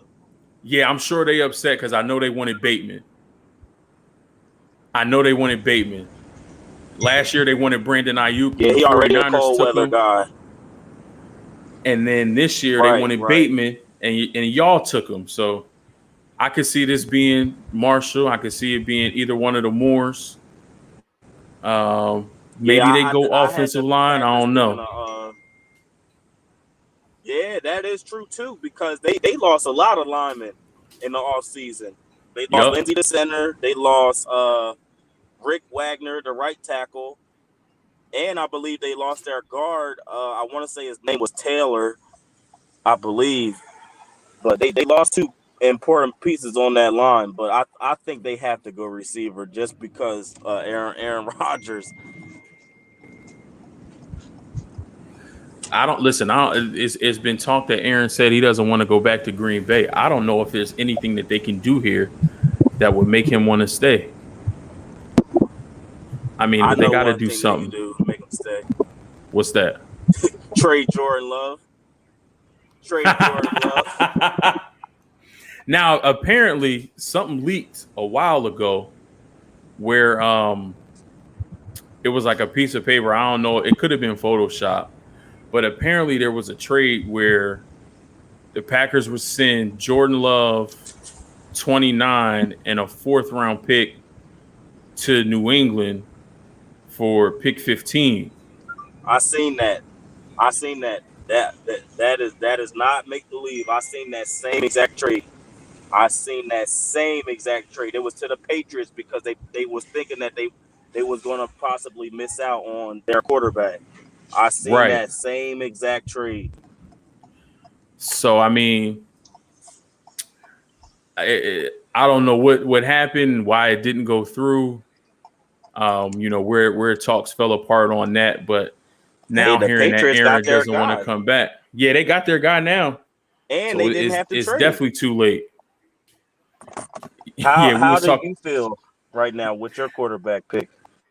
Man, I love it. I was hoping that it wasn't Mac Jones. I would have been fine with either Trey Lance or Justin Fields. I understand, why they went Lance over Fields. You said, and I hold think on, that what did you say about Lance over Fields? What did you say? I understand why they did that. Just Why because of you his think traits. that? I think his traits and what he's able to do. And I think the main thing that people have been talking about him outside of his ability to run the football, outside of, his strong arm, was his intelligence, the way he's able to read defenses. He called his own protections at North Dakota State. He made checks at the line. And if he needed to change his protections based off of what he was seeing from the defense, he was able to do that.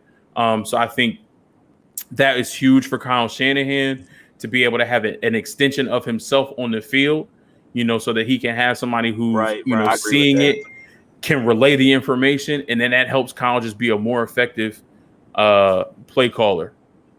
Okay, Green Bay did not go. I agree with Green Bay did not go wide receiver. They went corner. They went Eric Stokes out of Georgia. Okay. Wow. Incredible pick. Okay. Kevin King about to lose his starting job. Oh, for sure. They're going to Kevin stick King him right just next lost to. his starting spot. They're going to stick him right next to Jair Alexander and King getting demoted. Oh man, that was a great pick. But he made himself a first round pick with his 40 time alone. Yes, he did.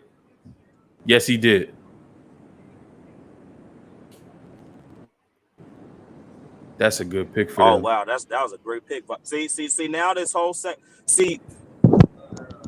how do you feel about basically, to me, it feels like this entire first round has been the teams that need, let's just say the teams that need both offensive linemen and skill positions, they're taking the skill positions first, which to me, I would be doing that too, just because this draft is very, very deep as far as talent and depth wise with the offensive line, as far as both guards that can play center or centers that can play guard, and both tackles that can also play inside as well.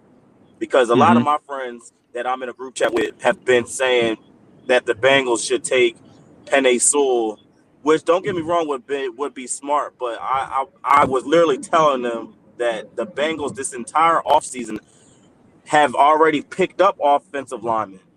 And also Jonah Williams, who they drafted last year, I believe the number 11 pick from Alabama, he was injured. So that already plays a part alone in why Burrow was hit a lot and why they possibly didn't go offensive line first round again, because they picked one up last year. And if Joe Burrow says, yo, I want my best friend on the team, I think you might need to go pick up his best friend with that first pick. No, I completely agree. And I think, the issue that you run into with the skill position players is, I think offensive linemen are versatile enough. There are certain schemes. You got the, power run, zone run. So there are different schemes for offensive linemen. But, when it comes to the skill position players, there may be one or two guys that fit what you do from an offensive standpoint. Depending on whether you need an X receiver, a Z receiver, you need somebody in the slot, where there may be 5, 6, or 7 offensive line guys that do what you need. So I absolutely agree that you can go, with the skill position player first to make sure you get the guy that fits your scheme. And then in the second and third round, with the depth that's in this class offensive line, then you can attack that position. No, I completely agree with you. Let me get my man Chris in here. That's what I was saying. Absolutely. Yo, Chris, what up, bro? Yo, you can hear me? Yeah, I can hear you now. What's going on with you, man? What's good, man? How are you? I'm chilling. You are Bills representative for the night. Bills is on the clock. Yes, sir. Let me know how you feeling. How you like how the board's shaking out? You like the names that's still available? I mean, call me like immature, but like I really wanted to, like, I know we have other needs. Like running back is not a top need, but I was hoping Travis Etienne was still on the board. But I do like, the fact that we can upgrade, I think, which is more important, our defensive side of the ball. I think we need to go edge rusher. I like the boy Jason still out of Penn State. I like him. He had a freakish pro day, so I'm hoping we can add to the depth of our defense, because we need somebody to try to get the patty.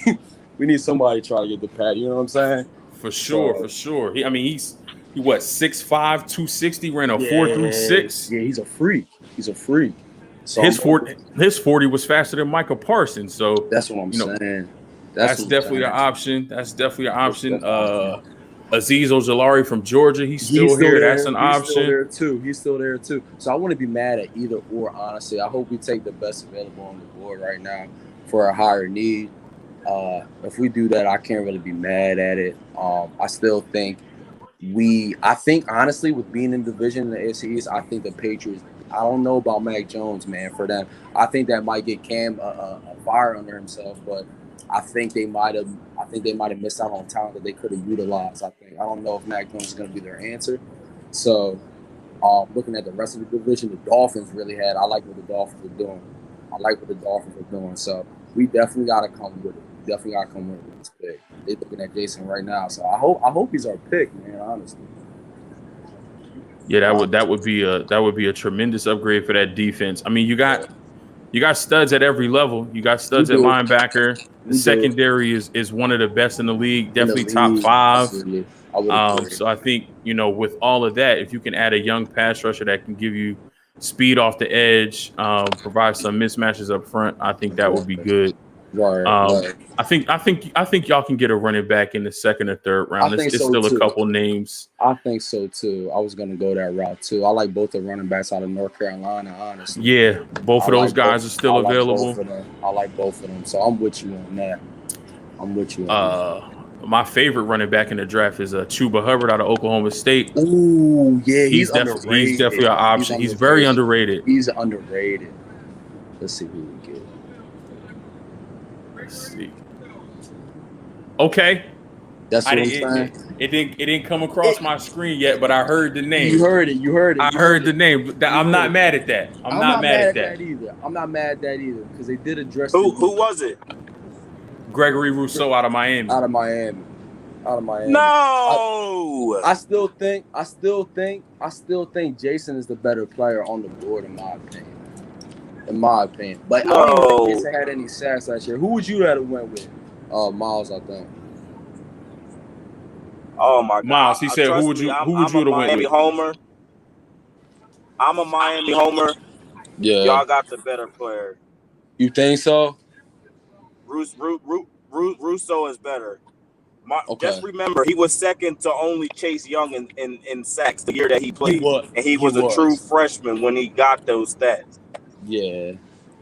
This is true. And I see him lining up all over the field on the line, 3 tech, all that. Like wait. They say he's a former wide receiver / safety. What? Yeah, this dude is like a freaking Russo is literally like Julius Peppers. He's a freak. I like his frame. Long arms, that's good for a defensive end. He looks like he gets off of blocks like nothing right now. So I'm not, like you said, I'm not mad at that. Oh my God, bro! You do not understand how mad I am right now. And I think he's going to a good situation, especially with Sean McDermott and what he likes to do with his defenses. Yeah. I think he went to a good situation. I think you needed help on that defensive end, on that whole defensive line, because like I said, you see who you got to get through to make it to your destination as far as the Super Bowl, and you don't have nobody that can create a problem for Patty when he's back there, even though he makes problems happen whenever problems do occur for him. But you need somebody to you got to look at your competition. You need somebody to get to him the best way possible. So now, does this shift AJ Epinesa inside, you think? I think it might because just watching this guy, his frame and the way he moves off the edge is a little better than him. I would think. But you can line him up. I saw him lining up multiple places. So like maybe it's a thing where you can always have them on the field at the same time during certain situations, NASCAR, whatever you want to have your best pass rushers in there. You could do that. So that's a good question though. It might, or his ticks is gonna go down. So yeah. You still got Jerry Hughes. You needed somebody opposite of him too. So we still got for sure. Still got Jerry Hughes. Okay, so y'all do still have Jerry Hughes. Yeah, we still got Jerry Hughes. Yeah, they still got Jerry Hughes too. We kept Levi Wallace. Like a lot of people were talking about corners for us too. But I'm glad we kept Levi Wallace. I'm not sure if we kept Josh Norman or not, but we kept Teron Johnson, obviously Trey White, and Mika Hod and Jordan Porter. So, like you said, I don't think we had to go secondary. I think it was the right choice where we went. So, but how'd y'all feel about y'all picks? I was just telling Miles, bro. My chest was tight. I was so nervous. I was just praying that Mac Jones wasn't the pick. I really was. That's what I'm saying. Y'all did the right thing. So yeah, I'm happy sure. y'all took Trey Lance. Either him or Justin Fields. I was with it for the Niners. Miles, how about y'all? The 49ers basically already saw what Mac Jones could do looking at Jimmy Garoppolo. He didn't make the throw to Sanders, so why go through that again? True. Exactly. Now you picking an athlete with a better arm. You picking a better athlete. You picking a better arm. Hey, maybe he might run for the first down instead of overthrowing the receiver, and then the drive still continues to possibly still get a touchdown. Right. That's just the direction the league is going. You said what I like about I loved our pick. Who'd y'all get again? I loved our pick. Like I was telling Marcus Earl, I'm like, man, if me personally, I was a bigger Terrence Marshall fan than Bateman, but Marshall just had these late medical reports come out. I think it was Monday or Tuesday, so that scared us away from him. But both of them were still on the board. Yeah, I love them too. So I mean, regardless, we got our big body receiver. Exactly. So I was happy. Exactly. But now we need to get the boy from Penn State or the boy from Georgia. One of the two. One of the two. Right now. One of the two. We have to. One of the two. Only because y'all just took Greg. I wanted Greg.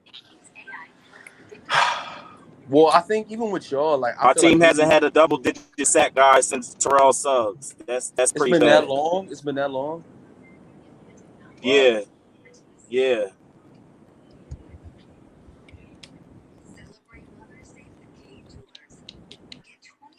A lot of moves going on, though. I mean, the whole NFC East just shook up the whole top 12. Yeah, they did, man. The whole NFC East was wheeling and dealing. What you think about the Giants taking Tony? I'm getting a lot of mixed opinions on that one. Marcus, I'm a diehard Gator fan. I'm Gator Nation for college football. I love Tony. Obviously, I love Pitts, but Tony, I really feel like. Oh man, you about to make me get off this call. I feel like he's a second round. I feel like he's a second round. Now he's dynamic as anybody in the league. Like he has that capability. But he has to be in the right situation. A guy like Tony. I don't know if the Giants are the right situation. You got to be with a creative mind, creative offense, people that can do that stuff around with that personnel. So he has to be in the right situation to really show the talent that he really has, in my opinion.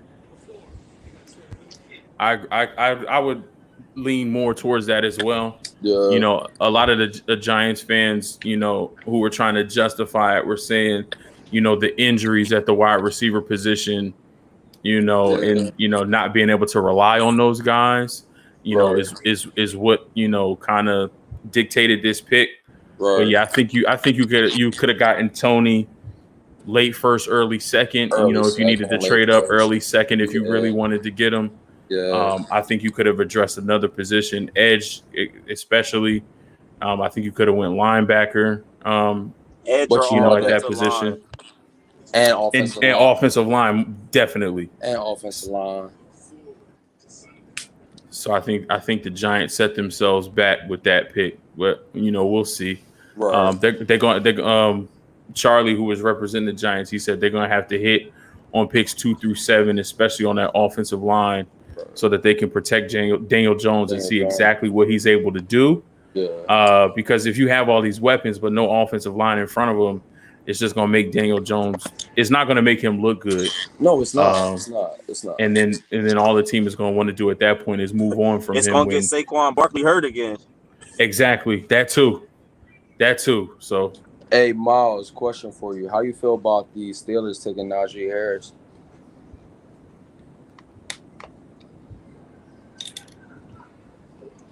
Just like the Giants. Hey, they don't got no offensive line to block for him right now. True. So I mean, don't get me wrong. Him as a player alone. Yeah, him as a player alone. I mean, it's nothing you could say about him. But I'm not gonna lie, a lot of these Bama running backs be great in college, but when they get to the league, some of them kind of fare away from being that star that they was back when they was in college. I don't think he will be one of them because remember, I mean, Eddie Lacy was a monster. He had two good years that's even worth talking about with the Packers. Yeah. TJ Yeldon, he was a monster in college. What is he? Yeah. He's only basically been a third down running back his whole career. Here y'all go now. Oh man. I mean, Derrick Henry, he's been. Oh, hold on. Trent Richardson, he was one of the best ever in college football. He stanked in the league. Hey Miles, I like y'all pick, man. Y'all had to go with him. Who? Jason Away.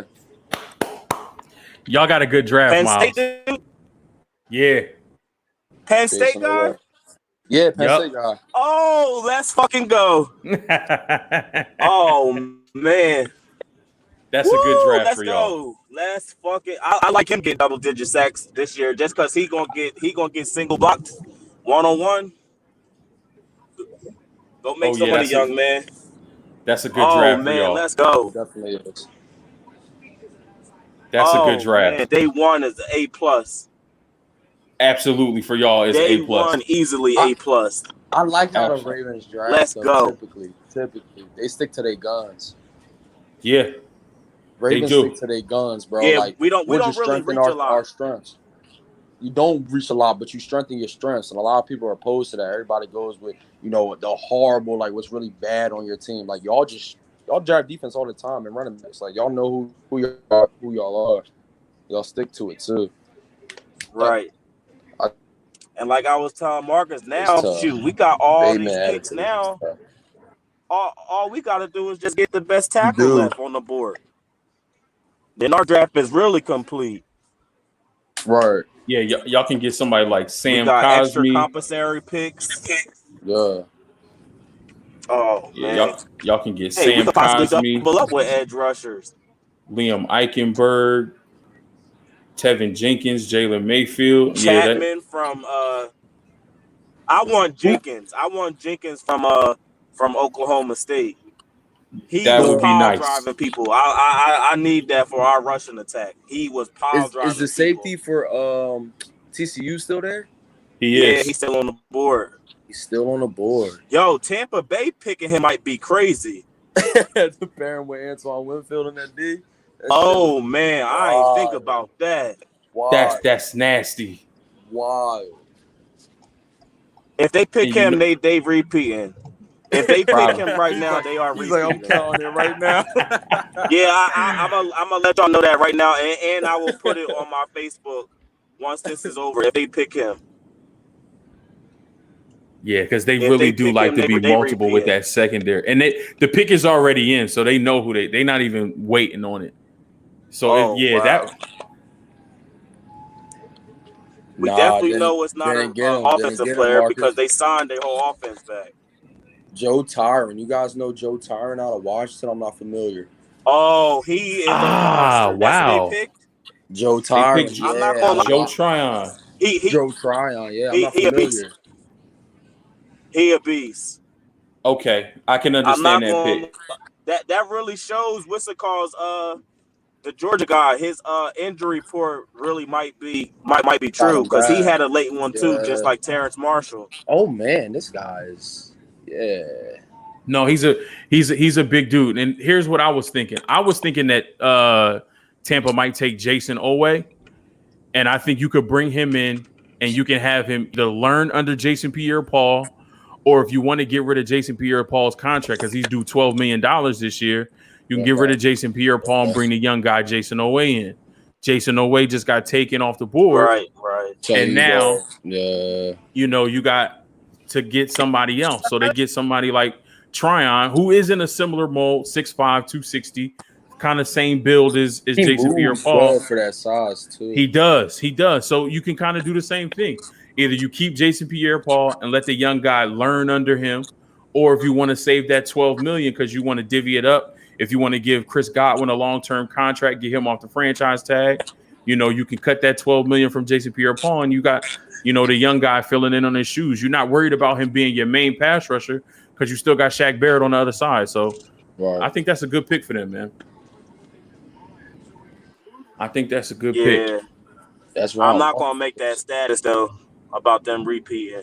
I said, it was only if they got the boy out of TCU. Yeah, if they got that safety, it might have been a wrap. But then how they won the Super Bowl, straight just dogs at rushing, straight. Yeah, they just made their strength even better, even stronger. Yeah. They bring the whole team back. Right. The whole team. Yeah, that was already the biggest plus already right there alone. They brought their entire team back. The entire team back. I didn't think that would happen. I thought one or two of them would be out of there. That's the Tom Brady effect. That's the Tom Brady effect. Like, yeah, we wanna stay here and play with this guy. We already know we'll be in the NFC Championship alone, just as long as he's standing. Exactly. All right, man. We've been on here for 4 hours almost. We are finished the first round. I think it's been an amazing night. We're gonna go around the horn.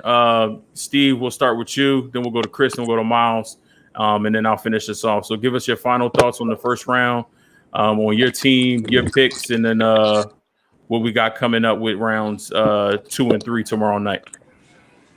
All right, I'll start. Thanks, Marcus. Thanks for doing this. 4 hours. That's a marathon, bro.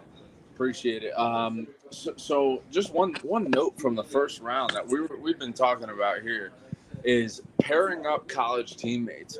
Have you ever seen a draft where you've had a quarterback from a certain college paired up with a receiver or running back like we've seen with Lawrence and Etienne, like we've seen with Burrow and Chase, like we've seen with Tua and Waddle? Like, this is crazy, man. Have you ever seen anything like this before? No, not at all. Do you think that this is now a players' league where these teams are going into their franchise quarterback? They make a good investment as a top 5 pick into these guys. They're like, all right, guys, or all right, quarterback, go tell me who you want. What kind of pass catcher do you want? What kind of offensive player do you want? And they're picking their guy from their college because they have the familiarity. They know the skills there. Do you think that kind of influence? Do you think these quarterbacks are suddenly having this kind of like great influence in the franchise? What are your thoughts here? I definitely see that as a possibility, and that being a new trend. Especially when you're dealing with this younger generation, the way they learn, the way they communicate. It's easier, if you have somebody that they already have familiar with. So if you look at somebody like Burrow and Chase, I don't think Chase's learning curve in the NFL will be as difficult as it would be if he's going to a scheme with another quarterback who he doesn't have the familiarity with. I think Jamar Chase and Joe Burrow are going to be on the phone tomorrow if they weren't already on the phone tonight, talking about the offense, talking about, I'm so excited you coming. We run this scheme, the same stuff that we did in LSU. We run some of that here. There's some new schemes that I'll teach you because they're kind of similar, but I know that you'll be able to do it. So, I think it is becoming that. And as long as these young players, especially the quarterbacks, show that they have, the aptitude to learn these offenses, show that they can be a leader and produce on the field, I wouldn't see why you wouldn't, take their opinion. We're seeing in Seattle where Pete Carroll and Russell Wilson are clashing because Pete Carroll is not taking the recommendations, and we're talking about Russell Wilson here. He's known around the league as a good guy, right? So he's not coming in Pete's office demanding things. He's like, hey, coach, here's what I see from my perspective. Let me know what you think about it. And Pete Carroll is just shutting them down. And we're seeing how that's affecting that relationship. So absolutely, I think it could be going that way where head coaches and GMs are, kind of listening to their young quarterbacks and trying to kind of give them the things that they want in order for them to be successful. Absolutely. It's interesting also that if that is the case and Tua was able to select his receiver, for example, it's interesting he went with Waddle over Devontae Smith. Just to point that out. I kind of expected it that Waddle would be drafted before Smith, but just funny that it was his quarterback. It was his own college quarterback that went after him instead of Devontae.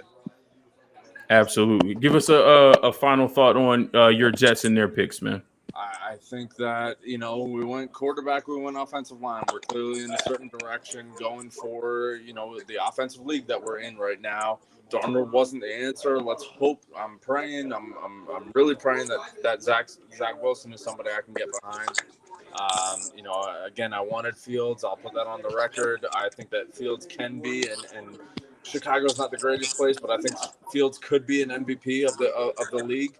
But I'll get behind Wilson, see what he can do, and if we can put a line in front of him, that's what we're looking like. And if we can draft, Williams at in 2 picks from right now, we know the Jags aren't taking a running back at 31 or 33 right here. So if the Jets can get Williams at 34, I think it's a. Is there now? You mentioned fit for Fields in Chicago. My question was Fields Chicago. I think we lost you at the end there. Sorry, the wife was calling. Okay. I had to ignore her. So if the Jets can pick up Williams here, I think it's a phenomenal offensive draft right now, and that's what we need. We've always needed an offense, so it's good to get behind that. Cool. Chris, give me your opinion on the Bills pick, and then give me, if you were the GM, where would you go with your second round pick? So I'll give the Bills pick pretty much. I'll give it a B plus. I'll give it a B plus.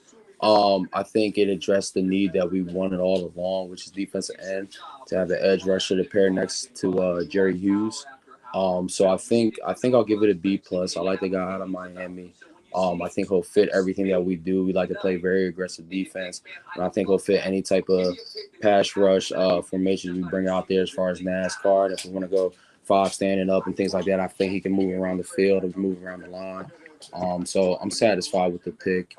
I'm definitely satisfied with the pick. I think if I'm GM for second round, I was honestly, with being in the Philly area, I really want to see if we make a move for Zach. Grade our tight end position with still adding depth to our entire football team as far as the next 6 rounds play out. So I want to see if we make a move for Zach Ertz. Obviously not for a second round pick. I wouldn't like to see that, but I want to see make any trades. But I think is our problem, not really our offense. Even though I would like to address, the running game as well. I like both of those North Carolina backs that I said. So we'll see what happens. We'll see where we take it. I'm satisfied so far, though. All right, Miles, what you got, man? I know you was excited, but just give us one more wrap up about your first round picks, and then where do you think the Ravens should go with their next picks? I don't think they have a second round, but I think they got 2 thirds, right? Yeah, correct. Like I said already, I mean, A plus. We got the receiver. We got the edge rush. We actually probably have the most freakish pass rusher in this draft class.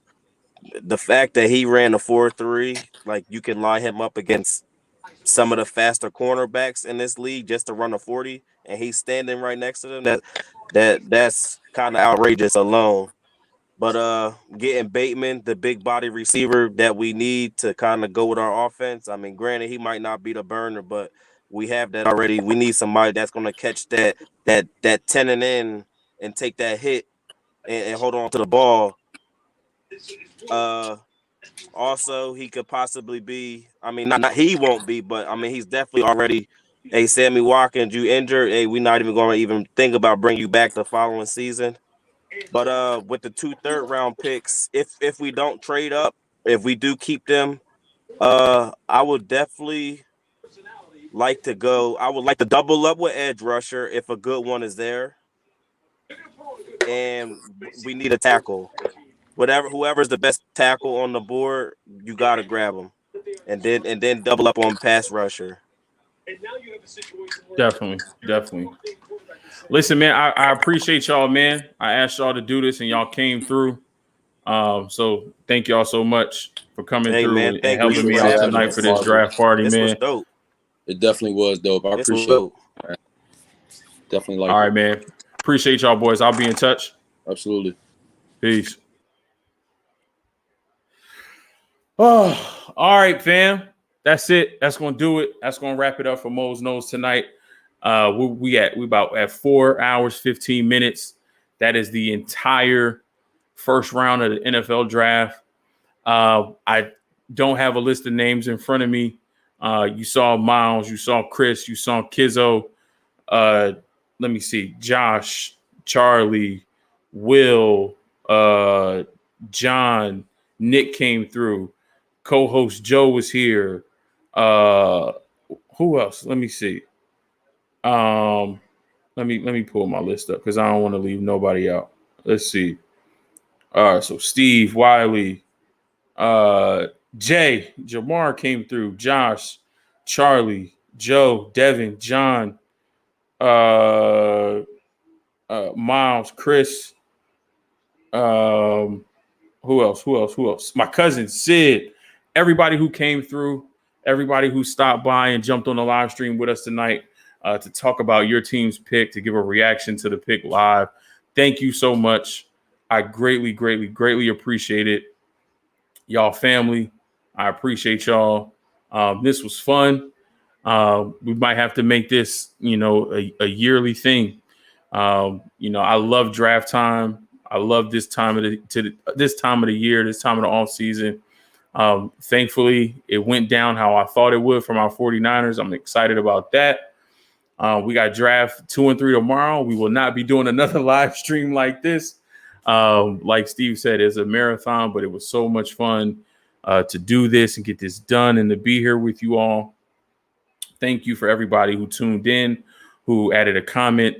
Dre for the Eagles, he came through. Thank you. Then I don't want to forget nobody. Thank you, everybody that came through, everybody who watched, everybody who left a comment. Man, y'all don't know how much it means to me to have y'all support, to have y'all enjoying the content. Y'all know I love football. I know y'all love football too, so it's great to just talk ball with y'all. I'm going to get out of here.